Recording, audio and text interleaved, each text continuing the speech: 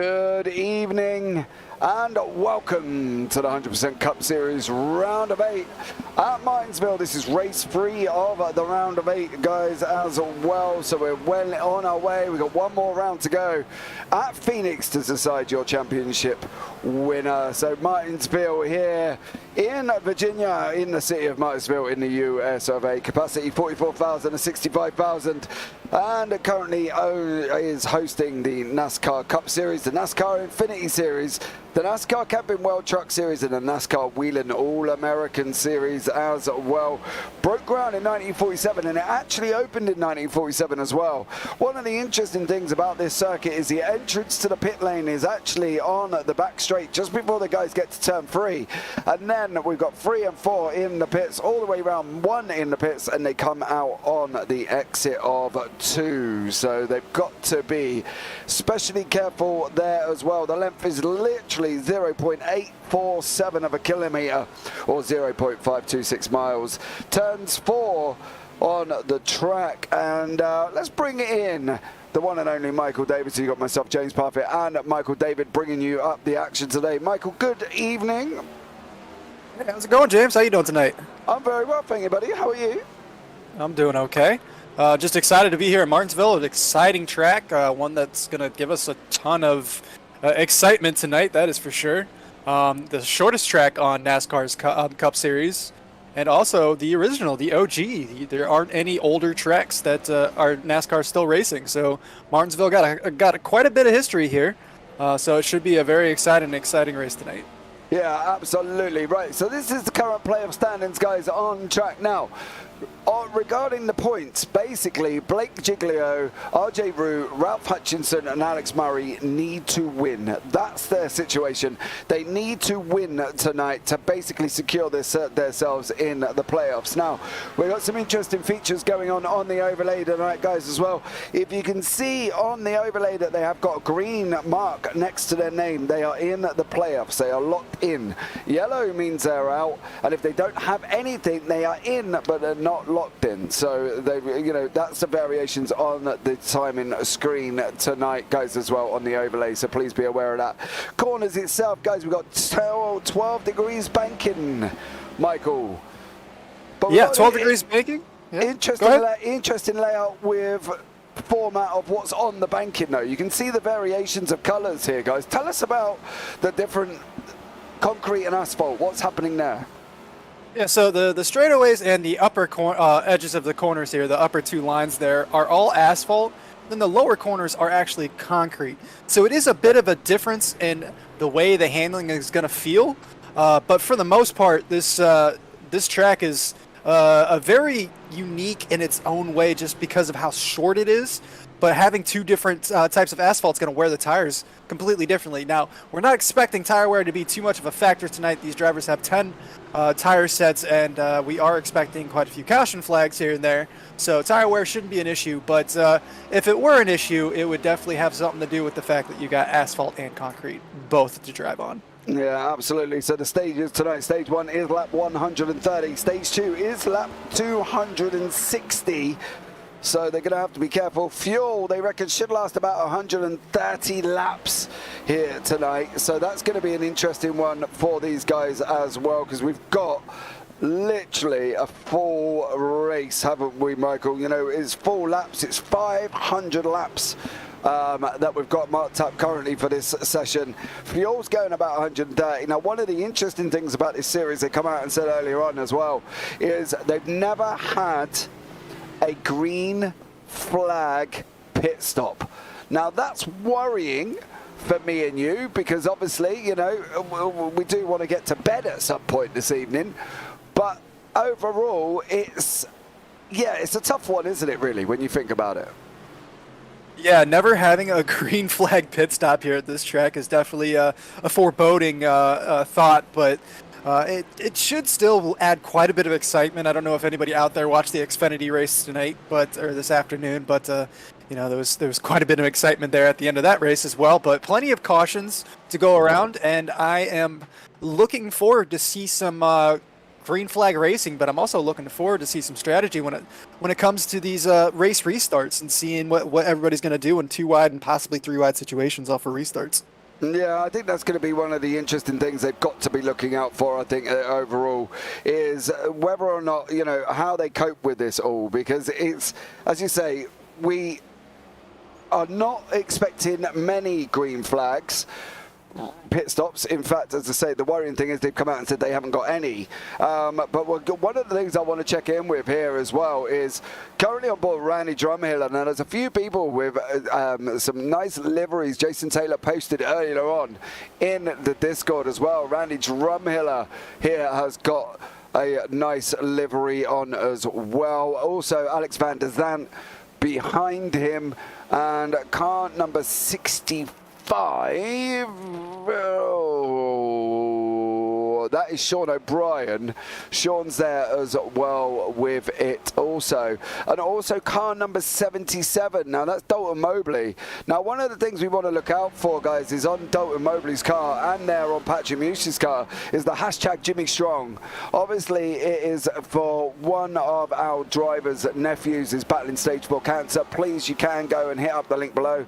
There is a GoFundMe page to set up as well. That's Dustin Hall's nephew, if I'm not mistaken there, Michael. I think that is correct, isn't it? It's Dustin Hall, who normally rocks the number 1 car. It's his nephew who has basically got the stage 4 cancer. So please, guys, go and check out the Jimmy Strong link below as well. Also, guys, as well, we've just managed to break the 200 subscriber mark as well. So if you are here for the first time, please hit the subscribe button, give the video a big old thumbs up, and turn on the bells for notifications there as well. You can see Tanner Marty with the hashtag Jamie Strong on as well.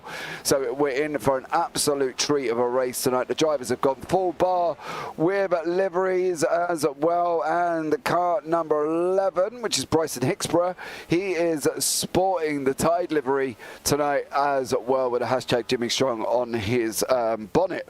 So it should be an interesting one here. We have got about 44 seconds left of warm-up before we go into the final stages. We already know the grid positions, don't we, Michael? They were posted earlier on as well, so the final grid positions are up ready to go. So we already know how that one's already panned out tonight. Yeah, we should be ready for everything to go here.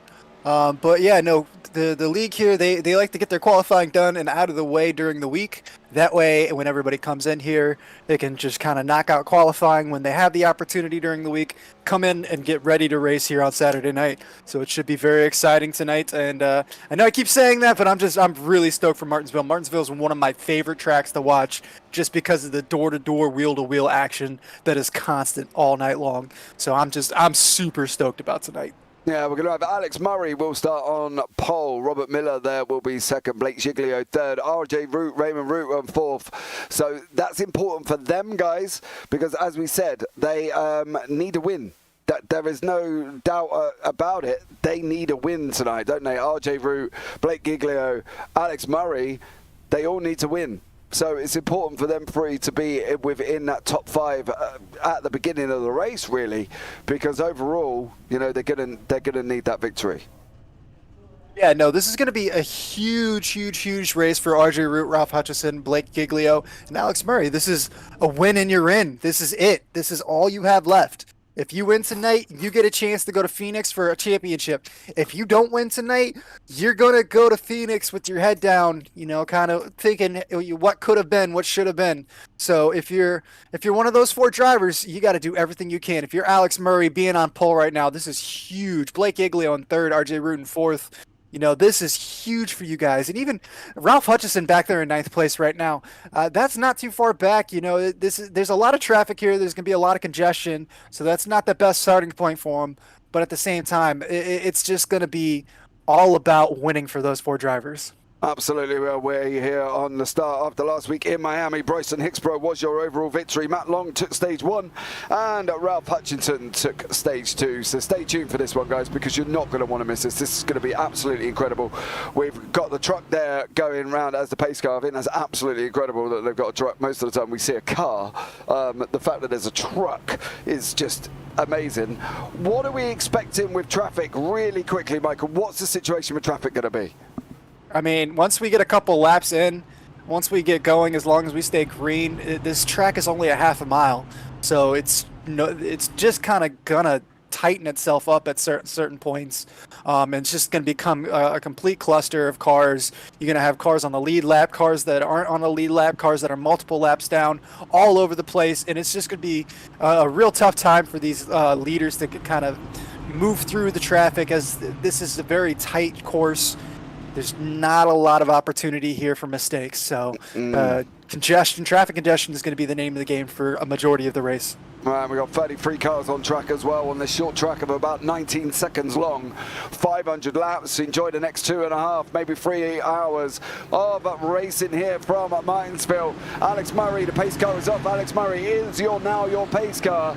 Getting ready to go. This is it. This is the final one before Phoenix, the final build-up. These guys got to put the effort in. And Murray is bolted already at the start, and we are racing. What an absolute barnstorming start from Alex Murray. He is away and gone, and leading the field already by about nearly 6/10. Blake Giglio is in second place with Miller beside him as well here, as these guys are racing round this very short Martinsville circuit. And when lap one's done, we're on to lap 2, and so far so good. No issues so far, Michael. That's the start we wanted.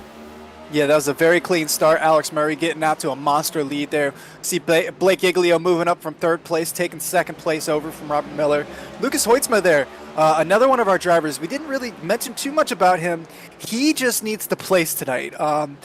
Lucas Hoytsma is in that kind of position where he doesn't need to necessarily win, but he doesn't need one of the drivers behind him to win. So he just kind of needs to keep his head around him, keep his nose clean, keep his head down, and then he'll be all right and be able to go to Phoenix. Up in the 3rd place right now, we got RJ Root in 5th place, Ralph Hutchison in 7th place right now. So all these drivers moving up a little bit. Good to see that. Good to see all these championship hopefuls really getting into the action early here. Yeah, further behind them, you got Lucas Hoytsma as well. Behind that, Cameron Stone, RJ Root, Robert Anderson, Ralph Hutchinson. Hutchinson's up into 7th. That's important for him. There is the delivery from Bryson Hicksborough, the number 11 car there. That's actually Robert Anderson, sorry, not Bryson Hicksborough at all. That's Robert Anderson. And we've got Ralph Hutchinson now making his move up into 6th. It's important so far. Look at the top 6, Michael. They're all the cars that need that victory. Murray, Giglio, Root, Hutchinson, Cam Stone's in the mix as well. We already know that Cam's already locked in. These guys now, if they're going to be fighting, it's going to be interesting here, because they are the top, well, within the top 6. You know, there's going to be a lot of, Ayo, son, I want some of this win, don't they? Yeah, there's no team orders tonight. There's no friendly drivers. All 4 of those top 6 drivers, RJ Root, Ralph Hutchison, Murray, and Giglio, they need to win. So they're not going to be sitting back okay with a 2nd place or a 3rd place. They have to win to be in Phoenix. So this is just going to be, you know, an absolute barnstormer. These guys are going to get their elbows out, and they are going to go as hard as they can. It's a little early in the race, so it's nice to see. We've got some really clean racing going on. We do have a little bit of a field stretch here, but it is going to be a very interesting race once we get a little further along. I'm expecting to see quite a few caution flags tonight. That's going to bring us back together, and I'm really excited to see some of these race restarts. As we see here, we're riding along with Ryan Samuelson, up 6 positions for his start. Great start there for Samuelson. Yeah, I think he's one of the highest movers in the race currently at the moment. He is, as I say, up into 11th place, up 6 for Ryan Samuelson. Obviously, you know, from his point of view, is racing. I think overall with these guys, I think this is, we had this discussion earlier on. Now, one of the things I want to pick up on is that Matt Long actually come out of the pits at the end of lap 1. So Matt is already down a lap on these guys. Now, I wouldn't really make a big deal of that, partly because of where we are. We're at Martinsville, you know, 19-second lap, anything can happen. Never had a green flag pit stop, which is always scary. And as you can see, Matt Long making his way through the field here, going past the 11 car of Robert Anderson. So I think from Matt Long's perspective, I'm not worried about where he is. I think that could work out really in hindsight quite well for him, I think.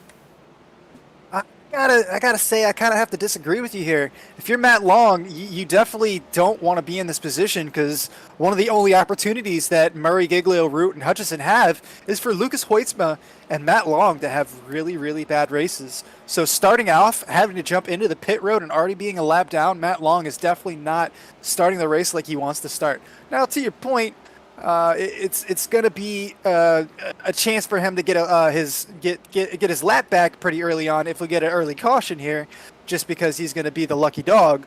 But that being said, you never want to start on the wrong foot, especially when you only have one race to kind of cement yourself in. He's very solid, up 44 points above that cut line. But that being said, if one of these other guys wins, that's going to be kind of a shady prospect for Matt Long. It's going to be a little more stressful than he wants to have. Yeah, I don't think Matt's going to worry. I've got to be honest. I'm going to disagree with you, and we're going to end up having an argument in the booth in a minute.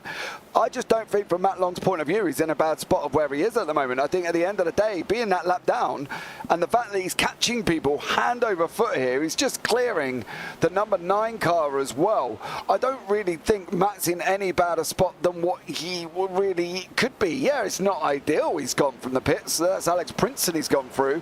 And whether or not he's gone there on purpose, or he just missed the start, or he had tech issues, or whatever went on with Matt Long, but I don't think... There's a caution right there. Oh, that's RJ Root. That was RJ Root? Yeah. Oh no, that's not good for RJ. No, so yeah, that should bring... I'm gonna go ahead and take a replay here, see what happens. There is RJ there. Coming down the back straight here, coming into turn 3. And he just lost the rear end, locked up the front, so lucky to keep it out of the wall. Oh, there was a little damage there. Yeah. He almost made it through that without any contact, but yeah, we saw somebody came through there and gave him a nice little love tap. So yeah, unfortunate for RJ Root. His day's not done, but that's definitely not what he wanted to see. Yeah. So this should be beneficial there, as you were saying, for Matt Long. He should get his lap back. I think he's the only one to lap down right now. Yeah, him and possibly Miller here as well is literally showing as a lap down currently at the moment as well. So maybe him will get his lap back. But I think at the end of the day, yeah, not ideal for RJ. Don't get me wrong. You know, what are we, lap 20? I suppose on the upside, we managed to get to lap 20 before something happened. But RJ now has got to go into the pits and get that fixed, and he is currently in the pit lane, sat there currently at the moment. So, yeah, not ideal, but there we go. I think it was Ryan Samuelson, I believe. I'm trying to find, I think it was Ryan Samuelson, and may have also already gave him a tap there as well. There's a few in, Miller, Princeton, Root, Chad Sana, Preston McRae, Bryson Hicksborough have gone all in the pits early.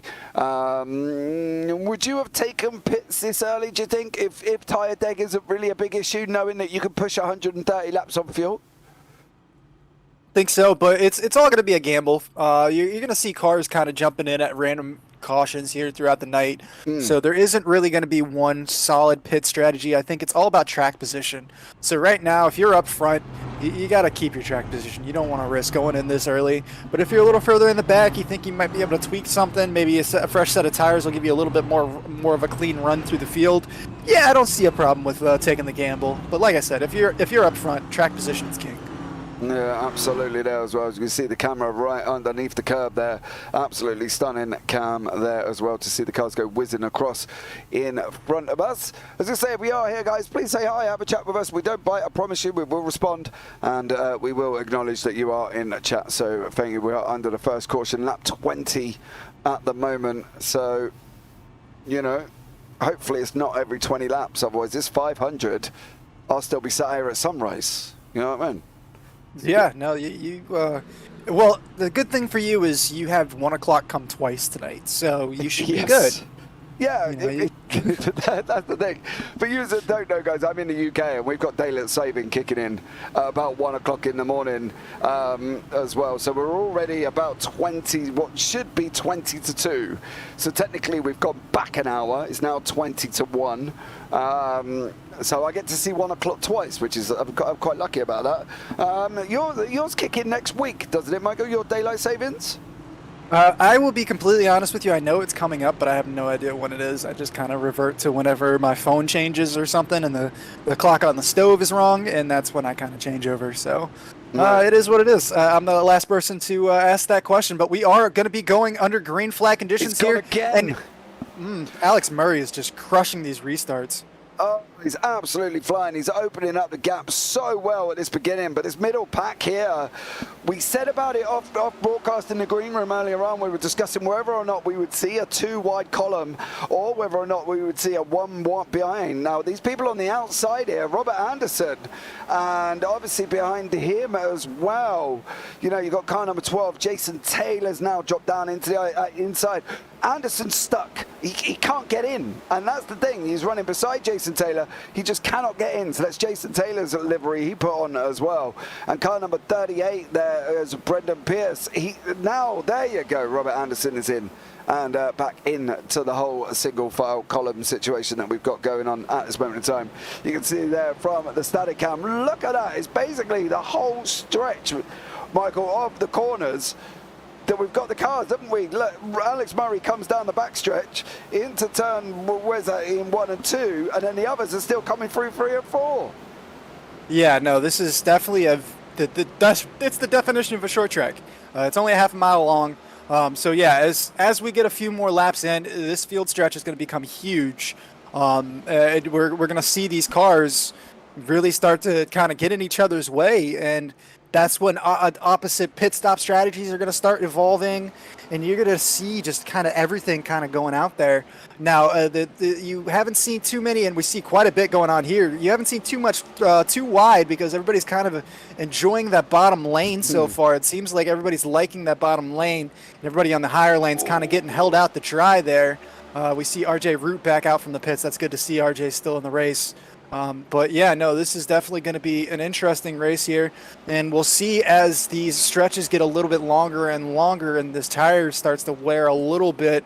We'll see if anybody wants to continue on the high side or if they just want to stick to the bottom and kind of, you know, feel it out from there. But I think passing is going to be very tough here because everybody's going to want to keep the bottom line. So you're going to have to get a good exit out of turns 2 and 4 and really force yourself into the inside of a car if you want to take that position from them. As we see right here, the 96 is going on the inside of the 44. Alex Vandersant making that move. That's exactly what I was saying there. He's got to get a strong exit out of the corner and then have a little bit of a dive down into the next corner. And that's exactly what he did there, as we see Matt Long moving up back into 23rd position. So as you said, he's really not having that much of an issue tonight. See, told you. Not one to say I told you so, Michael, but, you know, I'm on the understanding that I told you so. So there we go, Lucas Hoytsma up 3 there, being chased by Blake Giglio, who we know's got to win. So the ones with yellows, guys, are not in the playoffs. So Murray, Giglio and Hutchinson, they have to win tonight to lock their place into Phoenix. That's not open to negotiation. That's not a variation or a question that these guys even need to answer whether or not they need to win. They do. Flat out, Michael. The points aren't good for them at the moment. They need a win. Yeah, these points mean absolutely nothing for those 4 drivers. So you really feel bad for RJ Root getting involved in that incident early on because he's really fallen back through the field here. So right now it's kind of a 3-car race. Murray, Giglio, and Hutchison with Hoytsma up there. Hoytsma is also in a position where he can point himself in, but if you're Lucas Hoytsma, you win and you're in. That just kind of RJ Root getting real loose there. He's having a tough go of it tonight. Yeah, but I think we're going to see another yellow. Either that or Patrick Muse has managed to clear the car out of the way very, very quickly because he went round. He managed to clear it very, very quickly there, and that's very impressed there from Patrick because I tell you what, he did go round, and we can have a quick look back and see what actually happened to Patrick here from the drone cam. So let's have a look back at that. So he's got Matt Long on the outside, hasn't he, currently at the moment? It looks like the 44 checked up, and RJ Root had to back out of it. Patrick Mush did. So we had two separate incidents there. But the fact that he managed to hold it and didn't bring out that caution flag. Now, we were discussing cautions last week. Well, you and Andre were discussing them. Andre's not obviously here this week, you know, can't quite make this week. But we were discussing them, wasn't it? It's got to be... Now, Lucas Hoitzma going up the inside of the 9 car. That's Alex Princeton under blue flag, and it is a caution. That's Nolan Hodgson. Nolan Hodgson. There he is, just sat around there.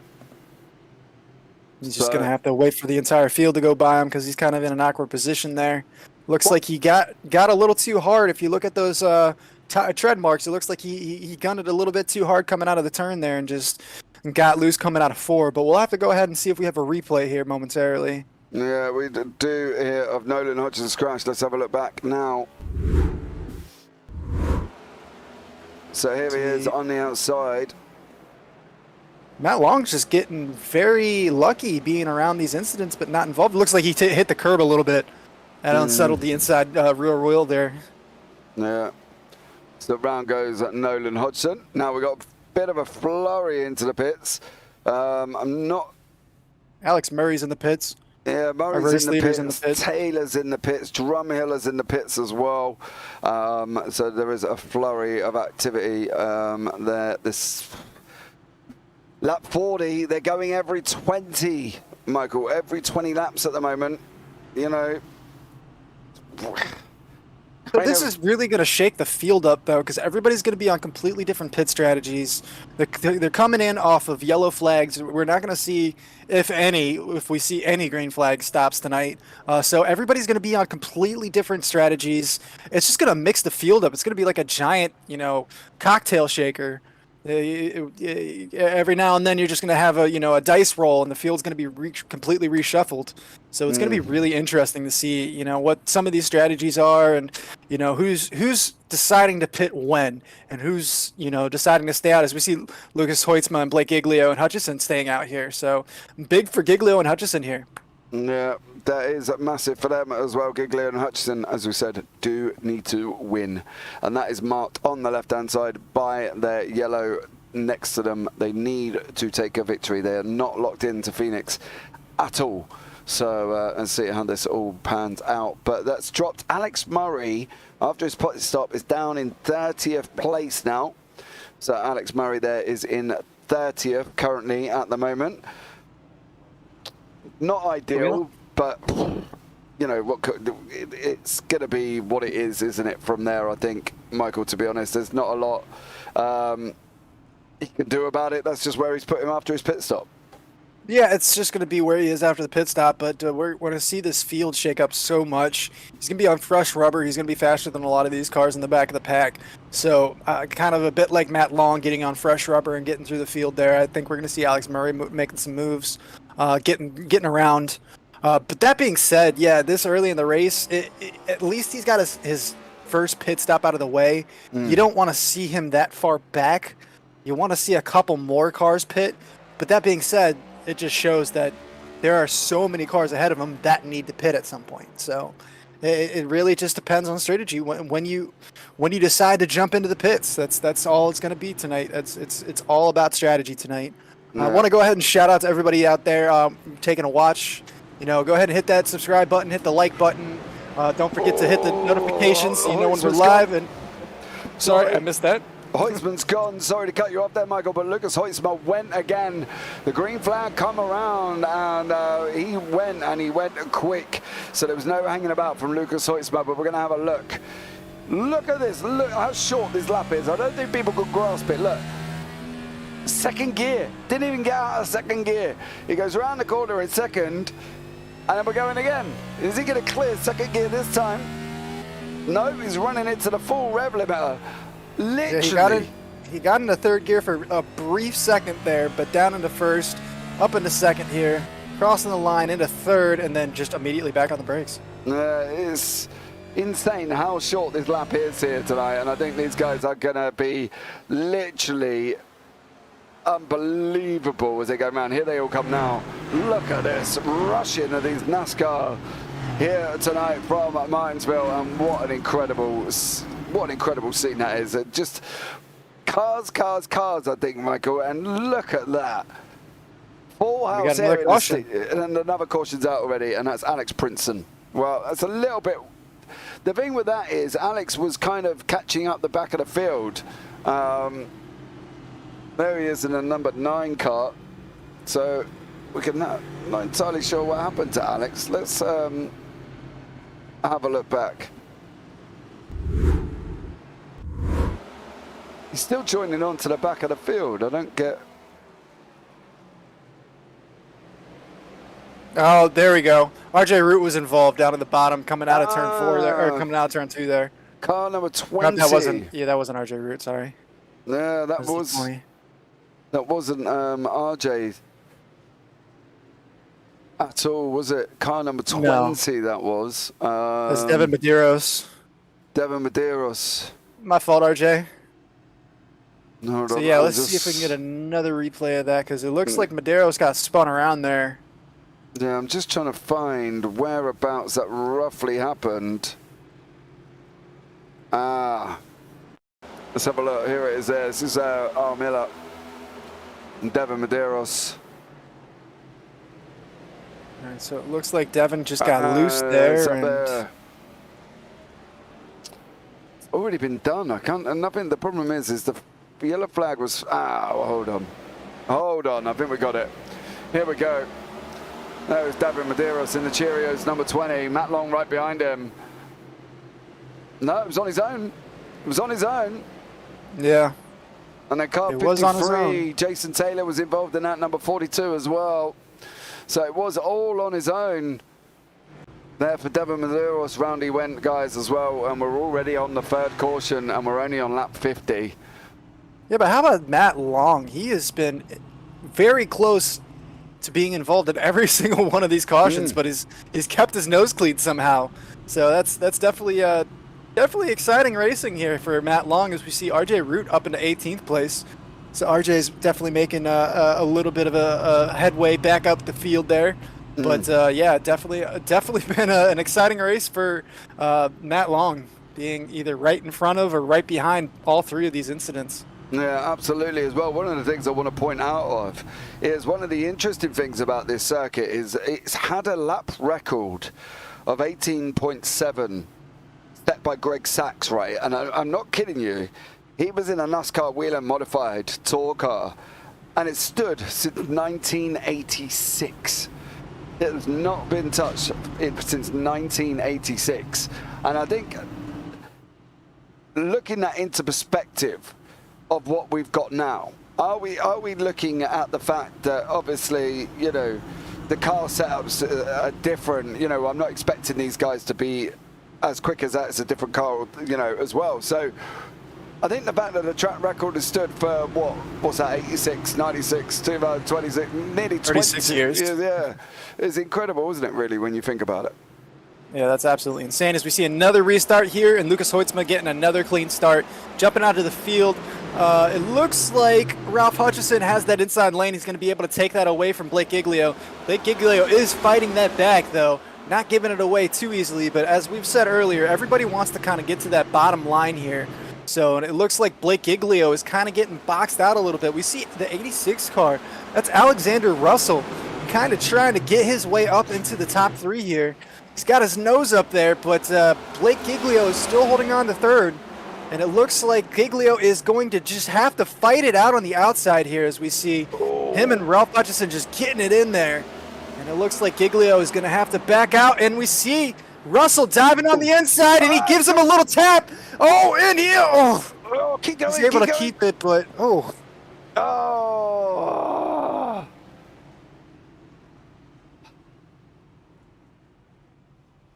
Wow. Yeah, that was Martinsville for you. Just side-by-side racing. Yeah. There's no place to go. Russell. If somebody gives you a little tap there, it just... Around you go. Around you go, into the wall. Giglio lucky to be able to keep it out of the wall. I would not be surprised to see him come down on the pits to get some fresh rubber on that 16 car. But yeah, definitely not what Blake Giglio wanted this early in the race as we come up to lap 55. So we're already 4 cautions in. Yeah. 4 cautions in already here tonight, and as we say, we are now just starting lap 56. Giglio's not in. That was Giglio involved there with the car number 86, which is Alexander Russell. So Russell there involved in the incident with Giglio. There was a tight battle, wasn't it, really? Ryan's in, Marty's in, Long's in, Taylor's in, Russell's in, Mobley's in, Ammon's in, Dustin Hall's in, Bryson Hicksborough's in as well. So there's basically a group of about 10 cars. Matt Long is now heading out of the pit lane, but it still leaves Lucas Hoytsma out on top as well. Now, I was looking back earlier on, we were talking about the track record, and I've just looked at the NASCAR Wheeler Modified. Now, I don't know if you've seen one of these cars, Michael, and big wheel, open arches on the front, looks absolutely ginormous. And it's got the airflow coming out at the air vent at the top as well, set right literally in the middle of the bonnet. It's absolutely massive. Now, for me, as a UK guy, bear with me, I find things like this exciting because obviously we don't get these cars over here. You know, completely different car to what we're watching tonight with the NASCAR. But they would have been interested to sit and watch, or are interesting to sit and watch. Yeah, no, they still have the NASCAR Wheeling series. It's still out there. They like to stick to short tracks. Very exciting car. Sometimes you'll see them on the dirt tracks, you'll see them on asphalt. But yeah, that's kind of like a feeder series, if you will, to a certain extent for NASCAR. It is owned by NASCAR, I do believe. Yeah. But yeah, it's a great car, kind of like an oval open wheel. You know, kind of sort of almost in that same idea, not quite the same, but almost that same kind of idea. Definitely a very fun, exciting car to drive. If you've never taken one out for a test drive in the iRacing server, definitely take one out. They're fun to mess around with. A little bit of a challenge to get used to, but definitely a great car to learn how to drive these ovals on. Well, that might be a car I'll have to go and purchase there.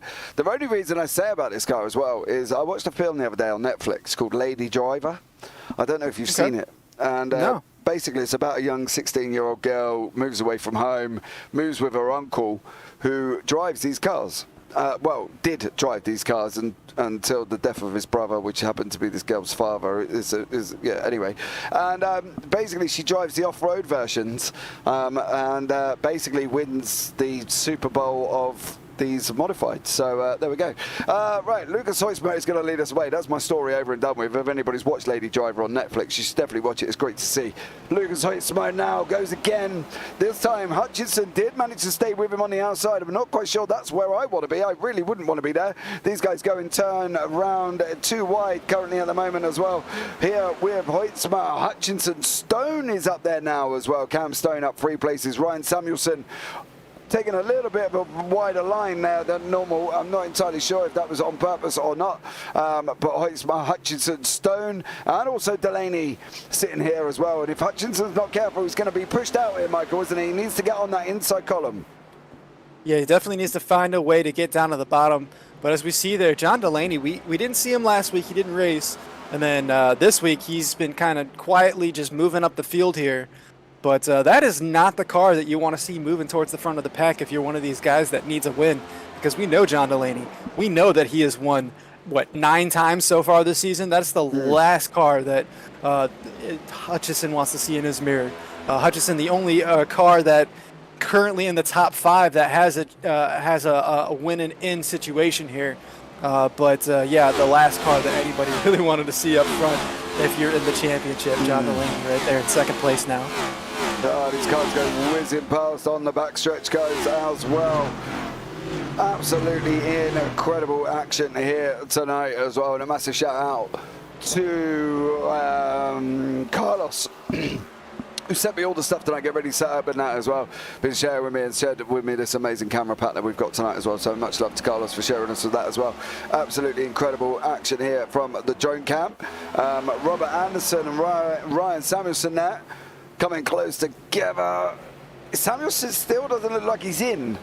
And I don't mean in as in the race, I mean in that bottom line, because he's still not quite being able to be either quick enough or slow enough to make that gap, does he? He's got it now. Go now. Oh, no, he's missed it. Missed it this time Yeah, around. he didn't have an opportunity. He would have had to chop the nose off there on Anderson. So wasn't really a solid opportunity there for Samuelson. Haley in the chat, what happened to Murray to move to 14th? Alex Murray was up in the lead of our race for a while. As we see, gone round. Samuelson's gone round. Yep, that's going to cause, that's going to cause a big one there. Yeah, Ryan Samuelson gone around again. There's full stops there as well. RJ Root, Alex Murray, Preston McRae, Kevin Steele, Dalton Mobley, Nolan Hodgson, Tanner Marty, Jason Taylor, and all of them behind him as well. That wasn't because of the fact that obviously they had crashed. It was the fact that obviously there was just a parking lot in front of them. But here's how the yellow flag started off there, guys. RJ Root. I thought it was a little bit further up than that. I thought it was Ryan Samuelson that kicked it off the original yellow. Oh, yes, it was Ryan Samuelson as well. That's car number 28 there, facing the wrong way. That's unfortunate as well. That's Alex Murray, talking to devil, is now facing the wrong way. So Alex Murray, car number 28, is down into 27th. So there we go. Well, real quick, Alex Murray had stopped earlier for a pit stop, so he was just off cycle. But that incident right there is definitely not going to help him out, Haley. So Alex Murray trying to work through all the shenanigans here, but unfortunately involved in that incident right there. Yeah, fifth caution, lap 69. And I've gone back in time, just to let you know. It's now 1 o'clock in the morning for me. I've already seen this once already. The race started at 1 a.m., so we've been going an hour, and we're only on lap 70. Well, actually, no, half an hour, haven't we? Because we started halfway past the hour. So there's Alex Murray going in to the pits. That still leaves Lucas Hoitzma. One of the things that Lucas Hoitzma's got, unfortunately, for behind him is this man, John Delaney. Yeah, I wouldn't want that. I don't know about you. Yeah, Haley, he definitely had a strong run. He started on pole. He was up front for a majority of the first half of the race. Decided to take an early pit stop on one of the cautions. He had cycled back out a little further back in the field. Was working his way back up, actually. It was pretty impressive to see him up into 14th already. But unfortunate that he got involved in that incident right there. We see John Delaney up here in the second place now, up 17 positions. I believe he still needs to pit. Lucas Hoitzma hasn't been in either. I don't think Cam Stone has been in. And it looks like the only person in our top 10, as I look at my timing sheet here, RJ Root is the only person in the top 10 that has pitted so far. So RJ Root's actually sitting in a very, very solid position right now. It wasn't after his first accident, though, was he? Oh, you know what it was. So he pitted on lap 19. How much damage? Let's see here. Let's go ahead and take a look. Where do we have Alex Murray sitting right now? Back in 27th. It looks like there's a little bit of front left and front right end damage. Yeah, if that front right end's seen a little bit of damage. I don't think it's going to be too much, but it's definitely going to slow him down a little bit. Luckily, this is a short track, so high speed isn't too much of an issue. We'll have to keep an eye on that to see if it's going to affect his grip or anything. But right now, definitely not the position that Alex Murray wanted to find himself in 27th spot. Just trying to have a look around the car. I can't see anything major on it. Well, the front right end I see. I'm not sure if you guys see it there, but the front right end is definitely hanging off a little bit. Yeah. Can't really see it behind it. Let's see if I can hide it behind the timing tower. It's not too bad, but it's definitely, it looks like it's rubbing a little bit, so yeah, we'll have to keep an eye on that. I don't think it's going to affect him too much, though, so hopefully he's able to kind of work his way through that, but unfortunate that he was involved in that accident. Yeah, so there we go, guys, and we are under a caution here, Lucas Hoitzma is going to be leading the way, and we are up and running again. Lap 73 now. Hoytsma and Delaney. Delaney really needs to get that rear end of that car in front of Cam Stone. Because if he leaves a gap like that next time, I believe Cam may just say, well, I'm going to go for it, because that gap was there, wasn't it, really, for Cam Stone, and he could have made that move. Hutchinson now has got Adam Benefield right behind him as well. So Hutchinson there has now lost a place to Adam Benefield. Needs to slot in. There you go. He needs to push in behind him at the moment as well. Jason Taylor is further back in the number 12 car. Jason there with a hashtag Jimmy Strong as well. As we said, don't forget it's Dustin Hall's nephew. Please go and check out the link below. His GoFundMe, stage 4 cancer. Really pushing the Jimmy Strong, as it's on pretty much most of the cars this evening as well. So much love to them all for putting that on there. Ryle Samuelson again. He's had a bit of an eventful evening so far, Michael, wasn't he? And you can see him now on the outside with car number 29. That's Tanner Marty on his inside. Tanner really is under no obligation to allow him in, because obviously they're fighting for positions. But unfortunately for Ryan, he's got Nolan Hodgson behind him, which at the end of the day, if Hodgson really wanted to squeeze up to the back of Marty, Samuelson could be out on that outside for a long old time. Caution's out again. We got another caution out, but yeah, no, that's definitely the last place you want to be right now is on the outside line. You just kind of get pushed out there, hung out to dry really, but we'll have to go ahead and see what happened here with this caution. We follow along here with Jason Taylor. Alex Murray. And Alex Murray, he just kind of went around on his own, and Murray just gave him a little bit of tap there, but it looks like Jason Taylor was going around either way there. I don't think Alex Murray had anything to do with that. No, just another unfortunate incident that he might have been involved in, but hopefully no damage there either. No, Alex Murray is, he's almost in a weird way, Michael. He hasn't benefited himself going in early, because every time he's gone in early now, we're 7 cautions in on lap 80, he's gone in and he's been involved in other incidents around him, and he's not really making the progress as the likes of RJ Root have, that had their incidents earlier on. They've managed to get their way through and get clear of all this traffic again before they start again, you know, and I think that's the thing for these guys. RJ Root has been round, but he's moved up the field into 8th. Alex Murray didn't go round, but since he's gone into the pits, he's gone round more times than a washing machine. You know, he's been involved in the incidents, unfortunately, and that's the thing for Alex Murray. He's kind of almost didn't benefit. Do you know what I mean? He didn't benefit from going into the pits early.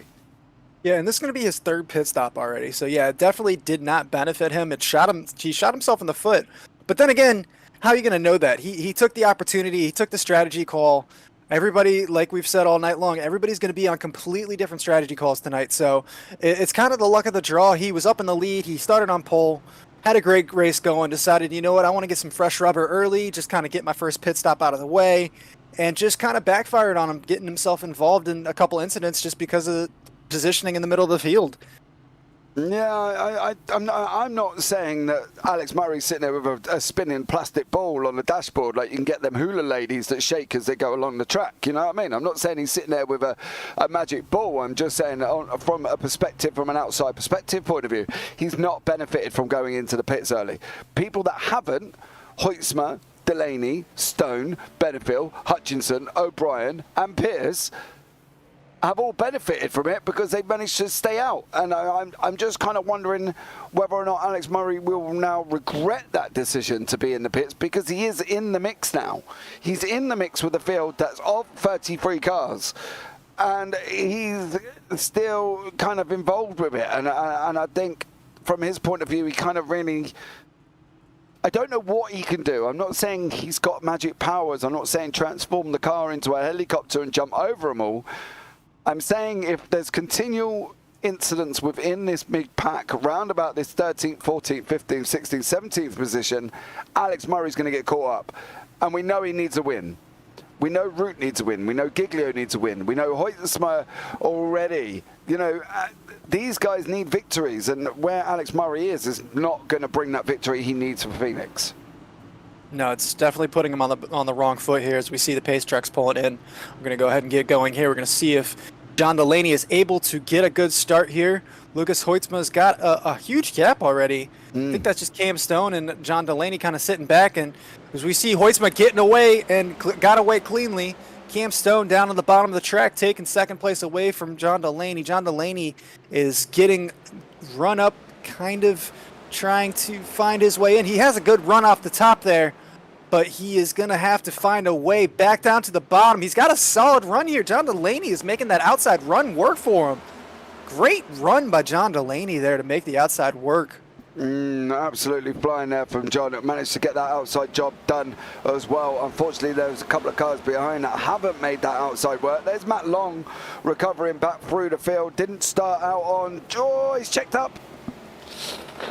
Yeah, lucky there. Patrick Muse. Got real lucky there. Yeah, but look at this. Look, this is where we're talking about now. This is what I just said. And this is where this man is. Right behind this pack of Samuelson, Mosh, Hinkenbottom, Chad Sanner, Hodgson, Van der Sant. You know, Alex Murray is in that mix and he needs to get the win. And there's another one.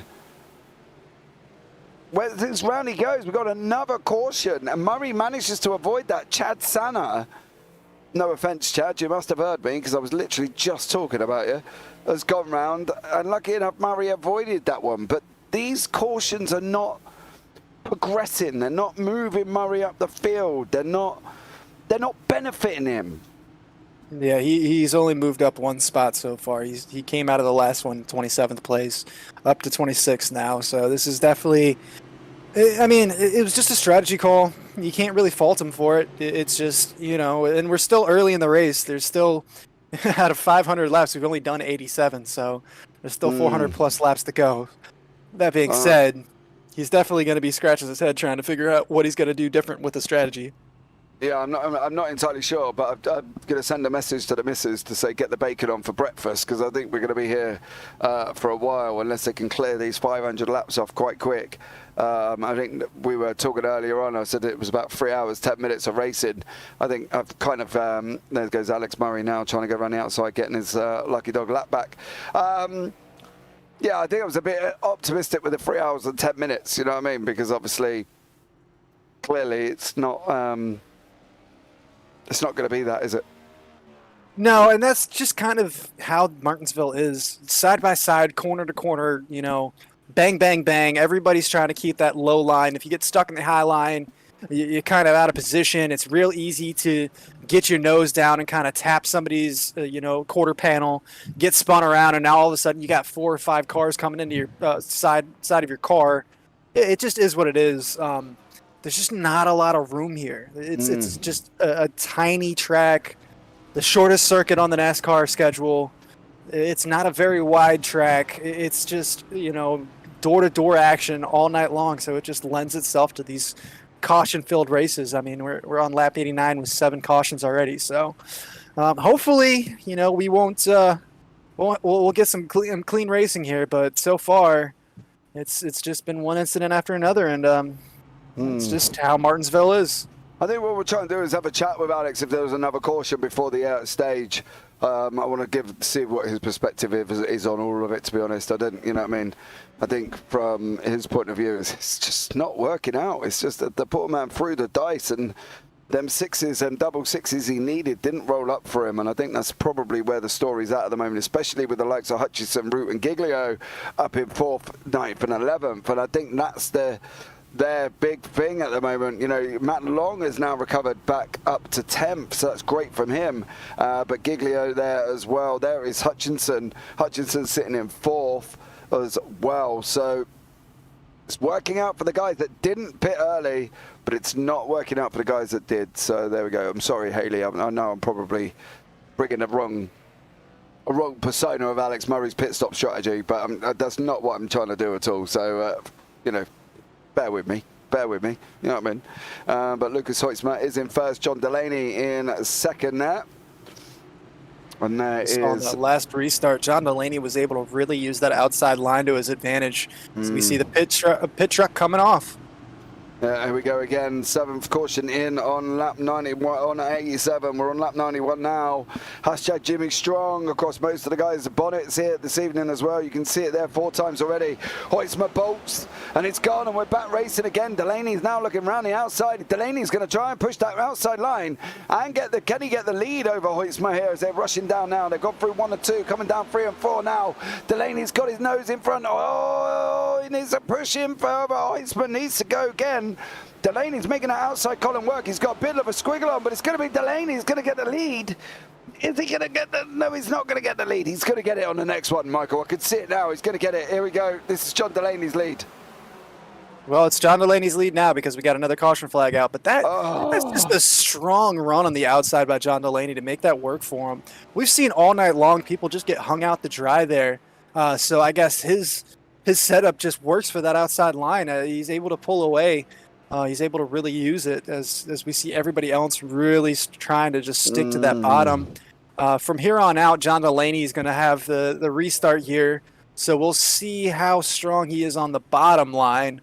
But it's just going to be advantage Delaney here on this next restart as we see what's going on here.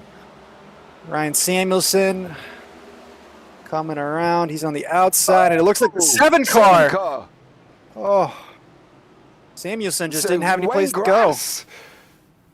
Wayne Grass there, straight into the wall. And let's have another look back at that, I think. I want to pick up on Grass there as well, because here he is there in the Pencil 7. It's a weird one, isn't it? It just Matt Long, he had to check up. Matt Long checked up a little bit. He had to check up, got a little loose, and that's going to be his night gone. You see that front left wheel is not moving. No. Yeah, that's not good. No. So yeah, he checked. Matt Long had to check up, and he checked up and just lost it into the inside wall that shot him up the track into the 83 there, and yeah, Samuelson just not able to really do anything. There wasn't any place for him to go. No, he wasn't, was he? Let's be real. I'm not quite sure where we were expecting him to go. He just couldn't. So we're on lap 95. We'll say if you're RJ Root and Blake Iglio, you are extremely lucky in that situation. They were both right there, and somehow the 7 just missed both of them. Yeah, unfortunately, though, that did hit. So RJ Root managing to survive, but we're looking back from Delaney's car to Hoytsma here as we see the cars start filing out. So going past the pit lane now. Okay, what have we got to do here? What have we got to do to get this running? You know, we're at 8th caution already. We've been going for well over nearly an hour now, and we're on lap 97. You know, at this rate, we're going to be doing 5 hours of racing. You know, what have they got to do here? What can they do tonight? Because something's got to give, right? It's either that or we're going to end up with a very low amount of cars at the moment. Yeah, it's either we're going to have a demolition derby towards the end of the race, or we're going to just... I mean, these guys aren't intentionally wrecking. It's not that there's anything, you know, nobody's out for blood. These are great drivers. It's just how the track kind of lends itself. It's so tight. The racing is so tight. And the way that the iRacing system works is as soon as a car gets sideways on that racing line, that yellow flag comes out. So I'm not really sure there's much they can really do. They're trying their best. It's not like these guys are jamokes. These guys are amazing drivers. As we see that pace track coming in one more time. Well, here we go around again. I'd just like to pick out AJ Musselman. Long night ahead. The 24 hours of Martinsville. Well, let's hope not. But otherwise, I'm going to be done. Delaney's gone. He's gone already. Bolted away. So the battle really is now whether or not Cam Stone can hang out Lucas Hoytsma like a pair of daddy socks on the washing line. Can he hang him out on that outside line and push to make that inside line work for him? I think he's going to this time around. But Delaney's gone. He's pulled out 7 temps already. Hoytsma's being pushed out again by Adam Betterfield as well. Betterfield's hanging him out just for a hand there. He's putting on another peg on the washing line as well. And that Lucas Hoytsma goes down a little bit further. That outside. Oh, big one at the back. Big one at the back. Car number Blake 60, Iglio involved there. Yeah, car number 65. That was Sean O'Brien. AJ, I laughed at what you said. Oh, Matt Long, too. Yeah, I laughed at what you said, but I've got a funny feeling, mate. You're not going to be far off the truth here. We're going to see who all was involved in this accident, but that looks like it took out quite a few drivers that are in our championship situation. Yeah, I'm going to see if we can find it here. Sean O'Brien starts it off. It's contact behind. Matt Long in the wall. Ooh. Sean's in the middle. Here we all go. 45's going through as well. Blake Giglio might get lucky. That might not have been too much damage there, but I think Matt Long is definitely going to be feeling that one. Yeah, I want to try and see if we can get it on board with Blake Giglio. Giglio kind of, he avoided the wreck. Watch Sean O'Brien here. He goes up to the right. Matt Long. Oh, Giglio avoids it. He avoids the wreck, but he just loses his rear end doing so. Yeah, Hinkenbottom's in there. Chad Sana's in there as well. Yeah, we got Ryan Samuelson in the infield care center, so we're going to go ahead and bring Ryan Samuelson in.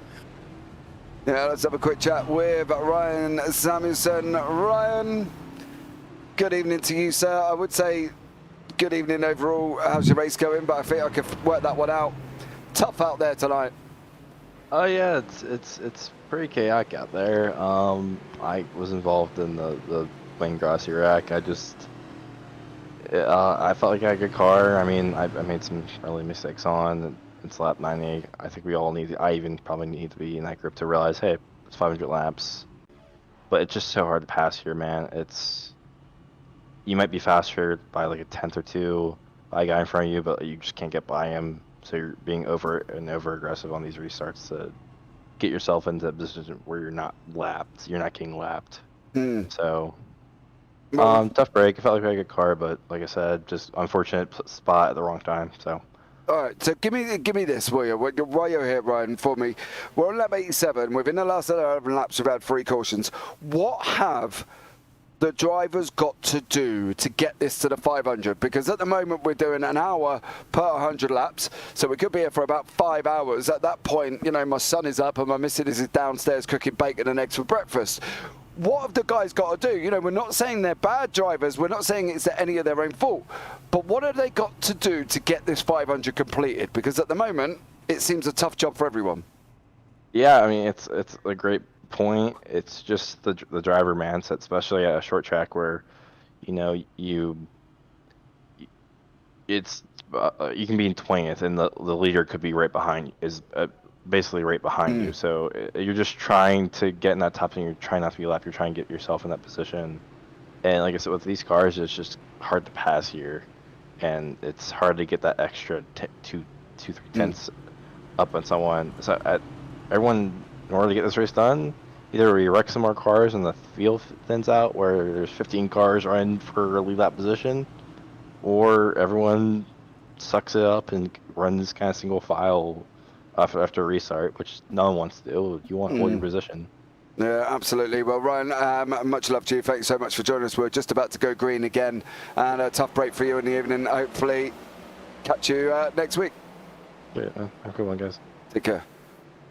So that was Ryan Samuelson as there. As he said, there, Michael, the green flag is out. John Delaney has led away. Cam Stone again on that car number 57. He's on the inside. It's Adam Benefield on the outside this time. And Lucas Hoitzma trying to push on the inside nose as well. Hoitzma sends it in, up in deep in there as well. As he said there, it's interesting with Ryan there, Michael, because as he said, they either suck it up, go single file, or we wait and people reckon the track thins out. What are we expecting? Well, with 2 races left in our season, this week and next week at Phoenix, you got a lot of these drivers that are really kind of, you know, throat to the knife kind of. They got to get going. As we see Alex Murray back up into 10th place. What a drive from this guy. He has just been all over the field, involved in 2 separate incidents, was started on pole, was up in the lead, decided to take an early pit stop, and now he's just working his way up into 9th place now. He's got a monster of a car. We can tell that damage is definitely not hurting him too much. So far, Alex Murray has just been absolutely stunning me with his drive and just been able to, you know, kind of deal with everything that's been going on here. Alex Murray there moving his way up through the grid. Will he make me eat my words about his strategy? AJ, oh, he's put in chat. AJ, I think the way you're going, I don't think you're going to be far off. We were hitting 20 laps before each caution come out. Caution 1 was on 20, second caution was on 40, and now we've had 11 laps. We've had 3 cautions already. So, you know, it's going to be a tough one. As you said, the cars either need to thin out, the track needs to thin out, and more people go out, as Ryan said, or what do we need to do? Look, they're fairly spread out at the moment. There's off the blimp currently round the top of Martinsville. But the leader here is coming out of turn 1 and 2, but everybody else is going through 3 and 4. What have they got to do here? Yeah, thinning out the field is not what we want to see. We want to see as many of these drivers finish as possible. Obviously, we like having a full field. That's one of the beautiful things about this racing league is the fact that they're able to pack a full field every single week. On top of the fact that, and there is the 40, the 50, the Chad Tanner there, the 59 getting a little loose there. He's able to keep it out of the wall, able to keep it from going yellow. But yeah, definitely an incident that he's going to want to forget. See Alex Vandersant now under pressure from Alex Murray. RJ Root back up into 10th place. Good to see RJ Root kind of, getting through his adversity there and fighting on. Both of those drivers are winning in, lose, and, I guess if you ain't first, you're last. But, yeah, no, the 54, Ralph Hutchison having a great race there, up into 4th place. Been very solid and consistent tonight. As we see a couple cars blinking here, so I'm not sure if that's me. That might be me. So yeah, I'm not seeing them on my screen. So Ralph Hutchison has got Miller. I believe that's going to be Robert Miller behind him as well. They're trying to chase down Lucas Heusma. I think one of the interesting things about Hutchinson is overall, though, Michael, he's been consistently in that top 5.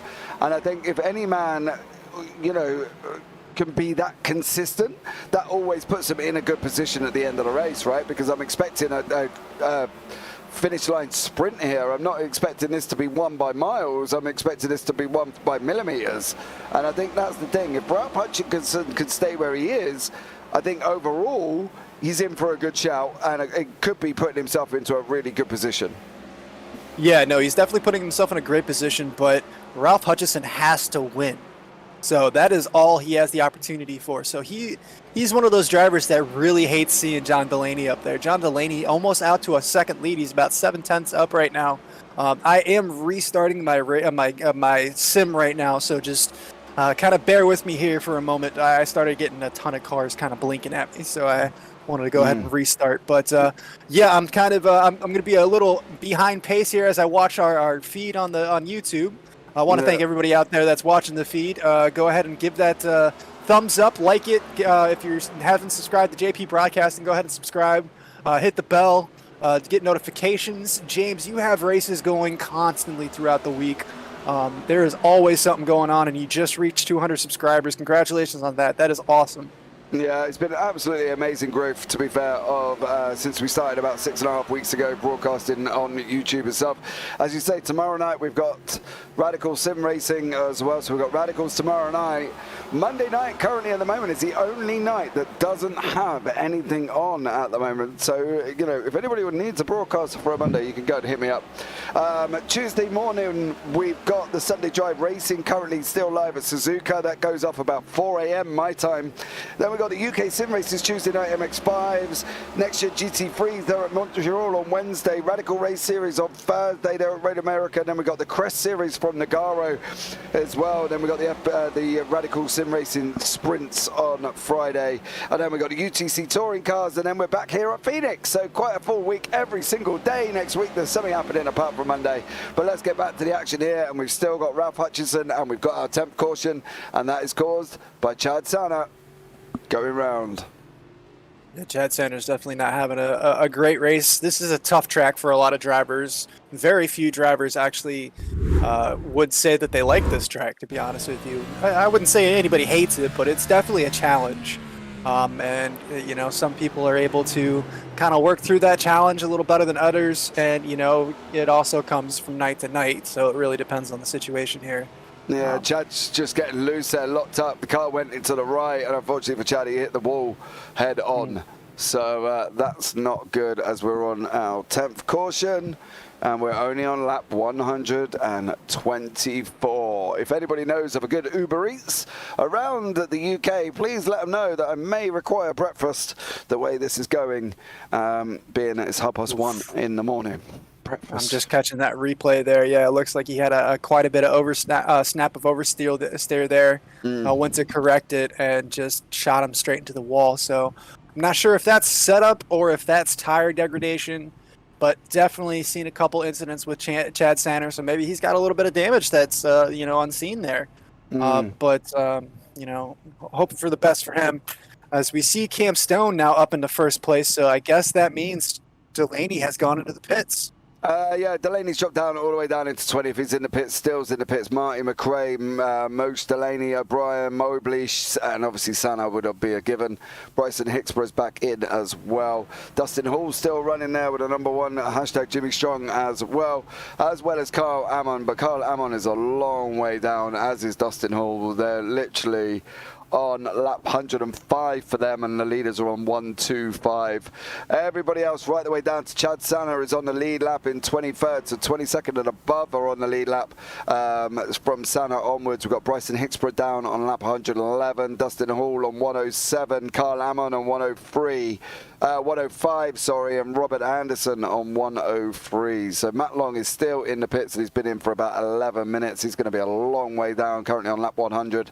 Drivers out, Medeiros, Russell, Taylor, Grass, Samuelson. That is the current losers out of this. So we've only lost 5 cars over the first 127 laps, possibly 6 here with Matt Long, depending on what is going on. I think Matt's race that evening could be done for that car, to be honest. Yeah, so that's definitely not what Matt Long wanted. Earlier you said he isn't too concerned. Well, right now I think he's a lot more concerned.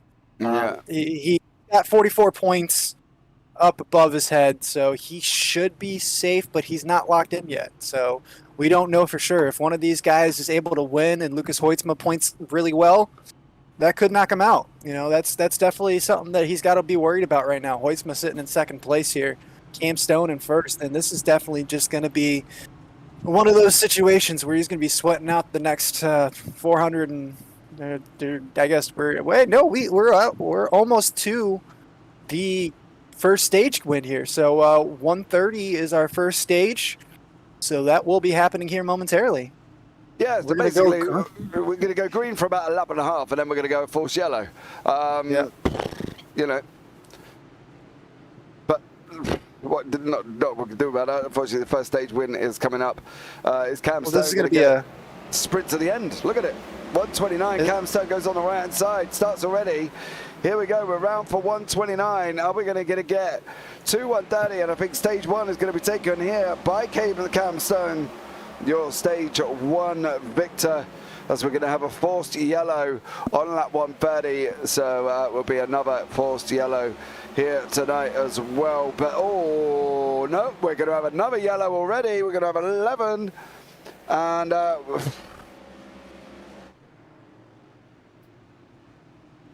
want to have a look if I can catch him before he keeps going down the order.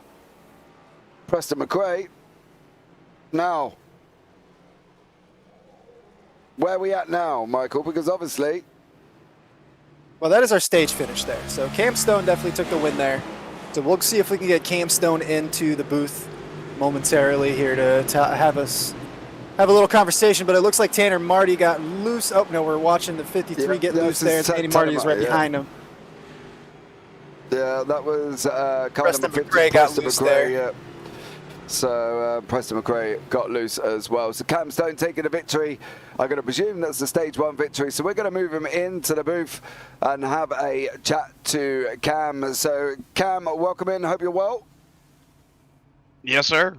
How are you? Stage victory? Feeling pretty good. I think it was real nice of John to pull on off the track there with the green white checker coming. So appreciate that. We're fighting his team for team points. Kind of a head scratcher, but I guess he's more worried about the end of the race than these stage points here. Yeah, exactly. Tough race for everyone at the moment. 11 cautions in. Obviously, this one a little bit more. Actually, this one took place just before the first stage finish. So, it's saved her getting another one, I suppose. But at the end of the day, mate, it's a tough night for everyone out there at the moment, isn't it? A lot of cautions going on. Yeah, it's a tough track to race on. It's pretty technical, you know, getting on the throttle and braking really hard. I don't know why people seem to have a problem braking before the guy in front of them, or braking after the guy in front of them does. But something we usually run into in the early parts of these races. Hopefully it cleans up a little bit and we get some long runs. I feel like there's a couple cars out here that are really good on the long run, but they haven't had a chance to show it just yet. John was zooming there when we got about a 12 or 15 lap run in, so definitely look for him to be a good one on the long run. Brandon, my teammate, got some stage points there, but he seems to be a little bit better on the long run than some of these guys too. So a lot of race left. Hopefully we can clean it up a little bit and give y'all a better show up here. Yeah, long run being that we've had about 20 laps without a caution, Cam. So, you know, just quickly there, thank you very much for joining us. I'll drop you back in with your team, and we'll look forward to possibly having a chat to you later. Thanks, guys. There you go. Cam Stone, stage 1 victor. What can we say? What can we say? You Well, know, I mean, Cam Stone had a nice, quiet, you know, consistent run there. You can't. Yeah, he kind of got lucky there with the way the stage ended under caution, but I mean, and yeah, John Delaney going in a little early to get his caution or his pit stop under the way, but I mean, Cam Stone just steady out there, very smooth, been consistent for most of the season. Unfortunate that he got knocked out when he got knocked out in the round of 12, but you know, Cam Stone's a great driver, previous championship winner, no slouch behind the wheel. Not surprised at all to see him win stage 1. Yeah, well, we're trying to get hold of Jason Taylor at the moment. Obviously, Taylor's out. We're going to hit that restart very soon. And out in front there, Michael, is the man that needs needs the victory, Blake Giglio. Now Blake is got Adam Benefield outside him, John Delaney on the inside as well. Cam Stone nestles back into 4th. Here we go, Giglio's gone already. Delaney now on the left-hand side. Benefield's on the outside column with Cam Stone, and if Cam's not careful, he's going to be pushed out. He's going to be literally staying out there. He's going to be hung out, and there's nothing else he could do about it at the moment. He cannot get in with Lucas Hoytsberg behind him. Murray, though, however, Alex Murray's now gone past Stone as well. Stone is dropping down the order. Unbelievably quick currently at this moment in time, so he's going to need to really kind of get on the inside, and he's still not in. RJ Root has now gone past him. Currently number 42, Nolan Hodgson get up as well and block that off for Cam Stone. He has as well. So the only place Cam Stone can go now is now. That's it. He managed to get in front of Nolan Hodgson, but he was outside for a long while, and so is Van der Sande, who's also now managed to get in as well. So Giglio got the ideal start on that one. Yeah, no, that's a great start by Giglio, just getting away from the crowd, just getting out there as quick as he can. John Delaney on his tail, he definitely going to be a little bit concerned with that guy right behind you, especially since you have to win to get in. I do want to jump back to the Cam Stone situation. Van der Zandt, Root, and Cam Stone are all teammates. So while I'm a little surprised that Van der Zandt might not have let him in, I'm not surprised at all that Cam Stone wanted to slot in behind RJ Root, because RJ Root still needs the win to get in. So being, and we see a 12th caution of the night, but just to finish on that thought there, I'm not really surprised to see Cam Stone slot in or try to slot in behind RJ Root there to help his teammate out a little bit. We see Nolan Hodgson got loose there. We'll have to get a replay to see what happened. Nolan Hodgson was running up there pretty far up in the pack. And does he just kind of lose it? Yep, he just lost it. There was no tap from behind. He just lost it out of the turn. Maybe a little bit too much with the loud pedal and just not enough grip. Lucky to keep it out of the wall. So, unfortunately, that is going to bring out the caution flag, but no harm, no foul. Number 12 on lap 141 as we enter in here as well. Oh man, it's tough, isn't it? You know, me and you are not in the car, and it's so tough for these guys to really kind of get going. Fair play to Robert Anderson. He's a long way back. He's still running, so a big shout to him as well. Matt Long is still in. Is Matt Long now officially? Nope, Matt Long's back in. He is, hey, there we go. He's 41 laps down currently. Matt Long. You never know, man. Matt Long is just out there just to run right now. Obviously, he doesn't have a chance to win this race unless something historic happens. But just out there just to run laps and see what he can do. Definitely good to see him out there. He definitely probably is going to help his anxiety a little bit more to be running laps than just sitting in the pits. But obviously he wanted to not be involved in that incident earlier. It took a lot of damage and it's taken quite a bit of time to get back out there. I just want to give a shout out to everybody so far that's been in the chat. Thank you for watching. If you like, subscribe, all that good stuff. But I'm going to go ahead and ask everybody out there, out of the 4 drivers here, Giglio, Hutchison, Root, and Murray, who do you think has the best chance of winning tonight? We see all 4 of those cars are up in the top 10 tonight. All 4 of those cars need to win tonight to get into Phoenix. Who do you think out there in the YouTube chat world, who do you think is going to win or has the best chance of winning out of those 4 drivers? Giglio, Hutchison, Murray, and Root. Okay, hold on. I forget. Yeah, you can actually do a... Yeah. Yeah. Just trying to word the question. Yeah, who has the best chance of winning between those 4 drivers? Yeah, that's what I put. I put the most likely to win. There you go. Nice, straightforward question. Just checking the spelling because I don't want to get anybody's name wrong. And then when I can learn to spell Murray, that would be fine. But there we go. The poll is up, guys. They're ready to go. So have a vote. Let us know who you think has got the most chance of winning here tonight between Giglio, Murray, Hutchinson, and Root. So let us know what you think. Let's see Matt Long back out on track. However, 41 laps down. Yeah, it's great to see him back out there just kind of persevering. But if you're Blake Giglio right now and you have John Delaney on your outside, you got to be sweating a little bit because John Delaney is very solid. He's one of the only cars that is really able to run that outside line and run it well enough to pass. So that's definitely going to be a challenge here for Blake Giglio. At least he's got the inside line. But yeah, John Delaney timed that perfectly with him. Got a great jump, and Delaney is just, neck and neck with him. This is a straight-up drag race. Who's going to get it here? Giglio on the left, Delaney on the right. Delaney car number 6, Giglio in there in the number 6 car. Giglio on the inside. Number 16 is running round each other. And the thing is as well, Adam Benefield is now trying to get involved as well. If he gets his nose in front, not this time. It settles down, and Giglio and Delaney manage to stay as they are currently for that one. But yeah, tough race so far for all of these drivers, I think. Yeah, that was definitely great racing there by Blake Giglio and John Delaney, and definitely an intense moment there for Blake Giglio, the man from Rochester. But yeah, that was just a dogfight between the 2 of them. John Delaney, we've already seen him make a couple passes on the outside, him with that giant smiley face helmet. I love that helmet. Yeah, able to really just, hold his own. Blake Giglio holding his own on the bottom line and able to force John Delaney to slide in behind him. And as you said, Adam Benefield trying to get a little piece of the action, but unable to get a nose up on the quarter panel of John Delaney. Alex Murray, however, is in 4th place now. Back up into 4th there. An absolutely stellar job for Alex Murray. So say, took his early pit stop, went right the way down to 30th, and then managed to get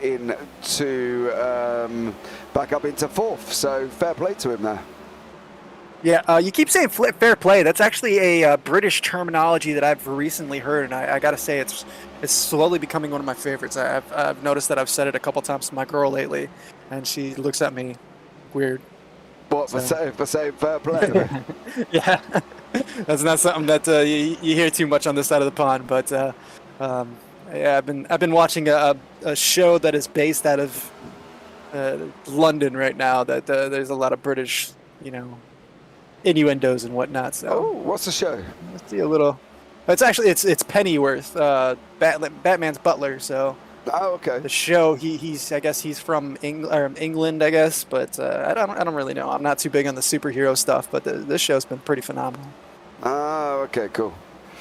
So Giglio and Delaney now, Adam Benefield back there, Alex Murray, Van der Sant and RJ Roux, Lucas Hoytsma back in 7th, Cam Stone 8th, Ralph Hutchinson 9th, Brandon Pierce is in 10th, Trevor Ryan in 11th, Damaris Hinkerbottom in 12th place there.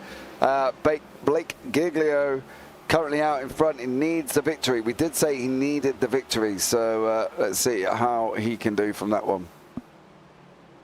Yeah, no, he's definitely running a very strong race, very consistent race, just keeping his nose clean. He's been able to avoid most of the incidents. He was caught up in one a little bit earlier, but he was able to avoid any serious damage. That was the incident where, forget who it was, but somebody got loose in front of him, and he went to avoid, but just lost the rear end on the back straight trying to avoid. I think he got a little bit of a love tap there at the end of that incident, but the only damage I see is on the back or rear end of that car, so nothing is really causing him too much harm right now as we see him out there in first place, just kind of pulling a little bit of gap here on John Delaney. You see Adam Benefield starting to drop back a little bit, and Alex Murray also starting to drop back a little bit, so Giglio and Delaney really starting to have a strong run here as we're getting some clean green laps in. Yeah, absolutely. These guys are flying along. Currently at the moment 158, so the last caution was on 141 I got it at. So we have done a few laps since the restart, so much love for these guys to get this underway. Good job so far, I think, from them as well. It's going to be tough. Martinsville is paid out to be a tough track, isn't it? We know that already. 12 cautions in. You know, we're now down to 28 drivers back out on track there, Michael, and the field is pretty much, if I showed you on the static blimp cam, you'll see what I mean. The field is literally from one end of the track to the other. There they go. There are all 28 cars currently on track. All yeah, you really got to pick out those leaders because they are really starting to catch up to the back of the field here. Yeah, the leaders are coming around turn 3 and 4. You can see them at the bottom of your screen now, going across the start-finish line now. And there they are down at the bottom of your screen. So, yeah. Oof. Tough one. Yeah, this track is just a heavyweight boxing match. You know, round after round, everybody's just pounding on each other. You know, just door-to-door action. It's really tough. We've already talked to a couple drivers here that have confirmed it's really hard to pass here. So it's just a challenge, and now that we're starting to get into some lap traffic, it's going to bring even more of a challenge in for these leaders. And I think this is going to play into John Delaney's hands a little bit. We know he's super fast on the outside line here. Is Blake Giglio going to be able to maneuver some of his car to the bottom around some of this lap traffic? Is this lap traffic going to work with him? We'll see.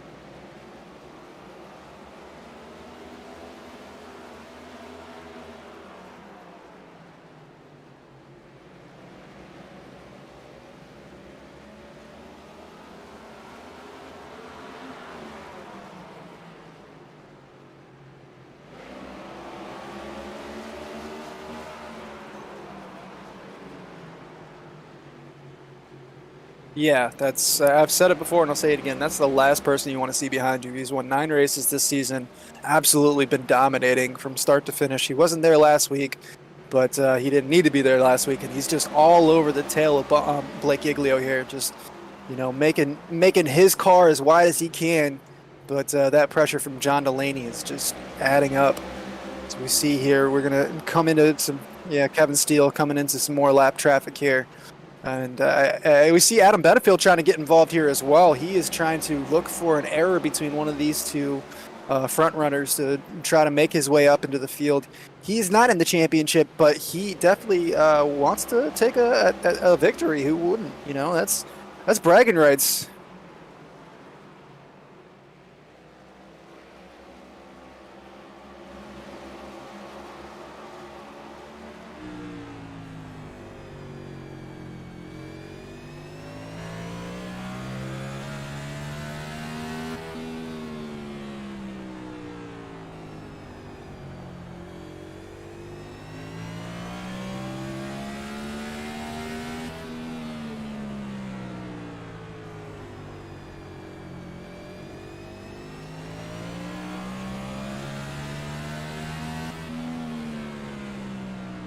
Well, he's not obliged to. You'd like to think he will, but it's really going to be on Blake Giglio to get this pass done and get it done cleanly.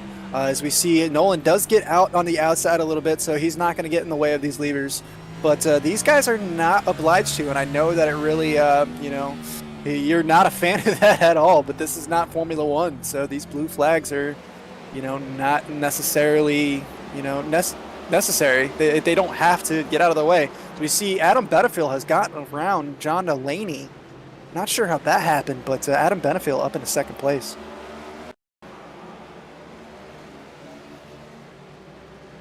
See this replay here, and Benefield is, John Delaney gets very loose there coming out of turn 2, and Adam Benefield just takes complete advantage of that.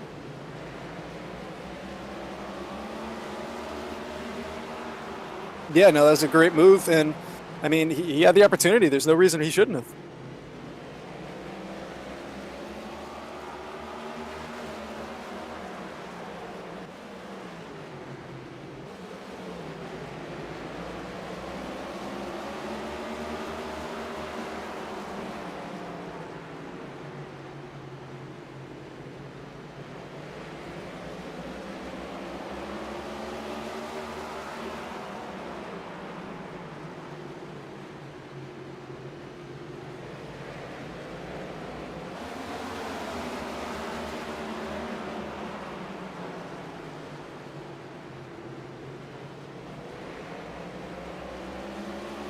I mean, it's been a nice run that we got going here. So hopefully we'll see some of these cars that are stronger on the longer runs kind of start to show their real speed here. We haven't really had an opportunity to see that, so it'll be really interesting to see who's got cars that are set up in that position. And Adam Benefield getting real close there to the bumper here. That Ford Mustang, car number 16, Blake Giglio. Right up, I think the polite word was right up his exhaust pipe. So we'll have a look back from Giglio. Look at that. There is Adam Benefield right behind us. Benefield driving the Chevy Camaro, just getting that front end right up the tailpipe, like you said. Yeah. So Chevy's, the only Toyota was Ralph Hutchinson in ninth place there as they go past Chad Sanner. That's another one down the order. So there we go. They are dropping, lapping cars at a rate of knots here. Chad Sanner's now down, and they're not lapping them because of the Benefield getting on the inside. Oh, he pushed Giglio out. He's pushed Giglio got stuck out. Yeah. Dangers have been on that outside line, hasn't it? They just got stuck out, and unfortunately there, Adam Benefield's through. Can he get in between Delaney and Benefield? That's going to be the question. He needs to bring that car back. He needs to bring it back into that third lane. Bring it into the third lane, otherwise you're going to lose another one. Oh, Giglio. Giglio got loose there, stayed up high. Adam Benefield took over, and then John Delaney, and now Alex Murray coming down to the bottom, trying to take advantage here. Alex Murray, another driver that needs the win tonight, so this is going to be a drag race between two drivers that absolutely must have this win. Oh, Giglio going down the order faster than me eating McDonald's, I'll tell you that one. So quick. And he went down all the way from first to fourth within a matter of a few, well, I was going to say a few laps really, because they are very long laps, about 19-second laps here as well. Sean O'Brien looks like he's mixing up here with the 00 of Damaris Hickenbottom and Dalton Mobley behind him in the 53 car. So Sean O'Brien as well. So he's also been involved with a little bit here tonight, isn't he? You know what I mean? He's got himself involved in some action himself. I think he was involved in the incident that took Matt Long out of the race for a little while, I believe. I think he was one of the cars that kind of started that off. Not that he would do it on purpose, obviously. I'm not trying to say that at any means, but I think he was one of the cars that was involved in that incident at the beginning of that incident that took Matt Long out of the race. Damaris Hickenbottom almost taking the nose off of that 65 car there. Wow, he's leaving. The problem is he's gonna go round. He's gonna leave that door like that, and then try and come across him. O'Brien's gonna go up there, mate, because literally O'Brien is got that line. Damaris has got to leave that door open. Twice he nearly had him there, twice, and that wasn't necessarily on Damaris or short O'Brien. O'Brien just put his nose up there, and Hinkenbottom nearly literally took it off with one swipe of that rear bumper. Unbelievable. See you, Carlos. I see you, Carlos. Let me in, Giglio probably. Yeah, that's what's really frustrating. The only car that we've seen be able to really work that outside line has been John Delaney, who is back up in the lead. He got around Adam Benefield. So John Delaney, your man in the championship lead, your man at the front of this race tonight, showing why he is the championship leader. Trying to catch up to the back here of Tanner Marty to put the number 29 18th place car down a lap. So if we stay green here, there's not going to be too many cars left on the lead lap. Yeah, well, I think that's it kind of, hopefully we will. We're on lap 188 at the moment. The field is still down to 28 cars, mind you, and so at the end of the day, we're light on the 33 we started with. We've lost 5. Delaney again, is that Kevin Steele going down another lap, I believe, there on the outside? And as you can see, we're coming up to the back of Tanner Marty now. You'll be able to see the bottom half of the timing tower there as well. Samuelson is out, Grass is out as well. So there's 2 cars out. Long's down 40 laps, Anderson, Ammon down 20, Hall down 18, Hicksenbrook down 14, Princeton 2, Steele 2, Taylor's out, Russell's out, Medeiros is out. So unfortunately, they've been, how can I put it, can I call them victims? Can I call them losers? They were involved in incidents, not necessarily on their own, and unfortunately they're out of the race. So it's tough for them. Drivers that have definitely lost out, that's for sure. As we see Jonathan Delaney having a little bit of clean air here. He's got Adam Benefield up on his bumper, but he does have a little bit of a gap until we get to the 11 car of Robert Anderson. Robert Anderson already 22 laps down. I can't think that Anderson's gonna make any sort of play to try to keep this lap. I think he's going to get out of the way quite easily. But yeah, no, this is definitely turning into a battle of the leaders, a battle of attrition. But that's just how this track is. It's just one of those tracks that it's a short track. There's not a lot of space. There's always going to be cautions. There's always going to be incidents. And it's not necessarily one person's fault or the other person's fault. It just is what it is. It's Martinsville. There you go, Patrick Mosh. Look at this battle here in the middle. Car number 46, they're chasing down Randy Drummond, car number 44. And then behind him is Matt Long in car number 97. So Matt Long is still going. He is down laps. He's 40 laps down, but he is still running. And I think that just goes to show most people would have quit by now. Yeah, no, that's just absolutely stunning that he's able to just kind of, work through everything, work through all the drama, keep his head down, and just shows that, oh, wow, the 44 and the 77 getting really close there. Mobley, that is definitely quite a bit of damage. Yeah, Mobley and Drummond are there as well, and that's unfortunately dropped Mobley down. Patrick Mosh has gone past as well. Drummond at the same time went past it as well. And all the while for all of these guys is the leader coming up behind them. Yeah, that was definitely a tense moment there. And 77 there, Mobley is definitely going to just kind of let these guys go by, especially after the incident there. As we see, Adam Benefield got really close in there.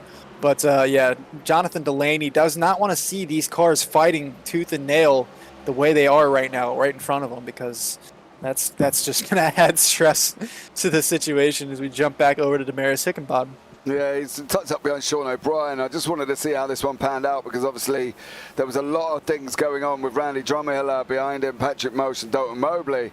Obviously Mobley now has let the leaders through, but Mosh is not. And him and Matt Long are having a fight with Dustin Hall behind them currently as well, car number 1 there. So Long and Dustin Hall have got the leaders coming up. And Patrick McRae has been our first ever green flag pit stop. So I'm going to write that down in big letters there. Preston McRae, first ever green flag pit stop. As it was told to me earlier on, they've never had a green flag pit stop. Well, Preston McRae has just done it there, Michael. Yeah, that's awesome that we've had this nice clean run here. We got 60 laps left in stage 2. Preston McRae coming in, 23rd place. He's a lap down. He's going to be a couple laps down by the time this is done, said, because we're under green flag conditions. Awesome. But yeah, no, great to see, some actual in-race strategy going on here. As we see John Delaney just jumping on the back here of the one car trying to get through traffic. And then we see Alex Vandersant here back in 5th place, Alex Murray in 4th place there. And then RJ Root, another one of these cars, another one of these drivers that really needs to get a win here. As we see in the poll, everybody is jumping on the Blake Giglio bandwagon here. Blake Giglio in 3rd place right now, taking 67% of the votes. Only 3 votes out there, so go ahead and get your vote in real quick. I think that this is going to be closing here soon, so get your vote in. Which one of these 4 drivers that need to win tonight has the best chance to do so? James, who is your pick? Okay, you caught me a little bit off guard there because I wasn't really thinking about it, but I think... Okay. No, it's good. I'm a quick thinker. I can think on my feet.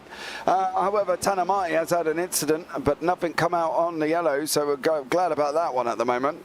But Tanner Martin, I believe, may have actually just... No, he's still going. Okay, so he might have hit the wall. If out of everybody, right, and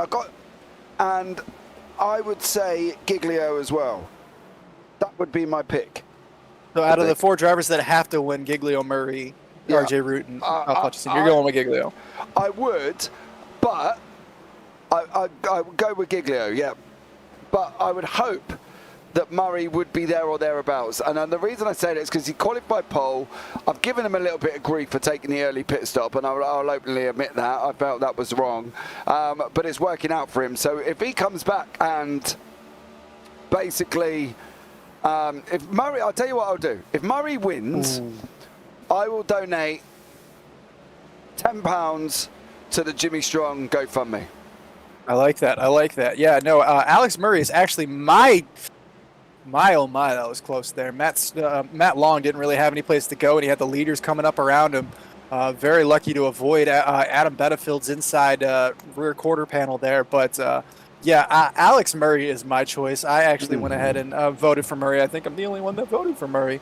Yeah, so that's my choice. I think, he got really unlucky, but he's been persevering. He's been involved in 2 separate incidents, but, his car isn't really that damaged. He's definitely still got speed. He's got the grip. Right now, he's just kind of hanging on there. It looks like he's got Lucas Hoitzma all over his rear end. But with this long green run here, he seems like he has a decently strong car. But I'm not 100% sure that it's going to be the right pick, as Lucas Hoitzma's going to go ahead and take a look on the inside and get that job done real easily. And we'll see if RJ Root is going to be able to do the same. So it looks like Alex Murray is starting to fall off a little bit here on this longer run. Yeah. But there you go. If he takes the victory, I will donate £10 to the Jimmy Strong Foundation. All right, because as I say, I did give him a little bit of grief for taking an early pit stop. You know what I mean? Yeah, I don't think that was very fair. He was just trying a strategy move. And just, all right, it wasn't his fault. Incidents happen. Could you stop making me feel bad about it? I was going to say, no, I'm rude. Absolutely not. Well, no, lay off me a little bit. Lay off me. I'm making your redemption, so stop giving me grief. So there we go. All right, so that's my pick. But it's tough to see past this man who has lapped everybody up to currently 15th. Yeah, no, our championship leader right now, John Delaney, is absolutely just blowing the doors off of this race right now. And we've seen him win at a multitude of different types of races. So for him to be dominant at super speedways, regular speedways, and then now here at a short track as well, it's just the sign that it's really clicking for him this year. I know Andre, when he was here a couple weeks ago, he was mentioning how last season John Delaney would have great runs and great qualifying setups and just make a mistake someplace and just ruin his race. And this year he's just kind of figured it out, and he's not making those mistakes, and he's just getting it done, and he's getting the wins. He's getting the consistency. So it's definitely, in my opinion, right now going into Phoenix, it's John Delaney's championship to lose. Yeah, I think you could be right there, dude. I've got to be honest. I'm finding it tough to see anybody past him. Do you know what I mean? And maybe we're being shallow-minded, are we? Are we being closed-minded to the whole situation? But anything can happen next week. Anything can happen. yeah, I'm finding it very tough that Delaney is gonna lose that one. You know. Hey, who are we? He's just had such a strong car for these last few races. Look at Benefield, though. Benefield's Oh got yeah, him no, he's inside. gonna.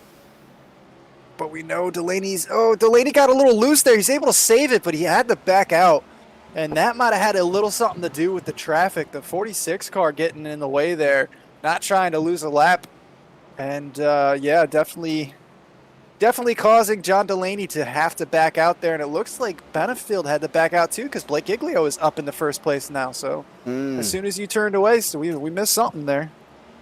Yeah, Giglio got through. Where is Benefield?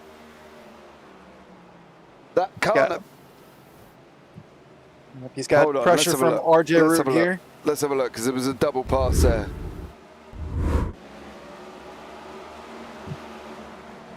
So we saw Delaney. So Benefield's coming up the back of Tanamadi. Oh, he lost the rear end, and he's lucky to keep it out of the wall.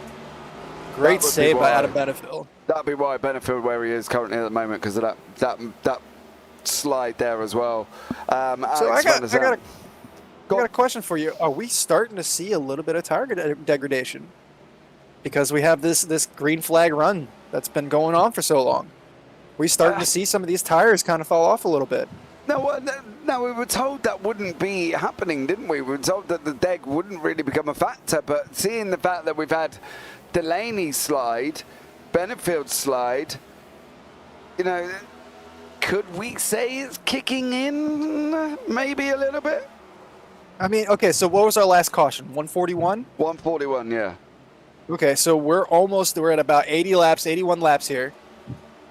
So, I mean, if they're not expecting to go green for this long, they might be abusing those tires a little bit more, as we see Alex Murray losing another spot there to Cam Stone and Alexander Van der Zandt.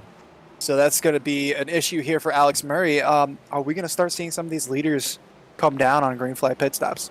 Are they going to kind of wait it out, knowing that there's going to be a caution at some point? Can you imagine that? It'd be absolutely incredible, because at the moment, Giglio's opened up a 1.5 second gap over this man Delaney, and we've still got the car number 46 there, as Patrick Mosh in the middle, as we can see further back Lucas Hoytsma going past Matt Long here with Adam Benefield right up behind him, and RJ Root there. RJ, don't forget, is another one that's got to win with Murray and Hutchinson, but Murray's gone down the order. Maybe we are looking at tyre deg that they wasn't expecting because of the long run that we've had. You know, Murray here is kind of struggling on that one and may need to, at the end of the day, make that green flag pit stop. That would be good. Yeah, we know track position is king here. You don't want to go in early, get a pit stop under green, and then have the caution flag come out while you're in the pits. That's just going to ruin your race. But that being said, I mean, Delaney slid again then. yeah, these cars are obviously starting to lose a little bit of rear grip here. It's not too much, but it is enough to start noticing. So, I mean, I'm starting to question it a little bit. I really am. I think if you're Alex Murray, you might think about coming in. You're losing that much time. Get on some fresh green, some fresh tire. You know, you have 33 laps left of this stage. So you're kind of, at this point, you're deciding whether or not you want to risk it going all the way to the end of the stage on old rubber, or do you want to have fresh rubber and try to win the stage? I think if he goes in, he's not going to win the stage. It's too far. Yeah, it's going to be a fair old pit lane time by the time he gets down and back out again. You know what I mean? It looks like they've all lost about a second there. Delaney's got Delaney there, nearly, literally put it in the wall. They're losing him, Michael. They're losing him. They've got to think about how it. much of this is mental fatigue? Well, You know, these guys are not expecting these long runs, and this is a short track, so you're you're dealing with quite a bit coming at you very quickly. It's not like Daytona where you're just on the gas around the track all night long. You're just kind of out for a Sunday cruise for the most part. Here you're constantly, shifting. I mean, there's not very many tracks that these cars shift into first gear that often. But Especially on ovals. So I've not seen these guys shift into first. I've seen them literally run from second. Even right here, John Delaney was just in the first. I've not got him in first on my screen. Okay, he's in third right now, second gear, and drops down to the first on the exit. Right, hold on. I'm going to add a button here that's going to tell me. So just bear with me 2 seconds. You carry on talking for a minute, Michael. Okay, well, I'm just saying, I'm pretty sure, according to my screen, I'm seeing him drop down, but if you're going to add a button here, we got a 13th caution. So that is going to be the deciding factor here. How many of these lead pack drivers are going to go ahead and try to come in here? Or how many of these drivers are going to stick it out? We only have 27 laps left until the end of this stage. It's going to be very interesting to see what kind of strategies are going to be involved here. We've already started to see some of these rear ends kind of sliding out a little bit as we see that pace truck has come on. Blake Giglio coming down the field. It looks like a majority of these drivers are going to be coming down, and that is probably the decision that I would have made as well. We ride on board here with Jonathan Delaney. Okay. You see Jonathan Delaney. Yep, I saw your little button there. I've made it work. I made it work. I didn't actually realise there was already one in there. I just couldn't find it tightly compact in with all the other buttons. But if everybody isn't coming in, I think you're crazy. I think if I was you, I'd be taking it in because of the fact that we're on 234. You've got a... Well, saying that, Sean O'Brien is a bit out of sync. Randy Drummiller could be another one. Patrick Moosh, Dalton Mobley, Tanner Marty. They're all a little bit out of shape, out of sync of where everybody else is. But I still would probably come in. Yeah, I think I would definitely take the opportunity here to get some fresh rubber. You've had the longest green run that we've seen all night long. That was almost 100 laps. That was phenomenal. That was a great green run there. Yeah, I think the wear and tear on these cars. I think there's just it wouldn't make sense not to come in, as we see all these guys have come in. So yeah, they're all rushing through. We're beating a dead horse there. So they all decided to. I think in all honesty, the strategy to stay out just wouldn't make any sense. Everybody else is going to be on fresh rubber, and you're going to be hurting.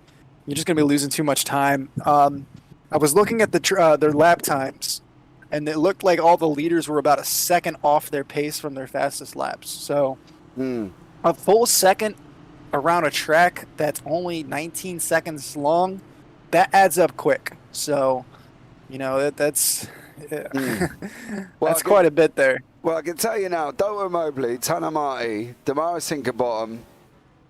Oh no, Damaris did come in. Chad Sanna is another one that has and Alex Princeton. So there is currently, Dalton Mobley is the first one that's not been in. So that's 1, 2. Chad Sanna on 124 as well. So that's 3. And Alex Princeton in 4. So 4 cars that didn't go in the pits. 4 cars, they're all in the back of the pack, so they're not racing for the lead here. So they're all racing for track position, but we don't know if they might have gone in. Here, give me a second here. Let me see. Let's see. They went in around about 120. Yeah, 142. Then yeah, Alex Princeton went in 142, so he's on old rubber. So maybe they're just trying to get their laps back and just taking it to the end of the stage here, because that's just the strategy that they're kind of on right now, being so far back down the field. It makes a little bit more sense for them. Hoytsmer and Giglio are your front 2 this time. Benefield behind it with RJ Root. Delaney behind that with Cam Stone. Alex Murray's in the mix as well. Oh, Giglio's gone already. Giglio went. Delaney went to go. We had Benefield right behind him. Didn't go anywhere, unfortunately. And this time around, Blake Giglio does get away cleanly there, Michael. Yeah, that was a great start by Blake Giglio. We see Adam Benefield and Lucas Hoytsma not having a great start there. Able to slot in behind Benefield in front of John Delaney there. We see RJ Root moving up the field. He's got Van der Zandt on his inside, but he is a teammate, and that is going to be quite the issue there, as we see Van der Sant backing off a little bit, and I think we saw another car down on the bottom of the Dustin Hall. road there. Dustin Hall trying to get out of the way there, but Ralph Hutchison getting into the back end of Van der Sant a couple times. So we'll see if that gave him any sort of damage on the front end of that Toyota Camry. I don't think it did, though. I think he was able to get away scot-free there, but that was definitely an intense moment. As we ride along here with Blake Giglio, and let's go ahead and ride around here with your little button on, see if I was right or not, as we see Blake Giglio in second gear. Okay, so Giglio's riding around in second gear. He's just sticking at 2 second. He's not even going up to third. So why don't you hop back to John Delaney? Okay. John Delaney currently in third gear. And the caution's up. And of course, the caution's out right when I was trying to show you. I'm not crazy, but yeah, no, that's Nolan Hodgson. Did he just get loose? Well, we are just about to find out. Yes. Yep, just got loose. Was able to save it. Nobody got into him, but just lost the rear end there and just jumped straight into the pits. So we're on caution number 14, and we're on lap 242. AJ, I don't think you can be too far off here, mate. 24 hours of Martinsville. However, well, we're outbroken the 200 mark, haven't we? We're almost halfway through. Hey, almost. And don't forget my clock has gone back as well, so 1 hour back. We go 3 hours already. Have I got that right? No, we're almost at 2 hours. 2 hours. The race started at 8:30, right? So it's give or take, yeah. Yeah, so yeah, almost 2 hours. Okay, 2 hours. 2 hours and we're halfway through. We can't math. No, it's only because obviously for me we started at 1:30, yeah. 1:30 in the morning. Then I went back an hour to 12:30, right? So that's 1 hour, and now I've come forward to 2:30. So that's 3 hours. Do you know what I mean? Yeah. Well. Yeah, that makes sense. Yeah. I see your math. Yeah, just see your math. I've gone backwards and forwards. So, that's why I was saying, how long have we been going at this already? Because I feel like we've been at it for 3 hours. I mean, I'm a little jealous of your math skills, to be honest with you. I'm checking in now on the broadcast time, so. Maybe I'm not, because I can't get a broadcast. Right, how many are we at here? How many are we at? 2 hours, 6 minutes. So far. All right. 2 hours, 6 we've been going. Michael. Yeah, but the race hasn't been going on that long. So we started about halfway through practice. All right, take off 20 minutes. So, yeah, take off 20. So almost 2 hours. You're being so pedantic today. I'm just saying. AJ's in chat, just putting low. I think when we turn around and said AJ, you could be right. He's just like lol. Right, 50% of the votes now. Hutchinson on 25, Murray on 25, Giglio on 50. So we'll leave it running for the next 55 laps up to lap 300. So if you are here, hit that vote button. Don't forget to also hit the thumbs up, guys, as well, and then turn on the bells for notifications, because that would be absolutely amazing. So we'll leave the vote up for lap 300, and we will end it on 300. I think that's a nice round number. It reminds me of the rise of the 300. The Spartans? Spartans, yeah. This is Sparta. Yeah, I love that way. He kicks him down the hill. Right. It always reminds me. Go ahead. No, go. No, go, because we're going to have green flag here. We're going to have green flag. All right, so here we go. We'll get back into Michael's story after the green flag. Giglio now really backing him up. He's gone again. Giglio is gone. Benefield is gone beside him as well. Benefield trying to make that gap to get into through Heusmer. Unfortunately for Benefield, he hasn't made it work this time. Heusmer's kept up beside him currently at the moment. And Delaney is still hung out on the outside line, but we know how strong he is on the outside with RJ Root.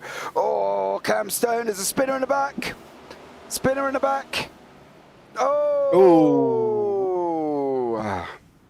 A couple cars involved there. We got the 18. Yeah, look. Ralph Hutchison kind of slowing down a little bit. Ralph Hutchison had to back out. Watch. And just Oh, the 18 and then the 50. Oh, man. Preston McRae. Yeah. Didn't have any place to go. The 18 just kind of gave Ralph Hutchison a little baby tap, but Preston McRae didn't have any place to go there. Preston McRae did not give him a little baby tap after that. He literally, unfortunately, pushed the car right into the back there as well. So here we go. Lap 249, and we're 15 cautions in already on lap 249. I think I'm going to order some breakfast, Michael. We're about halfway through the race here. Yeah, lap 250 now, so here we go. Yep, Only got 15 more cautions to go. Yeah, can you imagine that? We're 30 cautions in, and it's 5 in the morning, and we're still here driving around Martinsville. This circuit looks so tough to do 100% on. I've got to be honest, I don't envy these guys in any shape or form. I may sit here and laugh and joke and the fact that we're going and so on and so forth, but that's Chad Sanner going through there. But it's so tough, and I think if I saw Martinsville on any form of schedule that I was driving in and it was 100%, I would sit back and be like, no, that's my drop week. That is my drop week. I would pencil Martinsville as my drop week. I'm doing, well, first of all, I don't think these drivers have a drop week. Second of all, being in the championship, they don't have that opportunity at all. But honestly, I'm getting ready. I'm getting prepared for a 12 hours of Suzuka coming up. I don't know if anybody, the BMW Sim Cup, whatever it's called, but I've been preparing for that. My team that I'm working with is, going to be running that, and I couldn't imagine doing 500 laps at Martinsville. Like, I'm totally prepared. Suzuka, 12 hours, let's go. Martinsville, 500 laps. It just blows my mind. But why? Absolutely blows my mind. Why? It just, like, I don't know. It's just such a tough track. You don't have any opportunities to get out of anybody's way, Like, at a road course, there's runoff. There's, it's a totally different thought process. And it just 500 laps in Martinsville just sounds so intimidating to me. Okay, well, yeah, I can fully understand that. You know what I mean? I'm going to post a link in chat, guys, as well. Basically, what was brought up last night in one of the other broadcasts I did is basically somebody had said about whether or not others do what he does. And his exact comments were about whether or not, I'm trying to find the actual comment he made. Where is the actual comment? I'm keeping an eye on it, don't worry too much. He's put, is it just me or do others hear James's voice when racing, imagining what he is saying as they're driving around? So basically, I've opened up a competition on Instagram as well. First people to post on the message on the post will win me commentating in their ear why they are racing, so they can exactly hear what way I am saying about them. Giglio has gone again here as well on the restart. So Giglio has made that jump out. Delaney didn't get a good one that time, Michael. No, Delaney did not get a good jump that time. Blake Giglio taking the outside line and just getting a great jump. Lucas Hoytsma having a clean inside line, so no worries there. But Delaney is kind of battling himself out there. He got away from Adam Benefield, who's getting quite loose. He's got Cam Stone on the outside, so Benefield's got to get it settled down here coming in to this section. And he's coming out, and we're on the back straight here, so that was through 1 and 2 here. Coming into 3 and 4, as you see, we are under caution once again, and Adam Benefield not having a great restart there. No, definitely not. And here we go. Got Brandon Pierce, the 38, coming through, and does he have to check up? No, he just looses the rear end. That was a weird one. Yeah, that's a hard one as well. That was a nosedive into the wall. So we see Lucas Hoytsma's coming down to pit lane. We have 4 laps to go until the end of the stage. So Blake Giglio and Lucas Hoytsma both coming down the pit lane. 16th caution, lap 255. So going back, basically it was brought up about the fact that the driver's obviously hearing me in the head. So we're starting a competition out on Instagram. If you're not on Instagram, you can go follow over to JP Broadcasting over on Instagram there as well. And get yourself involved in that if you want to win a free, basically commentated on one of your officials, broadcast live on the JPB YouTube channel as well. So hit it up and put messages at the bottom there as well. It was the first 5 messages on there that will be in with a chance of winning the commentary. So there we go. Should be fun for everyone. I think if I had to listen to somebody live commentating me, I would make more mistakes than I already do. I think that would just stress me out too much. I don't think I could do that. Have you ever commentated and driven though? While I was driving, commentating? Yeah. No. I mean, I talk to myself, if that counts. No, I guess. Basically, I was in a league and we were broadcasting the league, and basically there was a couple of others. I mean, you did it, didn't you, on the MX-5? No. Oh, it was an MX-5 league I was driving in. And I mean, I think I commentated one time. Oh, yeah, you're MX-5 league. Yeah, I did it one time, yeah. And I was basically, I was driving, wasn't I? And I come in and they pulled me in for an interview. So I was given an interview and driving in the race at the same time. So, props to me. You know what I mean? Okay, I think I could do an interview during a caution like this. Like, if right now I was John Delaney out front here just following the pace truck around and you brought me in for an interview, I think I could handle that. But, I don't think I could focus enough on commentating and, racing at the same time. There's just too much going on and I am too ADD. So, shiny object, missed my braking marker. Oops. Yeah. I'm in the wall and the race is over. Yeah, maybe. I was thinking about bringing a driver in, but the problem is I don't really want to while they're driving. Like, you know what I mean? I know we're under caution and stuff, but the problem is obviously, the pace car lights are out now, so we're not going to be cautioned for very long. Oh, yeah. But we are on lap 260. We are going to have to talk to John Delaney at some point, so maybe on the next caution we'll bring him in. Yeah, I think because obviously now it's the stage as well, isn't it? Yeah, we'll have to see what happens here. I'm not sure because the lights are out on the pace truck. Mm-hmm. So are we gonna get a mini green white checkered? We'll see.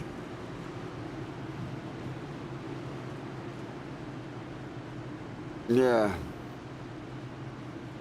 I don't want to bring him in now because I don't know what's up. We'll wait. Yeah. Delaney's bolted. So are we going to go straight back caution? We'll have to wait. I think that might have counted as our caution. So on the next caution, we're bringing John Delaney then for his stage 2 victory. Wasn't quite sure how that one was going to pan out. So Delaney now still out in front here with Adam Benefield, Cam Stone, and Raymond Root.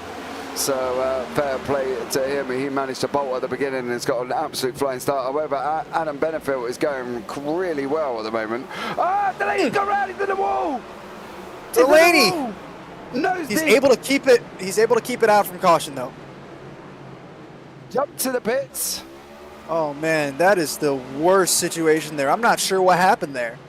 He just completely lost it. Maybe he was listening to us, expecting us to come in. Maybe he's trying to get his own caution. Maybe. I'm trying to. I'm trying to find it. Give me a break. Give me a break. I'm absolutely stunned by that. I don't know what to say. That was huge for these other drivers here. RJ, Root, Hutchison, Giglio, and Murray not having to worry about. There is Delaney there. Everything's fine. Everything's fine. Yeah, he just gets a tiny bit loose and overcorrects, and he's able to keep it from going yellow by staying off down on the apron. But yeah, that was a strange one. We're gonna have to pull him in here. Is he still in the pits? He's probably still there. Yeah, he's probably still being towed. Do you want to get hold of this? Jump up and have a chat and see if he wants to come in, or do you want to pull him in? No, I want to wait because he's going through his pit stop now, so he's definitely still in the car. All right. It's gonna be a couple laps down. We'll wait till the next pit stop, next to the yellow flag. But that's another thing. Well, what happened there? He was out of the corner. We've seen a couple incidents where they're on corner exit. They get really loose, a little too much gas. But he was already almost onto the straightaway. He was coming up to the wall, and maybe maybe the wall jumped at him a little quicker than he thought, and he overcorrected a little bit and then just lost it. That was a very interesting situation there. Yeah, The RJ Root up in the 3rd place here. We're going to follow along with Lucas Hoitzma. Lucas up in 8th place. Yeah, just cleared John Hiller. So there's a big puff of smoke coming from the pit lane. And I'm wondering, Giglio's in. Giglio's in the pits. He's missed his pit box as well. He's had to get back. But every now and then, there's like a big puff of smoke. Yeah, I saw that too. You I'm see not it? exactly sure what's going on. This is an interesting series of events here. Blake Giglio in the pits. We got our previous race leader, John Delaney, in the pits. As we see, this is where I keep seeing the puff of smoke. So near Blake Giglio. I'm not sure what happened there. We'll have to. Do we have any incidents with Giglio? No, nothing. Nothing's showing up at all. Nothing is showing up at all. It's been in the pits for 1:12 already. I don't think this is a standard stop. Giglio This is definitely what Giglio wanted, though. This is definitely not what they're going to help him with his opportunity here. He was typing a minute ago in chat, so we can see. Wait for that one to come up. I'll read it out as soon as the message appears. And Benefit now is still out in front currently at the moment as well, with Cam Stone right behind him. RJ Root, the man who needs that victory, is in 3rd place. He has got Alex Van der Zandt tucked up right behind him there as well, and then Ralph Hutchinson. So get your votes back in now, guys. I think Giglio is kind of out of that one. So if you want to reschedule your vote, do it really quickly, because you've only got about 27 laps, and then it's coming off, and the poll is going to finish there as well. So yeah, 27 laps to get your vote in. This is really working out here for RJ Root up in the 3rd place. He's got Cam Stone and Adam Benefill ahead of him. But RJ Root, absolutely must-win situation for him. Ralph Hutchison a couple cars back in 5th place. Alex Murray in 6th place. All 3 of those drivers have to win to get to Phoenix. So this is definitely opening the door for those drivers, not having to worry about John Delaney tonight. You know, that's probably been the biggest stressor for these guys. I'd really like to figure out what happened to Blake Giglio, but as you said, we don't have any incidents there. John Delaney is still in the pits, so let's go ahead and bring John Delaney and see what happened there. Let me move him into the booth. I'm not sure what team he's on. He is at the... Not seeing him. Oh, John Delaney, there we go. LDR. Yeah. He's still showing. I'm going to go ahead and bring him in real quick. Yeah, it's still showing us in the pit, so you do the interview. Can you move him? Yeah, I can. Just give me 1 second. There we go. Mr. Delaney, can you hear me? John Delaney, are you there? Can I get a copy?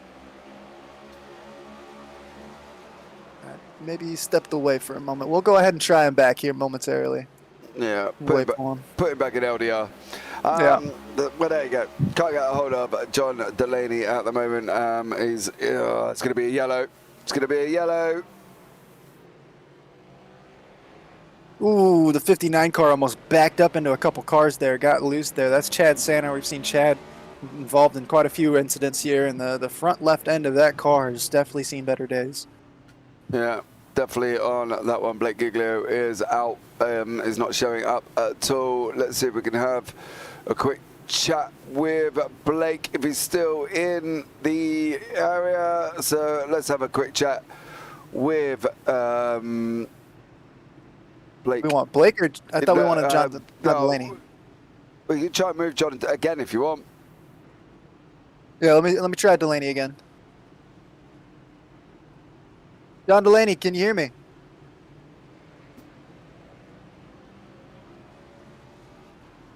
No, I think John stepped away.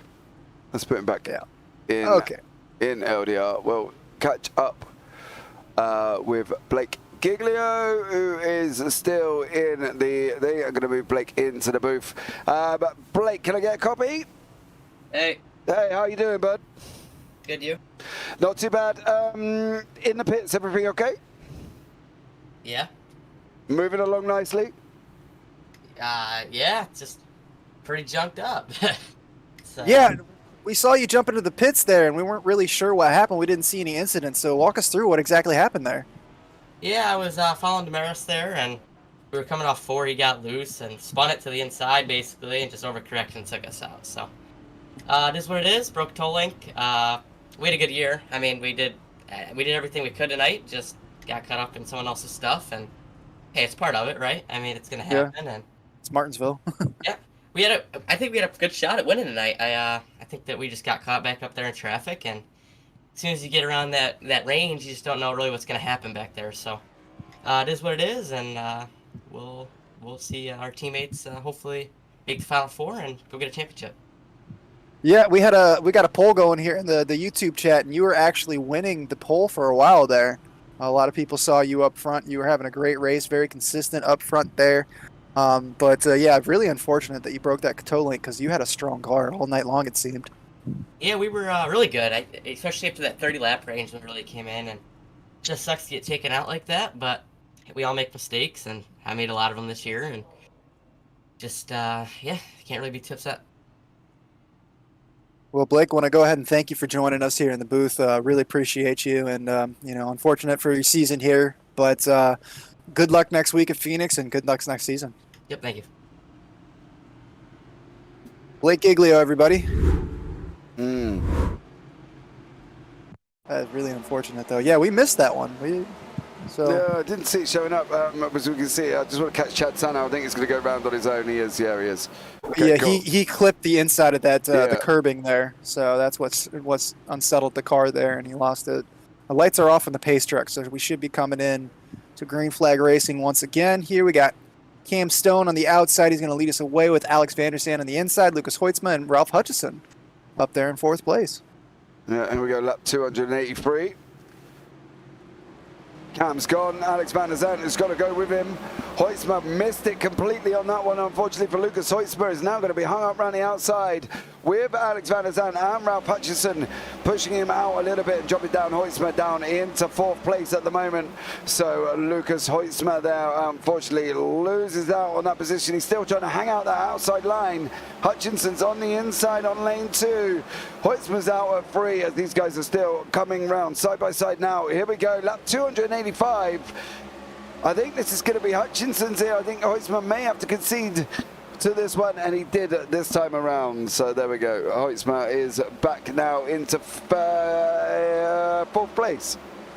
Yeah, Lucas Hoitzma definitely got stuck up on that high line, wasn't able to get a great start, and Ralph Hutchison up into 3rd place, Hoitzma in the 4th place. Hoitzma in a strong session here, has a very strong opportunity to move up with Matt Long being as many laps down as he does. If one of these other drivers wins, Hutchison, Murray, RJ Root wins, then it's going to bode very well for Lucas Hoitzma, because with Matt Long being out and Lucas Hoitzma getting that position back from Ralph Hutchison, making the move on the inside, Ralph went wide. Lucas Hoitzma said, "Thank you very much. I will take that." Ralph Hutchison getting really wide here in the turn. The 15 car right there, Robert Miller is looking on the inside as well in the VRS car. Yeah, a bit strange for Hutchinson there. Kind of left the door open. And Lucas Hoitzma comes back through again. We'll see how Miller can do. What can Miller do, and whether or not he can do the same kind of thing here. For Miller, though, he's got Alan Benefield tucked up right behind him. Bryson Hicksborough and Dustin Hall have been involved in an incident, and this is what happened.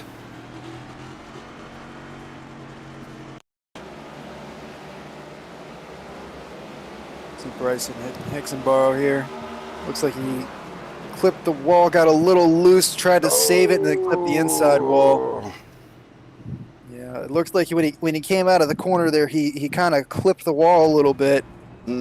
I think that's a toe link. I think that was a toe link he broke. I think he's done.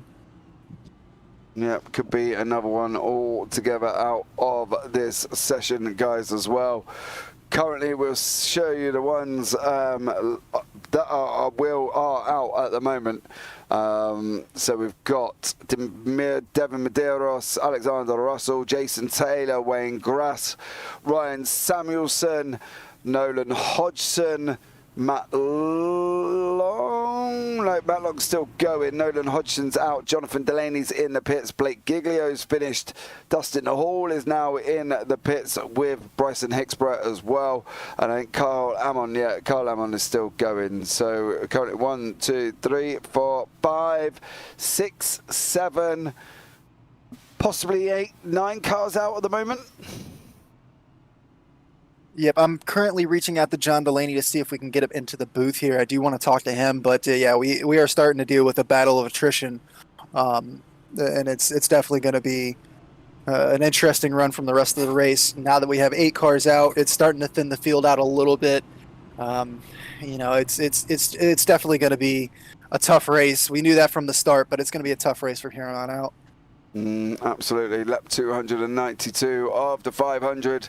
So nearly 200 laps remaining there, guys, this evening. Still to go here at Martinsville.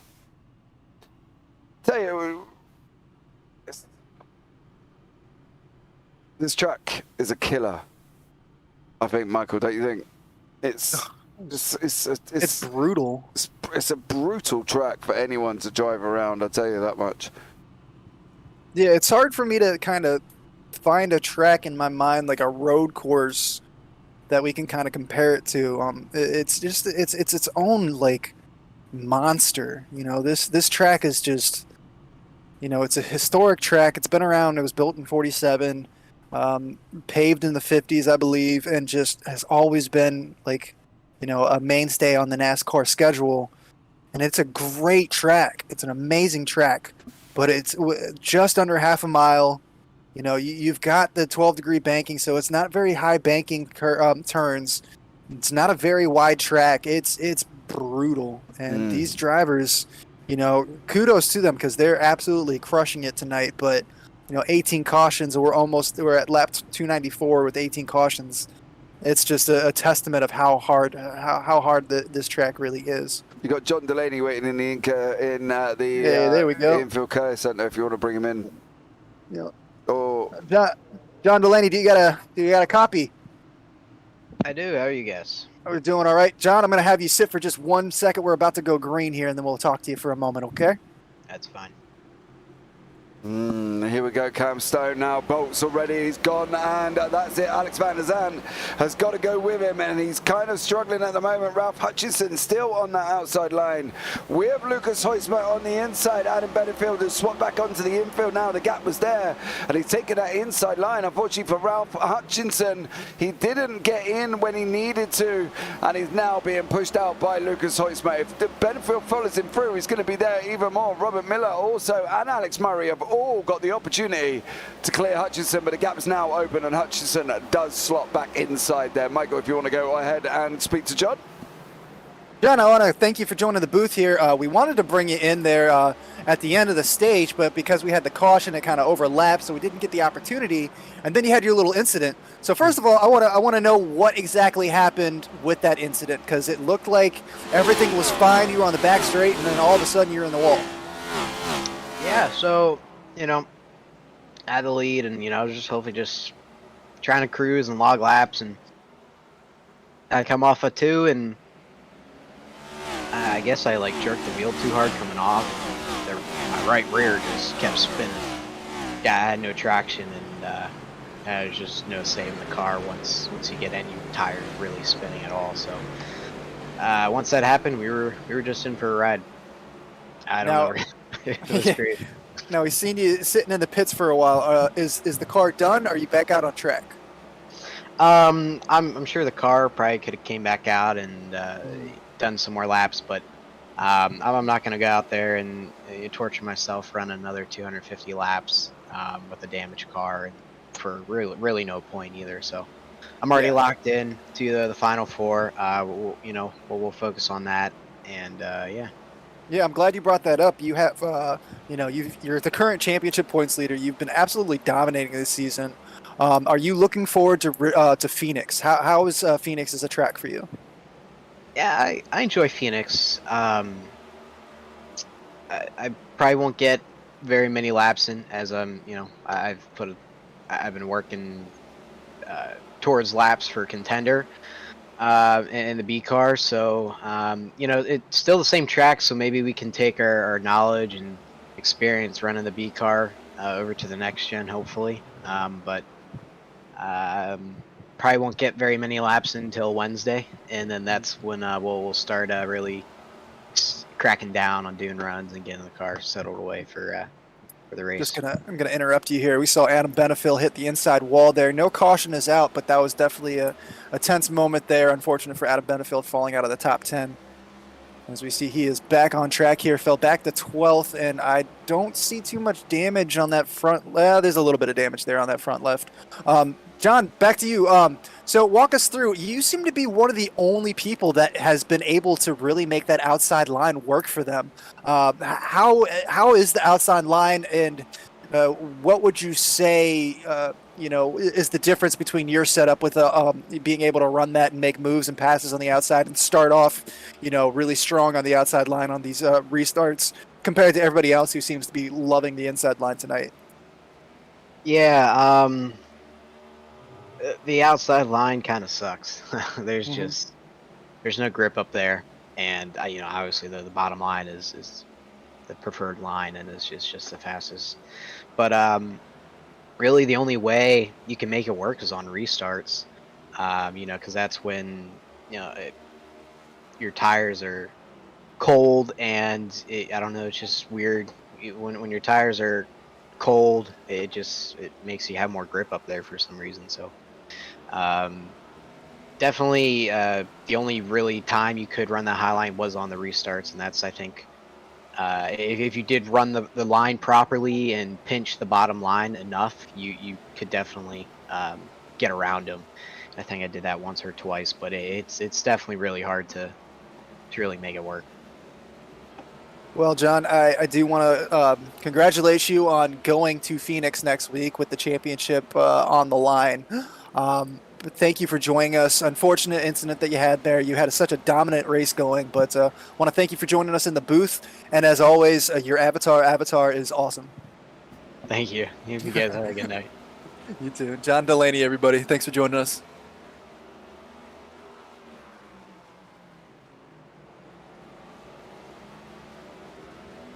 All right, as we follow along here. James, you still there? I'm still here. I was just listening to John. Yeah, that's definitely unfortunate for John. He had such a dominant race going, so hopefully he's able to kind of shake that off and move ahead to Phoenix. But we see Cam Stone out here, out to a 6/10, almost a 7/10 lead. So Cam Stone's having a very solid run here so far on this this clean stretch we've had so far. Yeah, absolutely, as well. And you see Alex Murray back in third place there. To say Delaney's not going out again. Giglio is out as well. Is Matt Long still running? He is. Matt Long is still running. We're now on to the top 25. We've only got 25 cars running now here at Martinsville. It's been a tough night for so many people. People caught up in other people's incidents. There's people, all over the place here on the track and trying to take avoided action. And AJ put it in YouTube when the 24 hours of Martinsville. At one point, I actually thought we were going to get 24 hours of Martinsville because it was just every 20 laps. It was a caution, a caution, a caution. We're now on lap 314. We haven't had a caution since 279, I believe. So, we've travelled a bit away without a caution. And let's hope long shall this continue. Yeah, no, this has been a nice little stretch here of green flag racing. I think with all the attrition, we've seen these drivers kind of sit back a little bit, be a little less aggressive. Alex Murray up there in third place. You're going to see him making some moves here, or at least trying to make some moves here. He's got Alex Vandersant right in front of him. I believe, like we were saying earlier, yeah, Vandersant is teammates with RJ Root, a couple cars behind them. So Vandersant's not going to be getting out of Alex Murray's way too easily. He's going to make it hard for him. But running in second place there, we see RJ Root here in sixth place with Ralph Hutchison right behind him. And we got Robert Miller in the middle there in fifth place. So this is definitely going to be interesting here as we are on lap 317. We've got, just over 100 and 73 laps left, so it's going to be interesting. See how much longer we can go green. We've seen quite a few cautions. I think we're on 18 already. So this has definitely been a race of attrition. Yeah, I don't know. Here, Murray has got past Van der Zandt. Did I say 73? 183 is what I meant. That's my fault. Alex Murray here. Van der Zandt got loose. He mounts the curb. He mounted the curb and then he got the car loose, and then that's why Murray got through. So Murray's now back up into second place. Yeah, that's huge for Murray. And then going on the inside here of Hickenbottom. They're both going to get around the car there. He's lapped down. Demarius, one of our league moderators, one of the owners of the league. Give a shout out to him. They do a great job with this league, putting it together every single week and getting everybody here on time. And it's just really impressive. This league really impresses me, like the things that they do. As we see Alex Murray coming down the inside of Cam Stone. He's trying to make the move. Alex Murray is in a must-win position here and absolutely gets that job done on the inside. Cam Stone is going to try to come back at him, but Murray is going to block that off, and that is going to do it for right now. Alex Murray back in first place, back where he started on pole, lap 322. Yeah, there we go. Alex Murray out in first place now there as well. Cam Stone tucked up right behind him in second. Further down the order, Robert Miller and Lucas Hoitzma are leading nose to tail as well. And further down from that, Patrick Moosh and Tanner Marty here as well. Patrick car number 46, Tanner in car number 29. They've been closely matched in the field currently at the moment, but back up front we've got Alex Murray running around with Cam Stone here at Martinsville tonight. Long race for these guys, and well, 3:24 on the lap clock. Most of these pitted on lap, well, Alex Murray last pitted on lap 279, so that was on the last caution. We're now on 3:24. So he's just nearly 50 laps in on a stint with his tyres. So before that, the guys behind in Cam Stone pit on 233. The Cam is nearly 100 laps on tyres. Yeah, that's definitely going to start showing some attrition there. So we're going to see. But we do have a lot of these laps have been under caution. So it's going to help them conserve a little bit. But with Alex... Not since 279, hasn't. Oh, yeah, you're right. So, yeah, this has been. So, yeah.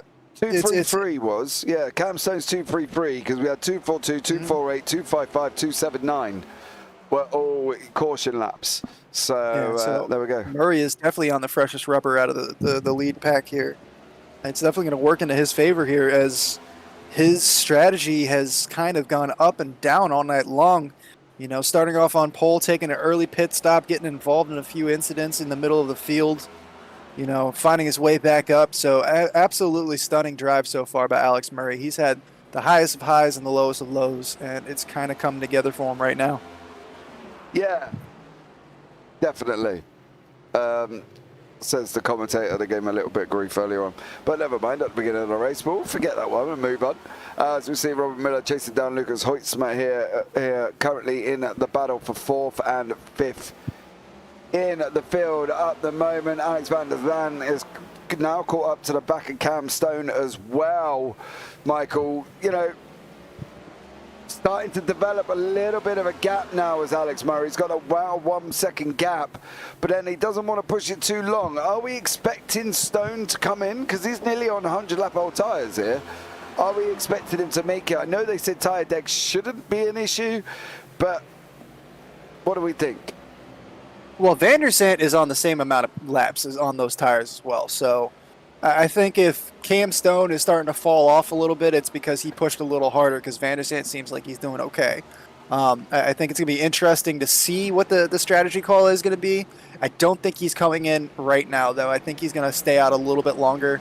This has been a really long, really solid green lap running here, this stretch of green flag here.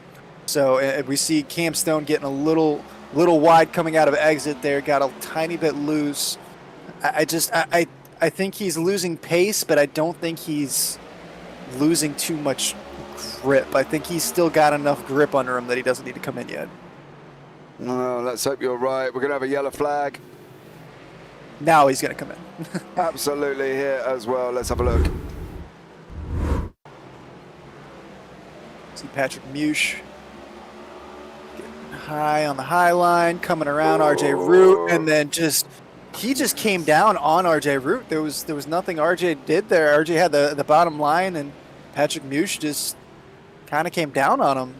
So that's 100% on Patrick Mush, I would say. He definitely had the speed. He had a line going, but he needed to stay up high there. I'm not sure why he decided he wanted to come down. As we see, some cars are coming into the pit lane, but Cam Stone, Alex Murray not coming in.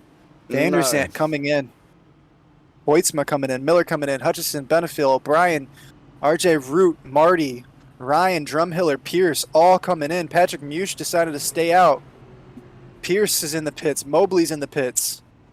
Marius Hickenbottom is staying out, it looks like. He's going to try to get his lap back. I'm quite surprised by This is going to shake that. things up.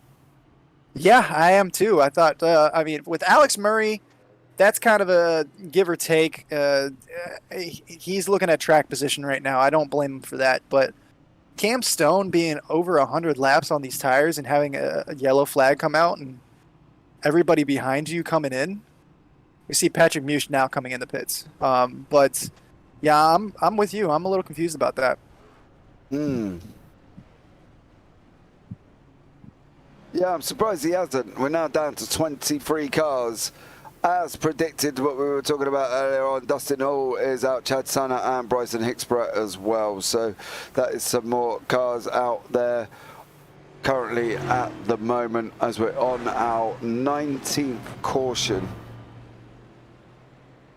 on lap 336. 19. Yeah. This has definitely been one for the records. That's for sure. 19 caution flags is the most that I've ever called. So that's definitely going to be a challenge here. These guys have got to be starting to be, mentally drained. Looks like we're getting a little love in the chat there, James. If you want to go ahead and take a look at that for us. Nice. Back again. Oh, they're all about you, bud. I know, dude. Look at that. Apparently, that means you're doing well if they start putting them in. I don't know how that want to go works ahead out. and remind everybody, if you haven't, hit that subscribe button, hit the like button, hit the bell for notifications so you know when James is on. James constantly has races going on. We're going to be here, Phoenix, with the 100% Cup Series next week. James, you said you have races going on every single day other than Monday. So, yeah, it's definitely going to be a busy week for you. Yeah, absolutely. We've got MX-5s on Tuesday, Next Gen GT3s on Wednesday. Then we've got the Radical Race Series and Crest Autosport on Thursday, so 2 happening on Thursday. Then we've got the Radical Sim Racing on Friday, 3 races there with the Europeans, the Pros, and the AM and Pros from the Americas there as well. And then, of course, the UTC is back as well, which is the World Touring Cars as well. And also then me and you in the evening. So I cannot wait for that one from Phoenix next week. Absolutely incredible, but we're going to be back under green flag again very shortly. Take it away, Michael. See, Alex has gone about 3/4 of the way through that Geico restart zone. Gets a great start here. Vander's in on the inside of Cam Stone. Cam Stone looks like he might be in a little bit of trouble unless he can slot in front of Ralph Hutchison here. He is going to be out to dry, and it looks like he's going to have that position. Lucas Hoytsma now on the outside there of Ralph Hutchison. Lucas Hoytsma is looking for a spot to get in. RJ Root right behind these two. He's going to try to dive down to the bottom here and take... Ralph Hutchison, and this is going to collect quite a few drivers here. Ralph Hutchison and, Cam Stone having a great run there. Just had to back out a tiny bit, got a little tap from Ralph Hutchison. Hoytsma was involved in that. I think RJ Root got through. We're going to have to get a replay of that, but that was definitely unfortunate there for Cam Stone. See Cam having a good run here. Coming down, he just kind of backs out a little bit. I'm not sure what happened there, but he just backed out. Ralph Hutchison was right behind him, gave him a little bit of a tap. Up into Lucas Hoitzma, sends Hoitzma into the wall. Stone hits the wall. Just unfortunate, the incident there. I'm not really sure why he backed out of that. Yeah, can't answer that one. Brandon Pierce, Cam Stone, and Lucas Hoitzma. Well, it said Lucas is in the pits. So, yeah, not entirely sure. Not entirely sure. Murray is in the pits now. That's going to drop him down the order. Steele also said was involved in that incident. Kevin Steele and Preston McRae. Just want to have a quick look at that because I'm not quite sure how they managed to get involved with that.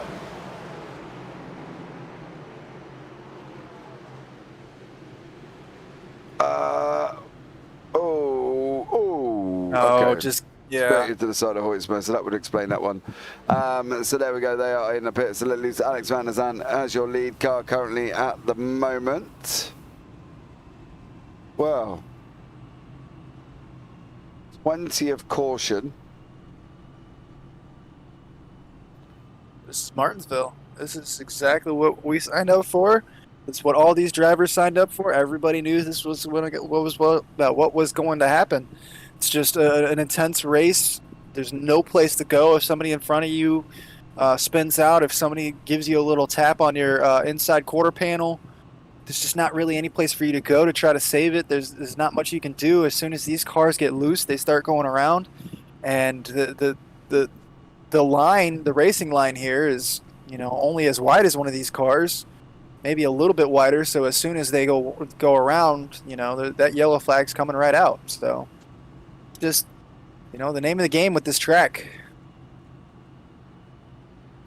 Yeah. See, Van der Zandt already pitted. He was on lap 334 when he pitted. He's on fresh rubber. Ralph Hutchison, RJ Root, both on fresh rubber.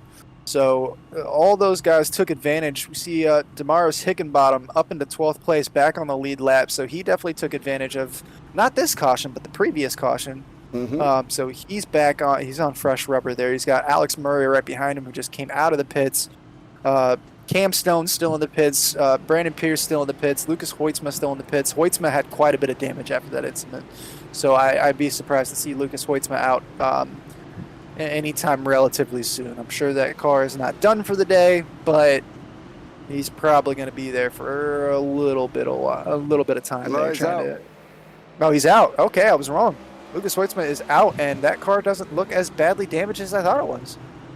Hoitzma is out still on track. He is a lap down. As you can see, all the way down into 20th there. Carl Lamon is 21 laps down currently at the moment. He's still running. So there we go. Van der Zandt has got up front. And we are green, green, green once again. And this time Ralph Hutchinson on the outside line with Sean O'Brien behind him and RJ Root on the inside there. Root and Hutchinson need the win. They need that victory. And the last thing Hutchinson needs here, Michael, is to be on that outside line. Yeah, he really needs to find a way to get back down in front of O'Brien. Yeah, he did get it, but he is still a little loose. He's still kind of in the mid line there. So he's got it now, but he's got to be very careful. I've seen him on these restarts when these tires are kind of cold. He has a tough time getting that temperature into the tires and getting down on the bottom line. So he's going to definitely try to make it work for him. We see Adam Benefield get that move done on Sean O'Brien Jr. Adam Benefield up in the 4th place. That was a great move by Benefield. As we see here, looks like Tanner Marty's going to go ahead and make the same move. And then that's Patrick Moosh right behind them. So all these drivers, they've all been involved in quite a few incidents, but they've just persevered through. And they're all still on the lead lap. They're all just up in the top 10. Great runs from all of these guys to keep their heads down and just work through, all the adversity that they've had. As we see the 44 car there, Randy Drumhiller, following back to Cam Stone. Cam Stone is on the lead lap, back in 13th place. Unfortunate incident for him, but I'm still just not sure why he backed out the way he did. It was a little bit confusing there. We saw him win the first stage, and he has quietly had a great second and third stage so far until that incident, but still on the lead lap. He has not he's not losing too much pace here, so I wouldn't be surprised to see him move back up in the top 10 and try to make another stab at it. Yeah, it's the man has had quite an eventful evening. Alex Murray currently sitting in 10th place there, come out of the first in there as well. Took an early pit stop, dropped him all the way down the order, and then he got caught up in some of the mid-pack incidents later on as they were going along, and unfortunately worked his unfortunately slowly he worked his way back up and then put himself up onto the lead position. We've just had another caution on lap 342, so he took the most of that one and pitted. So that is Alex Murray there, currently all in the mix of everything that's been happening here tonight, generally around him as well. As we can see there, Robert Miller go up the inside of Patrick Mush, as does Alec Murray as well, so that's Murray up into 9th. Murray is definitely making a move here. He's got fresh rubber. He was able to come in on that last pit stop, so even though everybody in front of him has decently fresh rubber, he's just a little bit fresher, so this is going to work towards his advantage. It shouldn't be too much of a difference right now, but on the longer run, if we stay green, that's definitely going to work to his advantage. And he's following through Robert Miller here up into 8th place, and he's definitely got a run on Miller, so if he's able to get a nose down on the inside of Robert here, I think he's going to have an easy time getting around. And we see mid-corner, he kind of has to back out. Not exactly on that run, as we see coming through 3 and 4, but between 1 and 2, the last few laps, he gets a run, and as I say it, I guess he's not getting as strong of a run, but it seemed like he was getting a strong run there for a few minutes, for a few laps there mid-corner, and he has to back out. So I think he's got a little bit more speed than Robert Miller here does. Yeah, it's looking like I think that grip's going to be helping him now. Here in currently 8th place, Van der Sant and RJ Root are also mixing it up here at the same time. RJ Root has got Adam Benefield trying to make that move on the inside. Benefield's going to just about ride that inside line, and he does so beautifully, and away he goes for Adam Benefield. So that's Benefield now up in to 2nd place. Benefield's looked quick all night though, to be fair, hasn't he, really? I think that's one of the things. He hasn't really sort of been slow, Michael. He has been showing pace all evening. Yeah, Adam Benefield's definitely got a lot of pace in that car. I think he was knocked out in the round of 12 as well, so we know that he's definitely a fast driver. Definitely got plenty of pace. It's been a very solid, consistent night for him. We see him up into 2nd place right now. This isn't the first time he's been up there. My only question is, does he have a car that's set up for a longer run? It seemed like he had a quick short run car and then kind of fell off when we got a little bit further into these runs. So we'll see how Adam does on a longer run if we stay green.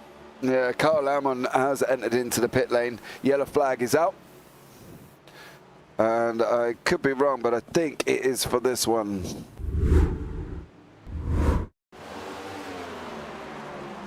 See Kyle Ammon here coming through. He's got the 18 from him. He had to back out a little bit. He got on the grass and just kind of lost it. And that fishtail, it just, as soon as that car goes, it just wants to go swing all the way around. Yeah, there's no saving it once it hits a certain, it gets that pendulum effect.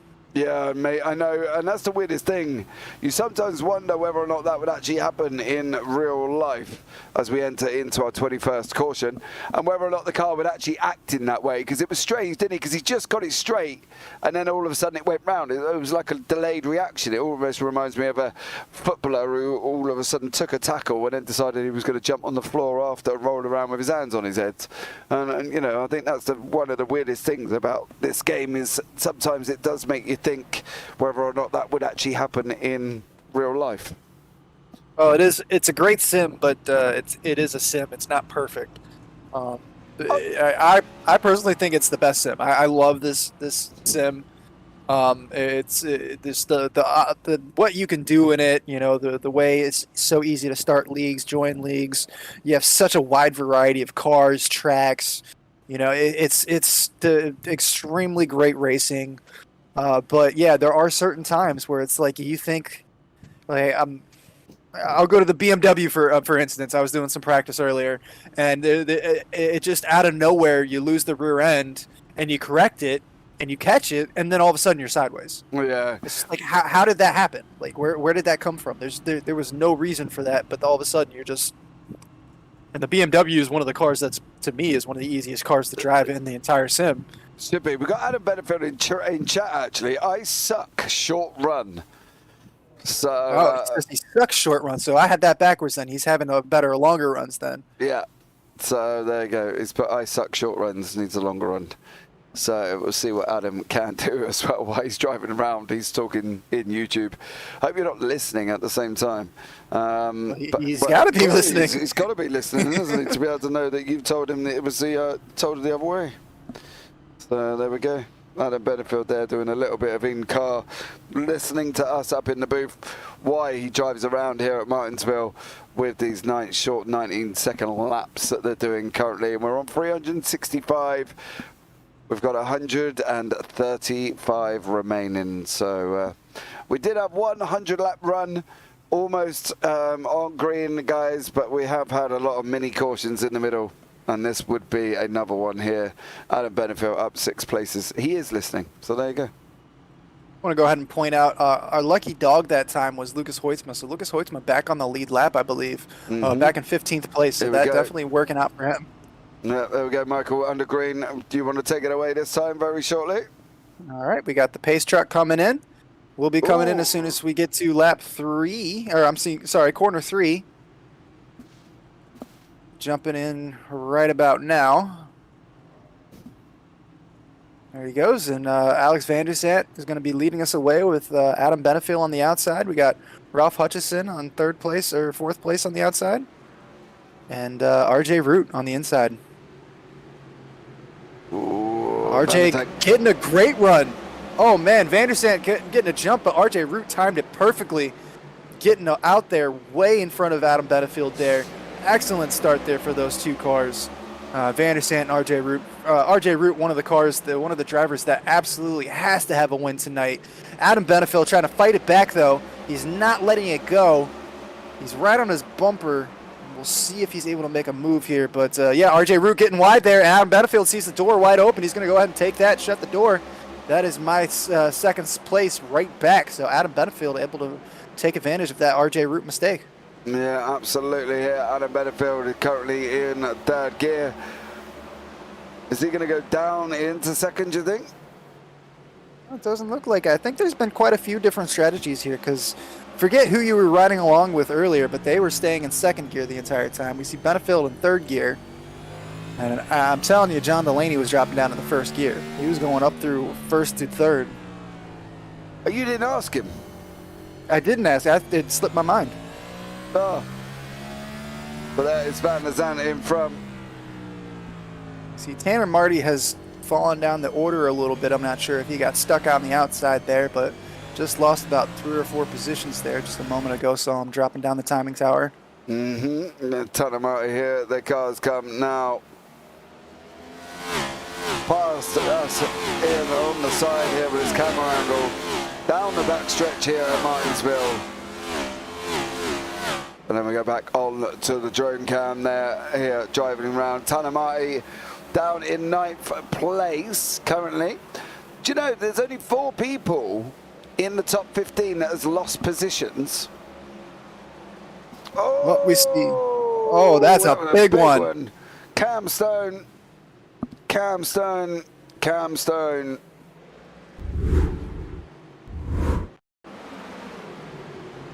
That's Robert Miller in front of us. Alex, whoa. He touched the wall. Oh, Murray. Oh, Murray. Just trying to avoid it and just didn't have any place to go. Murray's straight out. Yeah.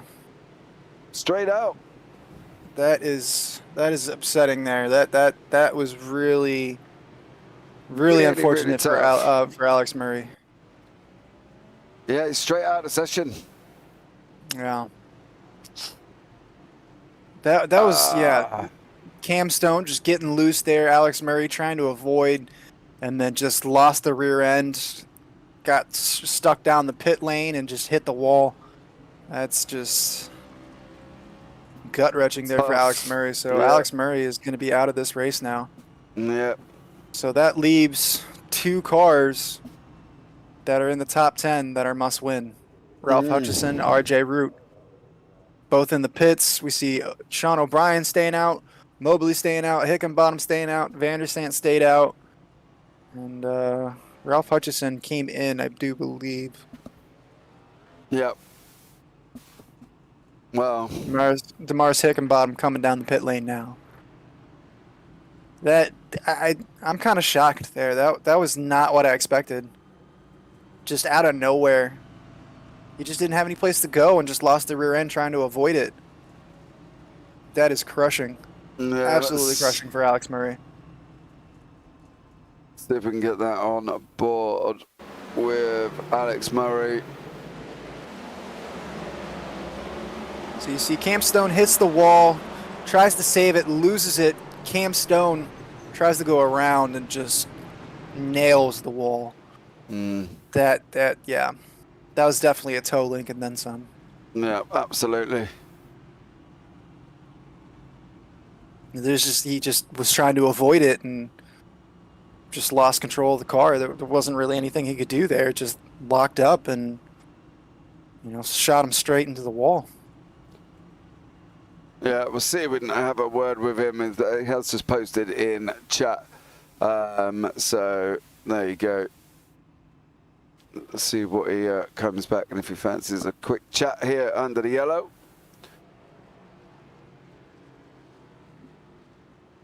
So we'll wait for Alex to come. We'll go and move Alex into the booth. Where is he? Alex Murray. Alex Murray, CGR. Yeah, I've got him. Man. Alex, can I get a copy? Yeah, I got you. Hi, how are you, bud? How's it going? Not that great. Yeah, no, we're not that great now. Obviously, I meant that. Your race has been good. The race was going okay, right? You put in something that I confirmed earlier on, right? I'm just going to put you on hold for 2 seconds just while we get this restart underway here with Sean O'Brien and Dalton Mobley leading us away currently at the moment here on lap 377. There we go. Sean O'Brien has bolted. Van der Zandt has gone with him. So Van der Zandt has taken that second place. Dalton Mobley out on the outside. Robert Miller on there as well in third. They are side by side. Miller takes the nose off Dalton Mobley. Mobley still going currently at the moment there with Ralph Hutchinson pushed up on the outside now with Patrick Moosh on the inside of him as we settle down once again for this restart here on lap 379 from Martinsville. Got Alex Murray with me. I want to talk about something that you posted in the Discord. I did it to myself on lap 40 by putting myself at the back of the grid. Tell me about it. Just went in for tires because thought it would pay off in the long run of stage 1, and it didn't. Got myself involved in a couple wrecks just being back there. You know how Martinsville is. Track will get blocked off, nowhere to go. Got some incident points, and when Cam spun in front of me and I tried to avoid him, the car snapped sideways and went into the wall, and I got that final incident point. So it sucks, but nothing I can do about it. Nothing Cam could have done differently. Like I said, So I did it to myself. You're out of the race because of incident points, not because of the damage. Because it looked like when you hit the wall there, it looked like it was a pretty serious hit there. So we assumed maybe it was just car damage, but you actually hit the hit point limit. Probably both, but definitely the point limit. Yeah. I didn't even take a look at the car, so I just, as soon as it happened, I just alt F forward because I saw the whole field coming at me. So, but like I said, nothing we could do about it. On to Phoenix, and we'll try to rebound there and carry some momentum into the Clash next year. So, we've got to thank Klipsch and BRTV for being on board. Jimmy Strong, obviously. I know Dustin's going through a hard time right now, so thoughts with his family and friends. BRTV, like I said, minus 273. Yeah, I mean, just a tough break for us. Yeah, now I want to pick something up really quickly. Now, I said earlier on that if you won tonight, because basically I come out and said, I thought it was wrong for you to go into the pits where you did that early, right? And I openly admitted, I said, I thought Alex should not have gone into the pits too early, and now he's going to get caught at the back of the field, and it's not benefit him. I initially then said, look, as you were moving up through the field, that if you won tonight, I was going to donate money to the Jimmy Strong Foundation, which I'll probably end up doing anyway. But the fact that you've come out and agreed with me, did you see that as the wrong move as the race went on? Because obviously you kind of tried something differently that didn't quite work out. So as the race went on, did you see that that was where you could pinpoint the mistake in the race for you? Yeah, I definitely think it definitely had a snowball effect, but I think that was where it started, and it just kept going and going and going. I knew it was the wrong decision as soon as it happened, but once you're in the pit, there's nothing you can do about it. So just kind of bit the bullet and tried to make the best of it, but it didn't work out. So on to Phoenix, and we'll try to rebound there and head on into next year with some momentum. All right, man, no worries at all. Well, thank you so much, Alex, for joining us into the booth. I'll put you back in CGR, and take care. 10-4, thank you, guys. There you go, that was Alex Murray. See? I'm not one to say I told you so, Michael, but, you know, I did tell you so. Yeah, come on, he was coming back through the field. He was having a great recovery drive. I'm not saying that. I'm not saying he wasn't, and I think Alex Murray did an absolutely amazing job to come back through the field. All I'm saying is he agreed at that point was the wrong point to be pitting. All right, fine. I'll give you that, but I mean, it was just What a do you roll. mean It was. what do you mean you give me that? It was The a driver roll of just told you. It was a roll of the dice. He didn't know it was the wrong thing to do until he was there, and then he realized he messed up. Oh, whatever. Back under green here with Sean O'Brien and Robert Miller on the 23rd caution here tonight. So 23, O'Brien's gone again. Miller's in second place. Hutchinson third, Patrick Mush in fourth. Is Hutchinson this time going to make that inside line work? Can he get back on there again? He looks like he has managed to hold that third place line. And now it's down to Hutchinson. What can... Oh! Patrick Mush around. Patrick Mush around, another one. Another caution. Patrick Mush just straight into the barrier on lap... well, on the 24th. That's a toe link, too. Patrick Mush's night's going to be done there. 24th caution on lap 387. That was a hard hit.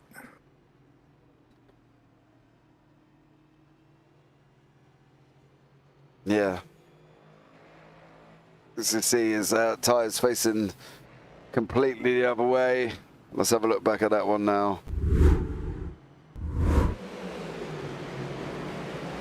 This is going to be all on his own, I think, as well, isn't it? No, he got a little bit of a tap here.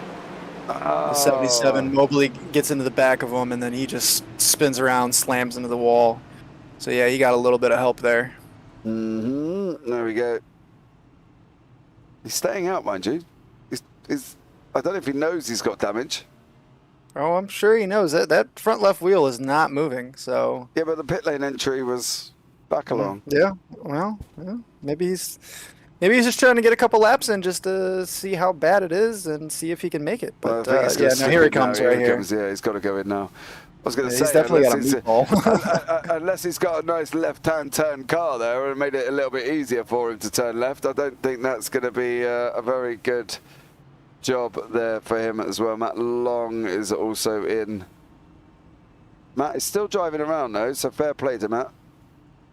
Yeah, Matt Long is definitely looking to pick up spots as he goes. As more and more cars have come out of the race, he's just going to quietly, pick up a couple more spots. And then, around about lap 460, he doesn't really need to race any longer because he can't pick up any more spots from there. So, I mean, I'm sure he's going to stay out, but, this has definitely been a solid run for Matt Long, going through everything he's been through, having that incident really just take him out of the race, being 40 laps down, and just, sticking it out for the entire race here. Props to Matt Long. Yeah, there we go. 24th caution is out on lap 390 here tonight, and what a busy night it's been, really. Yeah. I'm gonna have to go refill my water here in a moment. Why don't you go and do that now while the lights are still on? All right, So, James. there I'll we let go. you take over here, and I'll be right back. No worries. Michael has gone off to fill up his water bottle. Mine's still going. Currently at the moment as we're driving around here with Sean O'Brien. There is our pace truck. The lights are off, so we're going to be in next time around.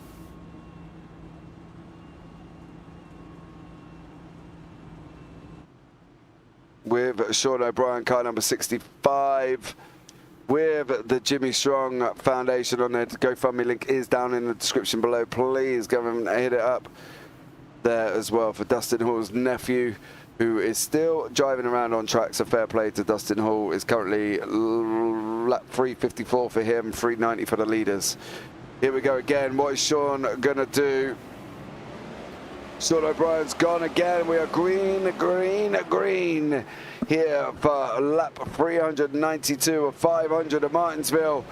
And it's Sean O'Brien out in front, Ralph Hutchinson right behind him in the Toyota, and Miller behind that with Cam Stone back up into fourth place. An amazing recovery from Cam Stone, considering he dropped down the field earlier on down to literally last place at one point. RJ Root in the mix in ninth there as well. You can see that now it's only Hutchinson and Root are the only two people that have got the opportunity to get into Phoenix. Now in that Open champion, he's got to win. So, and then Sean O'Brien as well. So Hutchinson and Root have got to take the victory to have any chance of getting to Phoenix there in the championship. So there we go. Michael, are you back? No, Michael's still away. So he's a bear with me here at the moment. Sean O'Brien, I think from his point of view, he's got the ever-looming Camry of Ralph Hutchinson. Oh, look at that. Right up there as well. James, I am back. Oh, there you go. Michael is back in the booth as well. So we're just talking about it in a moment. O'Brien still out in front. Hutchinson in second. And as we were saying, it's only Hutchinson and Root that have got the main opportunity now to win the race. Yeah, Ralph Hutchinson definitely staying out of trouble tonight. He's been hung up on that high line a couple times on the restarts, but he's able to, work his way down on the inside here. He's able to kind of keep his head afloat, keep his hopes alive. Second place right now with just over 100 laps to go in a must-win situation. Him and RJ Root, like you said, the only two drivers left to have that opportunity. As we're on lap 398, we've got 102 left on the lap count. What can happen here? Much more, I'm going to presume, but let's not hope there's too much. Do have a nice long run of these cars on lap 399 now. Yeah, this has definitely been one for attrition as we see the yellow flags come out for the 25th time. And we will see what happened. Kyle Ammon getting involved here. The 5 car, I do believe. Yep, we'll have to see what happened to him just momentarily. We see, there he is. Coming around, everything looks fine here. Just at the end, the corner exit, he just got loose and... Whips the wall. Yep, not too hard of a hit, not too bad, but still. About enough. Enough to bring out, enough to bring out the caution. Yep, absolutely. Lap 400. And we're on caution number 25. So there we go. Whew. Yeah, no, this has definitely been a crazy race here, but to be expected. That's Martinsville. Yeah, I've never called a race with 25 cautions, though, bud. No, I've not either. This is definitely new territory for both of us, but I mean, it's Martinsville. This is I've watched plenty of Martinsville races. I knew this was going to be kind of expected, but generally. Have you actually sat and watched them? Yeah, when I was younger, I used to watch NASCAR all the time. My favorite driver was Mark Martin. I used to watch NASCAR all the time. Nowadays, I don't watch it as much. I did watch the end of the Xfinity race today. If anybody out there in chat wants to chime in what they think about Ty Gibbs, please do. I would love to hear your opinion on that. But yeah, no, I don't watch it like I used to. I follow F1 a lot more, GT racing a lot more. I just kind of, ever since Mark Martin retired, I stopped watching it every weekend. I have a lot of family that watches it religiously, though. The Truck Series, Xfinity, and then the Cup Series. They watch every single race every weekend. A lot of family that's really into that. So it's actually my grandfather used to be a dirt track announcer. So I guess you can kind of say it runs in the family, I guess. Oh man, they went 3 wide today. Hmm. Yeah. Jedi Messiah goated. Yeah. That was an interesting finish to that race. Ty Gibbs really licked the stamp and sent it, as Danny Ricciardo would say. So if anybody has any opinions on that, if you're a Ty Gibbs fan or if you're not a Ty Gibbs fan, that's my aunt's a huge Joe Gibbs fan. So she grew up when I grew up. She was a huge Bobby Labonte fan and a Redskins fan. So sorry, not Commanders. Guess you can't. Oh, he just literally sends him round, doesn't he? Yeah, just. It's almost like a football punt. Yeah, that's one way you could call it. There had been really close, really great action leading up to that, and then he just, yeah.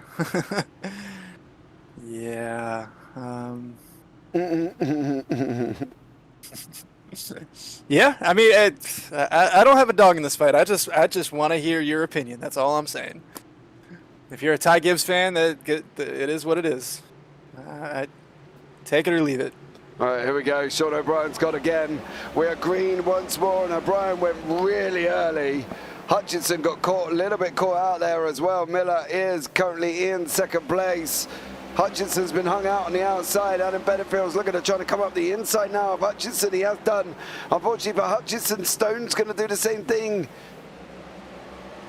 Let him go. Just let him go and slot in. Otherwise, you're going to get caught up by Tanamai as well. They'll slot in behind him, and Ralph Hutchinson does. Jedi Messiah, goated. Did he win? Yes, he did win, but he ceremoniously football punted and scored 3 points with his. Were they teammates, Michael? Not for much longer, but yes, they are teammates. Okay, so he literally punted that his is for teammate.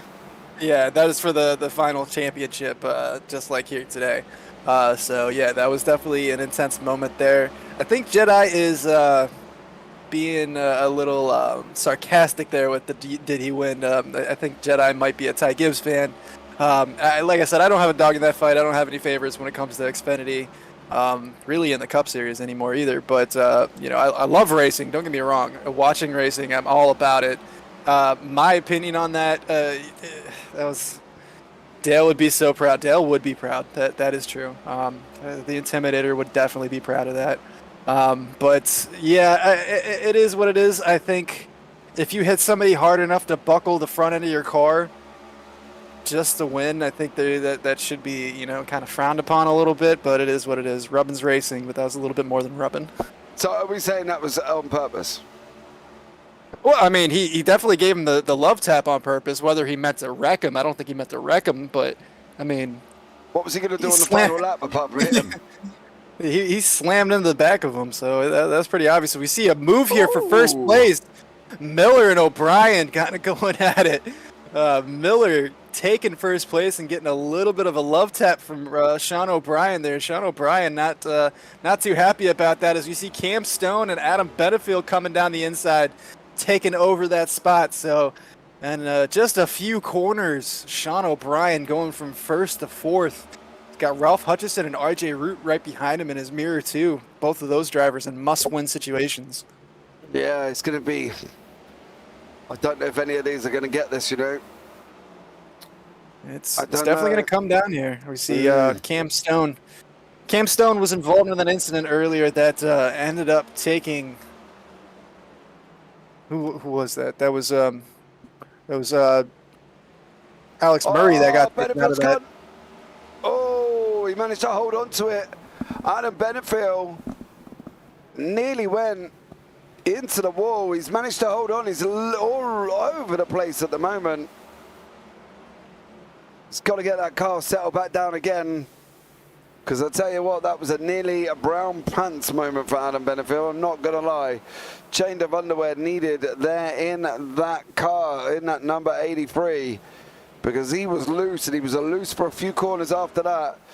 So at the moment, Rob Miller takes out in first place, Cam Stone in second, Sean O'Brien third, Ralph Hutchinson, who needs this win today, in fourth place.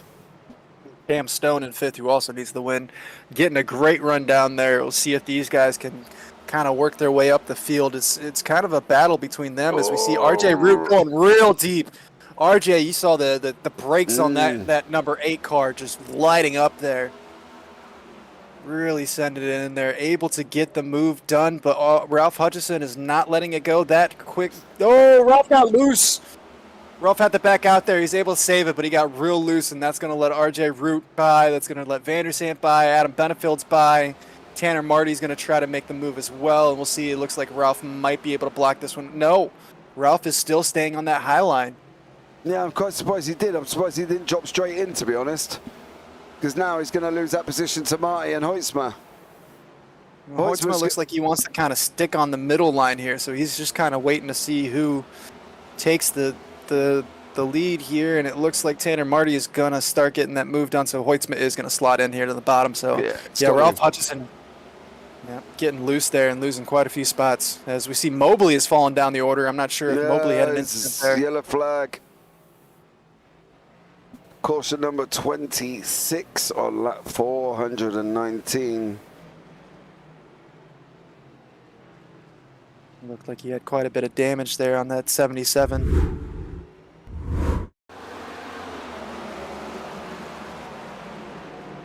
Dalton Mobley coming through the corner here. Yep, just got up on the curb, unsettled the car. Wasn't able to keep it straight. Not really a hard hit into the wall, but enough to bring out the caution, unfortunately. So lap 420 at 500. Dalton Mobley just catching a little bit of that inside curb and just getting a little sideways and unable to keep it straight. Yeah, you carry on for 2 seconds, Michael. I'm going to pop off, and I'll be back in a minute.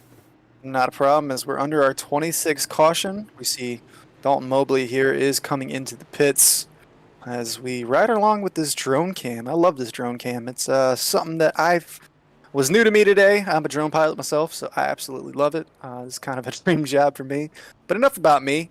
Let's hear about you, Jedi Messiah. How you guys doing out there in the chat? Want to just reach out to you guys. Thank you guys all for tuning in tonight. The final round of the round of 8. Next week we go to Phoenix for the final 4, the championship race. We've got John Delaney and Bryson Hickson-Ball already locked in. Matt Long, 40 laps down, but fighting on strong, 44 points above the cut line. Lucas Hoytsma also kind of having an up and down night here. He is up into second place right now, 39 points above the cut line. So Lucas Hoytsma really just needs a solid points finish here, and he's going to be in the finals. So that leaves 4 drivers: RJ Root, Ralph Hutchison, Blake Giglio, and Alex Murray. Blake Giglio and Alex Murray both out of the race. Blake Giglio having an incident earlier and not able to continue on. Alex Murray just recently taken out of the race here. Incident limit, but he also hit the inside of the wall. So that definitely wasn't going to work out for him either way. Unfortunate for both of those drivers. That's just leaving RJ Root and Ralph Hutchison, both of them in a must-win situation. So 6th place and 8th place and 2nd place, your 3 championship drivers left in the field. Yeah, and I'm back here in the booth as well. Went and filled up my water bottle. So we're nice and filled back up and going to be up and running. Lights are still going on. The pace car is going to be another lap. Well, I don't really know. I don't really know what to say about this, to be honest, because it's been. Is it almost 4 o'clock now? Yes, 20. It would be 5, right? 20. Yeah, it would be 5. So I would be eating breakfast about now if the clocks hadn't gone back. That is, yeah. Kudos to you, James. You are a trooper. You see the lights on the pace truck have gone out. So we will be under green flag conditions. We're going to have Adam Benefield leading the way with Lucas Hoytsma on the outside. We got Trevor Ryan in the 18 car up in the 3rd place. This is the highest I've seen Trevor tonight. Great run by him. He's been involved in a couple incidents, but he's able to really keep that car clean for the most part. Demarius Hickenbottom in the double O up in the 4th place.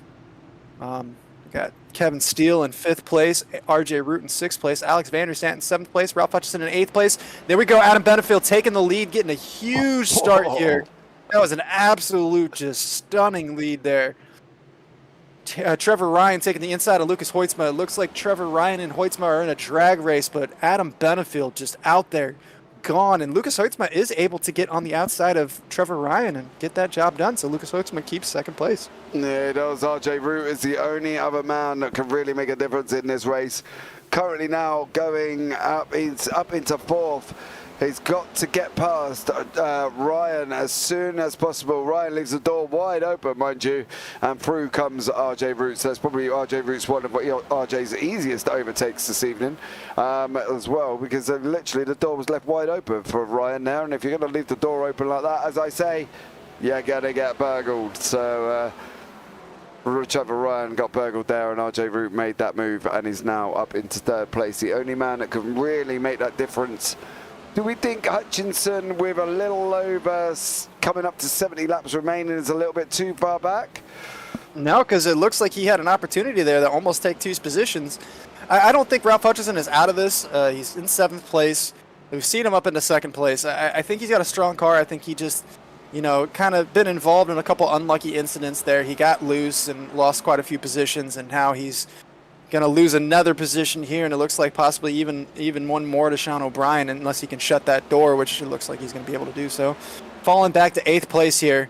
But, yeah, this is definitely unlucky here for Ralph Hutchison. He's going to have to make a move towards the front of the field here. He's going to find something. He's got to find something left in the tank here as he goes to the inside of Demarius Hickenbottom, trying to take over that 7th spot here. He's going to get the move done pretty easily. Up in the 7th, he's got Alex Vanderstant, Cam Stone, and Trevor Ryan ahead of him. But in front of him, further up, would be RJ Root and Lucas Hoytsma and Adam Benefield. RJ Root needing to win, Lucas Hoytsma needing a solid points finish. Yeah. Is he going to be able to do it, though? That was the question. I don't know if he has the time. I don't know if he has It's going to be tough for him. It's going to be tough for him. He's already 4 seconds back. It's going to be really tough for him. I think that's the thing here as well. Unless something drastically happens up front, Hutchinson's really got to kind of go for it, hasn't he? He's got no other option. He's got to run that car in deep. He's got to carry that speed. He's got to get on to Van der Zandt as quickly as he can, really. Forget tyres. Just wear them out, blow them up, do something with them to try and get your car moving forward, because you kind of need to at this point, and that's where Van der Zandt is at the moment. He needs, not Van der Zandt, Hutchinson needs to get onto the back of Van der Zandt to even remotely look at putting himself in that position, where RJ Root just needs to kind of stay in contact with these three and make those slowly edge forward if he can, under any more cautions, of course. Touch wood. We'll see what happens here at Martinsville. Yeah, I think if you're Ralph Hutchison, you're kind of in a position at the moment that you're kind of hoping for another caution flag to come out. He's on pretty fresh rubber. He pitted on lap 420. So his tires, he can beat him up as much as he wants to pretty much for the rest of the race. So he's in a good spot in that position. But that being said, 4 seconds back already, he's going to need another caution to come out to kind of close this field up, or some sort of miracle, as we see Lucas Hoytsma and RJ Root really starting to close that gap up to Adam Benefield. Adam Benefield had an amazing start there, but kind of losing a little bit of pace there to Lucas Hoytsma. Hoytsma's about 3 tenths back from him right now, starting to really gain on him. Yeah, he's done a stellar job, to be fair, mate, hasn't he? To pull Benefield in again, because Benefield was gone. He was literally, he cleared so much time at the beginning. And then Hoytsma and Root pulled him back in. I want to take note of this gap here from Hutchinson. It's now out at 4.3 with literally 62 laps remaining. Which sounds loads, guys. I'm not being rude, but when they're only doing 19-second laps, it's not very long at all, is it, really? Hey, Biggles. Nice to hear from you, buddy. Yeah, no, this is definitely not a long. I mean, it's only a 19-second lap, so it's the shortest lap on the NASCAR calendar. 60 laps goes by so fast. You know, less than half a minute so per lap. So it's insane. I mean, 3 laps per minute if you really just do the simple math there. But yeah, no, the way that Adam Benefield got off there, I really thought he was just going to kind of run away with it for a little while. But Lucas Hoitzma and RJ Root have really closed it down on him. Lucas Hoitzma was under pressure there from RJ for a few minutes, and it looks like he's going to come back under pressure from RJ. So that's really what Adam Benefield wants to see in his mirror, is those two fighting for position. He doesn't want Lucas Hoitzma to have a clean run at him. He wants to see RJ Root really trying to make a move on him and, you know, slowing him down a little bit, making him play a little bit of defense. We see RJ Root is really getting up close and personal with him in these corners. Yeah, RJ looks like he's got the corners a little bit more managed than Hoitzma. He seems to be carrying a lot more speed from the closure gap that we literally jumped on board with at that moment in time. And all we saw was practically the inside of RJ Root's bottom of his car because he was that close. You know, I think from Root's point of view is a clear Patrick McRae.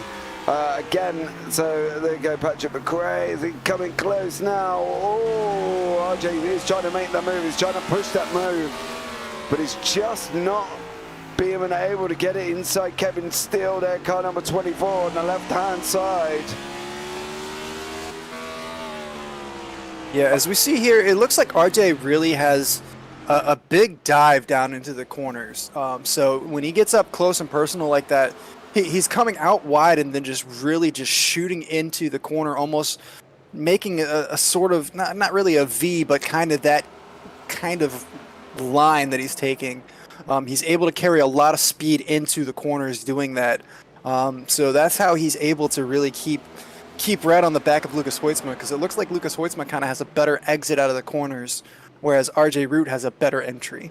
And all the while, Hutchinson's got about 5.5 seconds.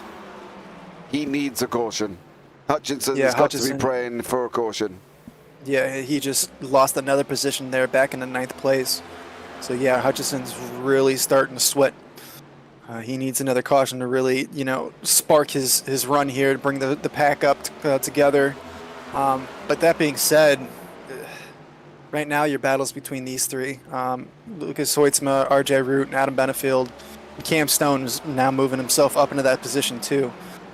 Cam Stone just on the tail end here. So it's going to be really interesting as we come to just about 53 laps left to go. 52 laps left now, and as you just watch RJ Root really just diving down on the inside of that turn. So if he's able to get any position on Lucas Hoitzma, if he's able to get to that corner panel, it's going to get real interesting, because Lucas Hoitzma's just coming down just a little bit later. That might cause an issue. Yeah, I think from that point of view, I think he's really got to kind of try and close that gap up as much as he can, because he needs to close that gap up. He needs to be all over the back of him at the moment, and he is in relative terms, but he needs something to happen. He needs to make the move. We're on 50. He's got 50 to go now, you know? Yeah, he definitely needs to make the move, but I mean, maybe starting to come into some lap traffic that might fall into his hands. The one thing I will say, though, looking at these last pit stops, Adam Benefield last pitted on 373. Lucas Hoitzma last pitted on 400. RJ Root last pitted on 420. So he's got 47 lap fresher tires than Adam Benefield. He's got 20 lap tires better than Lucas Hoitzma. At this point in the race, that's not a big deal. But lap 480, lap 490, lap 495, this race really could start coming into RJ Root's, you know, pocket. If we stay green, it's going to fall into a Dustin Hall on the outside, lock it up there. Yep, yeah, able to keep it out of the whoa, Lucas Hoitzma. Oh wow, RJ Root. What happened there? Disconnected. What just happened there? RJ Root is disconnected. That's not me. That is gut crack. That is, I don't even know what to say. How many of these drivers have had just like the worst luck tonight?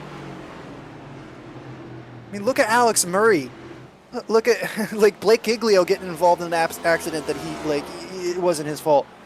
You know, that's just insane. RJ Root just disconnecting out of nowhere.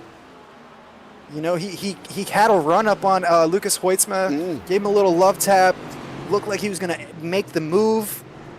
Oh, it could have been an incident limit. Okay, there you go, A.G. Musselman. That's also something that I would never really. I'm kind of still learning to this. Yeah, because of the instant disconnect. Yeah, that's got to be what it is then. That is just absolutely unfortunate. RJ Root. Man, thank you, AJ. I appreciate that. Just what is... So really, it's down to whether or not Ralph Hutchison can really make a move from 7th place. That's it. If Ralph Hutchison can move up from 7th place to 1st place and win this race, then he will be in the championship. If he can't win the race, then Matt Long and Lucas Hoytsma are in. That's it. So right now, this race is completely on the shoulders of Ralph Hutchison. We've got BTG 1017. Come on, Lucas. Bryson Alexander saying, oof. Yeah, that's, yeah. Unfortunate, tough. That's for sure, yeah. It's got to be tough. Especially because he was doing so well. Cam's tires. Cam Stone pitted last on 420. So Cam Stone out of these top 3 has the freshest tires. So we're saying it's a 17x limit then, because it's set by iRacing, isn't it? I thought it was a 25. That's something we're gonna have to clarify there. Let's see if we can get some clarification on that. But yeah, it says iRacing limit. Okay, so if the iLit racing limit 17, then there you go. It's gonna be 17 incident points. I mean, this 17 incident points, 500 laps at Martinsville. That's tough. Definitely. Yeah, BTG 1017 confirming it at 17. That's a big ask to be able to. Oh, and Cam Stone getting in the inside of Damaris Hickenbottom, sending him around. That's going to bring out the caution flag, and that is definitely not going to make Demarius and Cam Stone best of friends. Caution number 27 on lap 463. Well, let's have a look at this one. There is Damaris, there is Cam Stone right behind him at the moment. I believe Damaris is a lap down here. Cam Stone just jumping to the inside. Damaris, And then tapping it around. He doesn't have any place to go there. It just, Yeah, I definitely don't blame Damaris Hickenbottom on that one. I mean, yeah, he's a lap down, but he has every right to his line. Cam Stone just getting really hungry there and trying to get around him, and they came together. Yeah. Quite a bit of damage there on Lucas Hoytsma's car. I can't believe he's still running in the top 3 with all that damage. That's insane. Yeah. And we are now coming down to the last 36 laps. It is 17. It is 17. Wow. BTG, he says, I had 8 when I got junked. Who's BTG? I guess he's one of the drivers in here. Do we know who BTG is? No, BTG, put your real name in there or your iRacing name. There's 2 cars on... Oh, no. That was a bit bizarre then. I thought there was 2 pace cars then. I didn't realise it was actually the... Yeah, there's a tow truck. Yeah, I was going to say. There's a tow truck that kind of sits. That's number 5 there. That's Carl Ammon. Still going, Carl. Up and now in 19th place. Mind you, he is... Blake Giglio. There we go. The man from Rochester. Oh, okay, Blake. Well done, hi, Blake. Yeah, Blake, rough night for you too, man. That's just...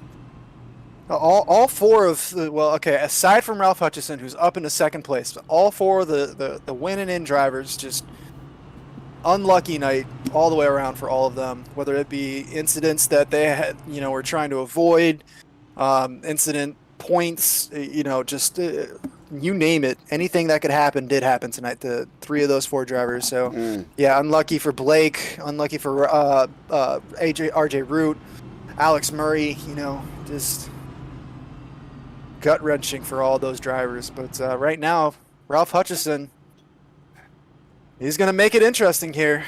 He is Can he do second this place now? here. We said he needed this. We called it, and we said he needed this incident limit, didn't he? Yeah, it is what it is. I had a good time, but now we need Lucas to get this dub for the aluminum. Yep, we do. But he's sitting in 4th place, 34 laps remaining.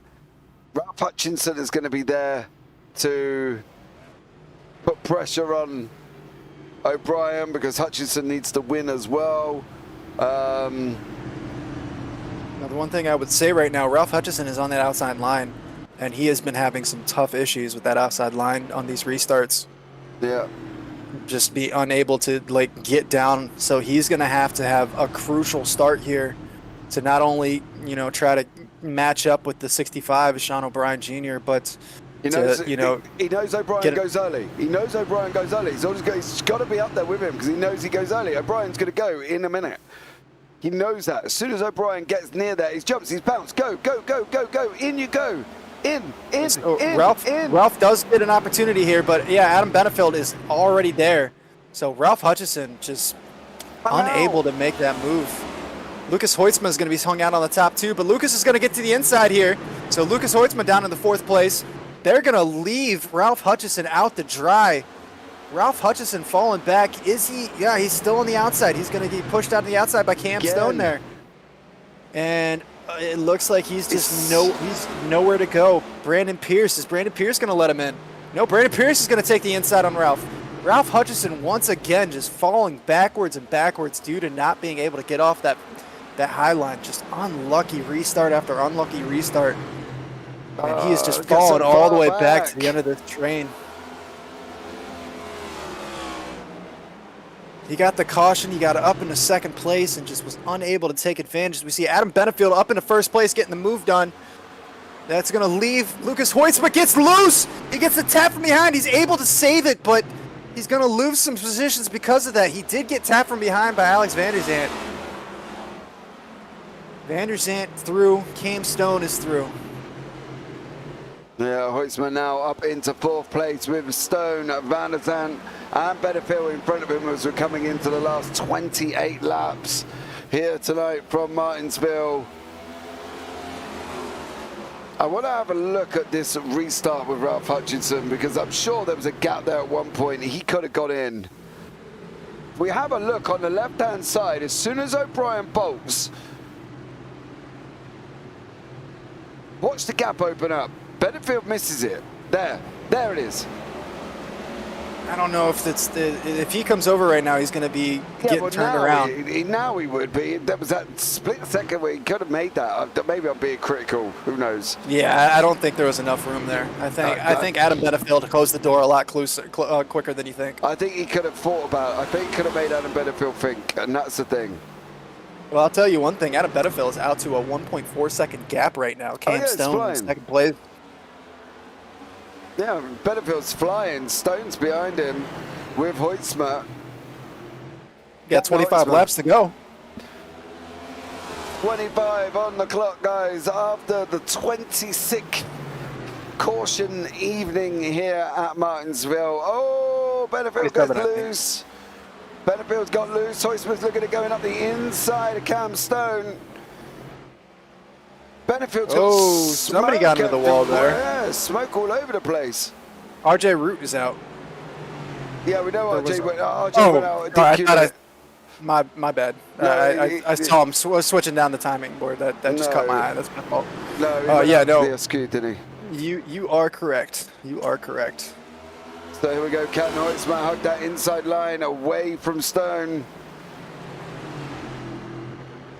That mistake by Adam Benefield has brought these guys within a second of them. Yeah, right back up. 23 to go now. You lost an entire second. That's insane. You see Hoitzma's really battling it out here on this inside line. It's been a great battle between him and Cam Stone. really fighting it out. Been a complete drag race. They're dragging Robert Miller along with them.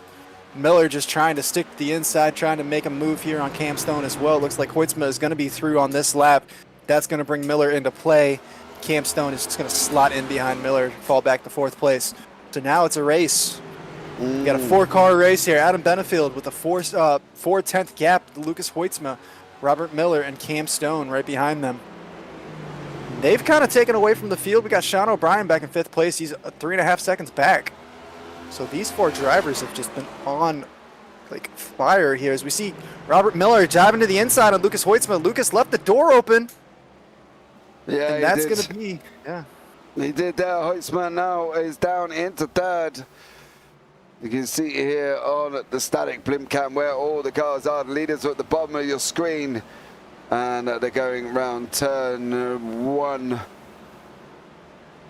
Turn 4, sorry. They're in the top part now as well. So unbelievable there. Seeing all the other cars are all spread out. And there are your leaders back again. 19 to go. Miller's looking... I gotta be honest, fast. Miller and Benefield both pitted on 4.63, and they're both looking extremely quick here at the moment. Yeah, no, that car that Miller's got has just been on fire this final run here.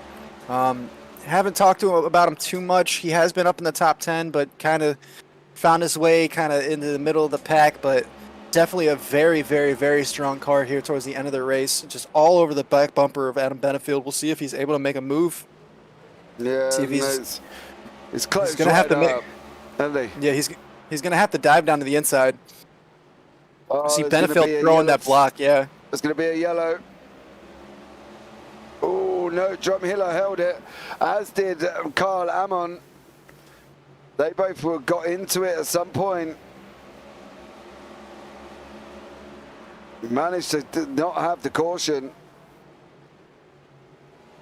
Yeah, Miller is just all over the rear bumper here of Adam Benefield. Adam Benefield is driving down to the bottom of the track as quickly as he can to throw that defense up. But it's just leaving the opportunity here for Miller to keep that gap close as close as possible. We got quite a bit of traffic coming into play here, so that might work to Miller's benefit. But we'll see if Adam Benefield, he just keeps taking that defensive line down to the bottom, trying to force Miller to try something different here. Miller's going to have to back off a little bit. There's nothing Miller can try. He can try and run an outside line, but we've seen the outside line doesn't work. You know, there's nothing really Miller could do apart from sit and hold and wait to see if the door's left open for him. If the door isn't left open for him, he can't go and just punt it up the inside.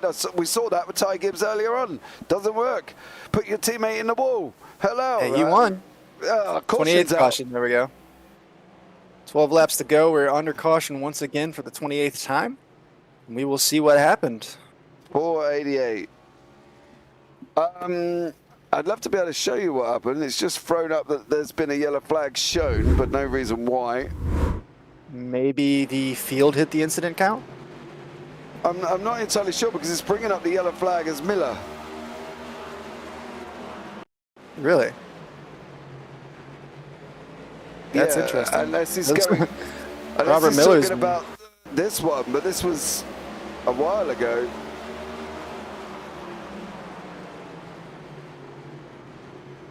That one. Oh, yeah. But that was quite a while ago. Yeah, and he quit out to the pits really quickly there, so I'm a little surprised. Adam Benefield, There was getting literally really low there. Was he faking to go? No, because that's the pit exit. That was kind of weird there. there's literally no reason at all. The only yellow flag that come up was Brandon Pierce entering the pits. There's the blinking car blinking now. Sean O'Brien blinking a little bit. So there's the punt round. So unless that's what they're... Yeah, because he got fully sideways there, so maybe they thought that was on the racing line, and that's why they threw the caution. I can see that. Well, we've got 10 to go now. Hutchinson, as they say, has been thrown a bone. Yeah, but he's back on that outside line. Gone. There's not really anything he can do about this. He keeps getting stuck in the outside line. No, he's going to be on the inside line this time. I take that back. He's going to be on the inside. Yeah, 135.79, isn't it? Yeah, I mean, assuming Benefield takes the inside. Benefield, I believe, has the choice, but I mean, it doesn't make any sense to go to the outside line. Well, why would you do that? Yeah. Why would you leave yourself hanging out there? Yeah, the only person that we've seen all night long be able to make that work is John Delaney, who's currently out of the race. So. Yeah. And that was only a couple of times, wasn't it, as well? So like you said, there was only a few times that he did that. Yeah, it wasn't his preferred line. No. He was just able to make it work for whatever reason those couple times. Yeah, absolutely. So we'll have to see how this one pans out as well. Ralph Hutchinson, if we're going to ask a lot from you, buddy. 9 to go. I don't think you're going to get there. This is going to be really tough for him. Yeah. Are you yawning? No. No. He is on the outside line. Is he? Oh man, Ralph, that's just.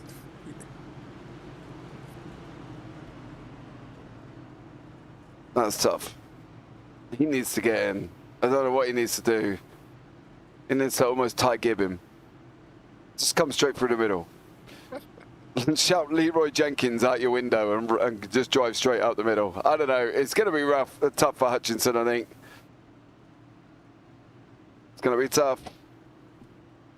Yeah, Miller's going to have to get a great jump here. Lucas Hoitzma on the inside here, so we'll see what happens here with Adam Benefield leading us away through the Geico Green Start. And he gets a huge jump. Adam Benefield is just timing these restarts perfectly.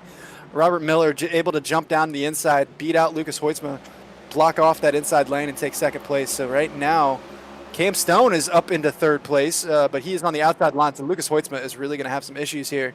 Oh, Miller going around, and this is going to bring out the caution flag one more time.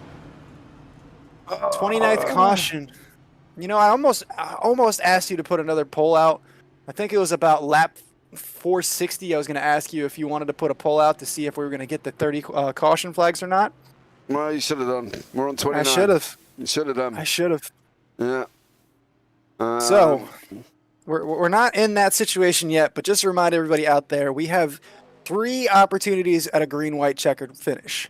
So if we go green-white checkered 3 times and are unable to get a finish, then whoever is in first place for that final caution flag will be our race winner. We are not in that position yet with 5 laps to go, though. We still have an opportunity to finish this lap on time. Yeah. And in 6th place is Ralph Hutchinson. Well, moving up the field here, that actually worked out very well for Ralph. We'll see if he's able to get down to the bottom this time. Not as far back as he has. I'm sorry to interrupt, but I'm a bit confused why he's on the outside, right? Because he was in 9th last time and he was on the outside. He's in 6th this time and he's on the outside. Well, I don't think the lanes have been decided at the moment. I don't think the lanes are being decided right now. I think he's just kind of taking that outside line right now just because that's where he's comfortable going around the track. I don't think anybody is, well, really. You sure? Yeah, you might be right there. Maybe he is stuck on the outside line again. But why? I don't get why. What position has he got to be on the inside? I'm not sure there, but looking at because Adam Benefield is going to be on the inside. Cam Stone's going to take the outside. Lucas Hoitzma on the inside. Van der Zandt on the outside. Tanner Marty on the inside. So yeah, I guess he just maybe he was in 8th place last time. I think. No, I'm sure instead he was of 9th place. I'm sure he was 9th. I think he was for a minute, but I'm 135.79. You're right, but I think he did end up jumping into 8th place before it was all said and done, because I do remember kind of looking back there and seeing him in 8th place for a moment, and I thought it was just a glitch on the timing tower. But I think he actually was in 8th place for some reason. This is going to be a 1-lap sprint out. They're going to go green next, not this lap, next one. And it's going to be a 1-lap sprint. Okay? Okay. Watch. Lap 3. They should be looking at going out in a minute.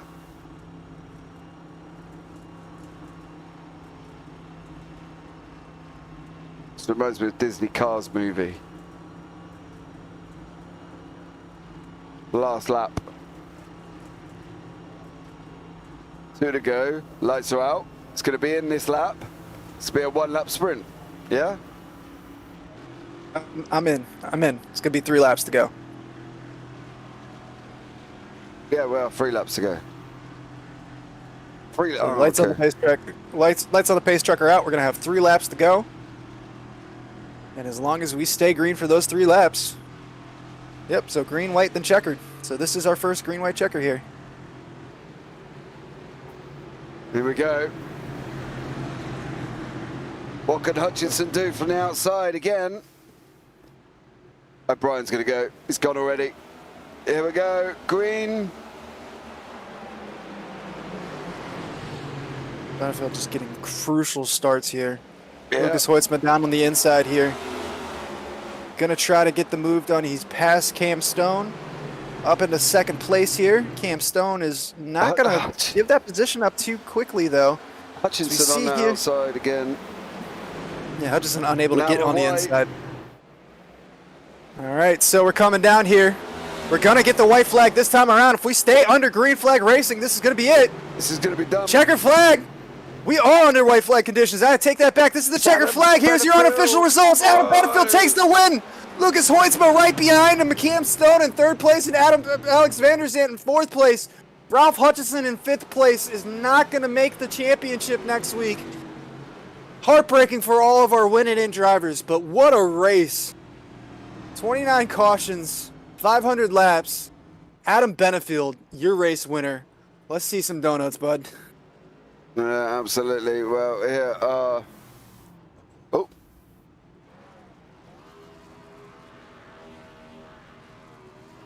What a finish. We're going to go ahead and get Adam Benefield in here momentarily along with Lucas Hoitzma and Cam Stone. But before we do that, let's go ahead and go through the race results here. We got Adam Benefield taking the win, Lucas Hoitzma taking 2nd place, Cam Stone in 3rd, Alex Van Der Zandt in 4th, Ralph Hutchinson in 5th place, Sean O'Brien Jr. in 6th place, Tanner Marty in 7th place, Robert Miller in 8th place, Dalton Mobley in 9th, Randy Drumhiller in 10th place, Brandon Pearson 11th, Kevin Steele 12th, Alex Princeton in 13th, Robert Anderson coming through in 14th, Preston McRae in 15th, Trevor Ryan in 16th, Dustin Hall in 17th. 18th place we had Demarius Hickenbottom. We go down a little further down the field, we had Kyle Ammon in 19th, Matt Long in 20th, Raymond Root, RJ Root in 21st, Patrick Mush in 22nd, Alex Murray in 23rd, Chad Sander in 24th, Bryson Hicksonbaugh in 25th, Blake Giglio in 26th, Jonathan Delaney in 27th, Nolan Hodgson 28th, Ryan Samuelson 29th, Wayne Grassi in 30th, Jason Taylor coming through in 31st, Alexander Russell in 32nd, and Devin Medeiros in 33rd. That was an intense race. The most cautions I've ever seen, 29 cautions. That was a race of attrition. So, wow. Our race started with a 80 degree track temperature down to 69 degrees, so we lost 11 degrees there, but what an absolute barnstorming race there. We're starting to get our race winners here, our top 3 in, so I'm going to go ahead and start with our interviews here, if you're cool with that, James. Yeah, you carry on, mate. You carry on. All right, I'm going to go ahead and bring Cam Stone. Cam Stone, can you hear me? Yes, sir. That was an epic finish there. Crazy race all night long. You had a great race all night long. Very consistent with the stage 1 win, and then coming through for 3rd place. Walk us through your thought process there for that final green, white, checkered. I knew I had to get the restart of my life to have any shot, and the way the restart zone thing's working now. So, Adam's going to get the big jump, and he's going to probably pull 3-4 tenths coming off of 2. So I got to at least clear Hoitzma, and I wasn't able to do that. So being on the outside kind of put me in a bad spot. I would have preferred to be on the bottom or have another shot at it after Hoitzma passed me, but it is what it is. We had a good car, and then I think we got into something with about 100 to go and hit. Actually, Hoitzma was in it too, so we both came back from that. But after it, my car was a little tight. I don't know if I knocked a little bit of toe out of the right front or what, but it was just tight entering the corners. I couldn't get it woed up, and Adam probably had the fastest car here tonight anyway. He was rolling on those long runs early in the race, so kudos to him. Great race from that bunch. We had a good night too for our team. I think everybody finished in the top 10. I'm not sure. But it's my favorite track. Anytime we come here, I'm definitely looking forward to it. And when I don't win here, I'm a little upset. So finishing P3, I'm still kind of pissed off. Well, Cam, you had a great night, great race going. Did you want to say something there, James? No, obviously, excuse the language. You know what I mean? Don't worry. No, Cam, to be fair, did you ever doubt where you would finish, mate? Because obviously you got caught up in stuff earlier on, dropped yourself down to near the back of the field. You know, you had to work your way back through. It was a tough night overall, wasn't it? Yeah, anytime you come here, it's going to be a tough night. I mean, you got to put all you got into the brakes pretty much every corner, and you got to make 1,000 corners at this place in a race. But it's a tough track. That's why I like it. Usually the cream rises to the top when we get here. As you see that with Hoytsman's had a great year all year, and he finished P2. And Benefield's a great driver in his own right, of course. But yeah, it's a tough track. I knew if I finished, with the car in one piece, that I was probably going to be top 5. A whole lot of people got caught up and stuff, and we had I don't know 14 cautions in the first stage. Mm-hmm. So there's a lot of guys that got took out in that. So it bumps you up the running order, no matter how bad your night goes after that. Yeah, exactly. Is there anyone you want to give a shout out to there, bud, before you leave the booth this evening? Yeah, I got to shout out my boys over at Silver Bullet Racing. Had a good night tonight. Only 2 of the LDR guys showed up, so I think we're gonna go into Phoenix next week with a pretty good lead in the team championship. So hopefully we can bring that home this year. Sorry for RJ. He basically had to win tonight's race to be in the championship 4. So tough break for him, but real proud of the season he's had with his 2 wins. He's the only guy on the team. Well, no, Alex won a race too. So we got 3 wins this year, and 2 of them came from RJ. So I want to thank him for the season he's had. Thank all the guys at Triad working on sets. Brandon Pierce put in a lot of work this week. Thanks, Mom and Pops. I know they're watching the race. Tried to bring it home for you. Sorry about it. Shout out to all my Make Believe sponsors. We got Prologuing on the car tonight. Shout out to my boy Larry Roach. Y'all check him out on what's that thing? Street Outlaw Show on Discovery Channel. He's the Axe Man. Yep. Shout out to Carmen for letting me spend a bunch of time on this thing. I want to shout out all the guys tonight that had Jimmy Strong on their cars. Appreciate everybody puts the league on. Congrats to Adam. Thank you guys in the booth. And we'll see y'all next week. There you go. No worries at all. Take care, Cam. See ya. There you go. That is Cam Stone. Michael, let's bring in your second place man, Lucas Hoytsma, for you. Michael, over to you. Lucas, can you hear me? Yep. That was a crazy ending there, man. What was going through your thought process there on that last restart? Well, I knew third place is like exactly where you want to be in that situation. I was able to clear Cam, and I had my sights set on that 83's bumper, but just couldn't get the turn. When I take the white flag and went into 1, just couldn't get a turn right. And I really wanted to be able to set him up going into turn 3. But I didn't get to run up the corner. Had a bit too much of a gap, and I don't know. You don't want to wreck a guy like that. I just too much of a gap to send it in too hard. And just respect sort of thing. I tried to get to his bumper and move him, but you never want to wreck somebody for that. Yeah, it seemed like you had quite a bit of damage on your car there. You were involved in that incident a little bit earlier on, around lap 400 or something like that. Did that mess with your car too much? It seemed like you still, even though you had quite a bit of damage, you still had a very fast car. First of all, I should not even be in the race still, because that incident should have broke both of my front toe links, should have broke the car. Very fortunate, that is an understatement, very fortunate to be here still. And I fixed about a minute and a half of my total 6 minutes of optional, and that car was about 100% functioning. So pretty amazing that I was able to keep it going like that, and just shout out to the guys back at the shop for building this bulletproof race car. Yeah, no, that was a great finish. So I do believe you are heading to Phoenix with a chance at the championship. It should be, as long as, because everybody else really needed to win and be in. So it should be you, Delaney, Hicksonbaugh, and Long. So what's your thought process for next week? What are you going to do to get ready for Phoenix? Well, usually in every vehicle, doesn't matter. I usually struggle. Not very good at Phoenix, so gonna have to do a lot of practice this week. Gonna to get my sights set on it. But a lot of momentum going into Phoenix. Feels good to get a second here. Had some good speed for those guys that I'm gonna have to be battling against. So feeling pretty good. Yeah. Well, did you want to shout out to anybody before we let you go tonight? Just big shout out to first of all my team. Robert built again a rocket ship tonight. Labor 12 on the car. Jimmy Strong. Just lost Jimmy over this weekend. Shout out to his family and everything, and shout out to everybody who puts this league on too. It's great job. Do 36 races, and we comes down to 1 week here, and hopefully we can finish it strong. Well, Lucas, I want to thank you for joining us in the booth here. Great race, and we'll see you next week at Phoenix. Thank you, sir. See ya. There you go. We'll bring in Adam Benefield for your bits of this evening, Michael, for you. There you go. Hey, Adam, are you still here? Can you hear me? I'm here.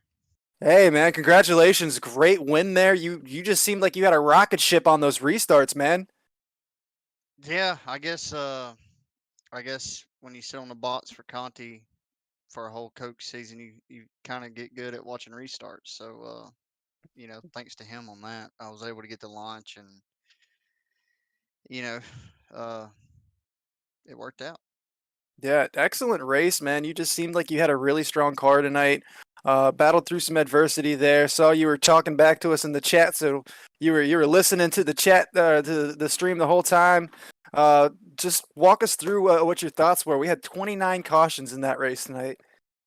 Yeah, it was, I normally I'll pull up the broadcast, put on my fourth monitor, and kind of listen to it and have it playing. But yeah, I had a lot of time tonight to kind of interact with y'all, and it was a long race. But every time we come here, this race right here being a cutoff, it's like if you can make it to the end, you got a shot. And I just tried to play it smart, qualify decent, and I just needed long runs are my thing. It doesn't matter if I got a short run car. I try to figure out, how to make it run on long runs. It's just my cup of tea. I'm just programmed that way. And so I just chilled. I mean, everybody was dropping like flies with incident points, and we only had 2 the whole entire night. So just trying to keep it clean, and I just tried to race really smart because of how bad I wanted this win. And then we got going, man, and I mean the freaking car was a rail. Again, thanks to Conti and EPI. They built a rocket this week, and I mean the longer we went, just the better it got. And I really think that if it was a long green flag run, I think the race would have came down between me and Delaney. And that one run where we went over 100 laps right there, I really don't. In my opinion, I don't think anybody had anything for us. It was that damn good. But we were able to hold it together and get the lead and freaking get the starts, man, and get it done. Yeah, no, that's a great win. Obviously, you're not going to be in the championship next weekend, but what are your thoughts on Phoenix? I plan on winning it. You plan on winning it. I like that. Well, Don't you see that cup beside my name? Hey man, I just want to see a good race next week. That's all I want. Do you want to shout out anybody before we let you go here? Yeah, this one obviously. I mean, you see the paint scheme. This one's for the Hall family.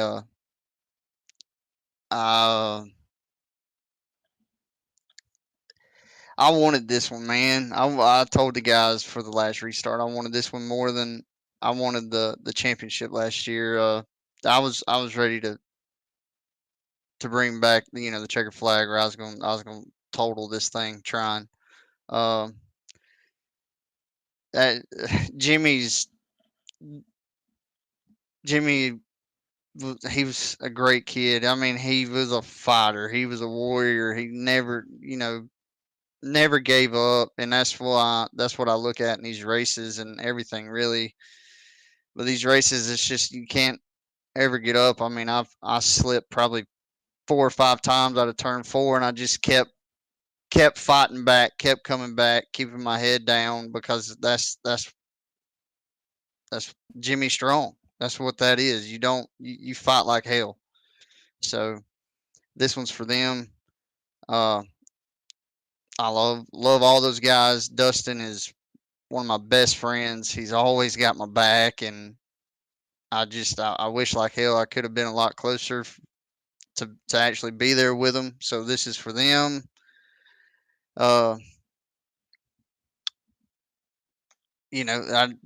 Everybody else can sit on the sidelines this week. Thanks to them and Jimmy. He's gonna be missed, and we're gonna try to close out the last 2 races for him. We did it last year in this paint scheme, and I plan on doing it again this year. And I don't really give a flying crap who's going for a championship. Well, Adam, I love the words, the thoughts. It's really heartfelt, and good luck next week at Phoenix. That's really important, and I really appreciate that. And I'm sure the Hall family really appreciates that. But Adam, congratulations on the win tonight. Look forward to seeing you next week. Good luck next week, and thanks for having a chat with us tonight. Yeah, man. Thank you all.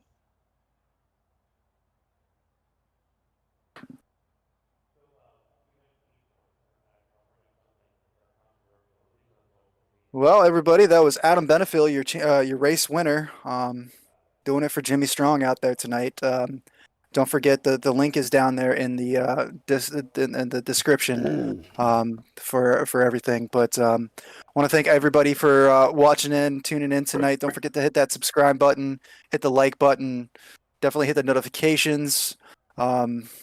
And thanks everybody. Thank you, James, for being here with us. I know it's time for you to get some shut eye here, but I want to thank all the drivers out there, and thank you for running this tonight. Yeah, no worries at all, and a massive shout out to the Hall family, and obviously our respects here up in the booth from myself and Michael there as well, losing Jimmy on the 26th of October. So massive commiserations from us all here as well. As you say, Jimmy was a fighter, but links are down in the description. So there we go. Really, all that's left for me to say now is from myself and Michael David, take care, have a great week, and you never know, we might see you on the track sometime. Good night.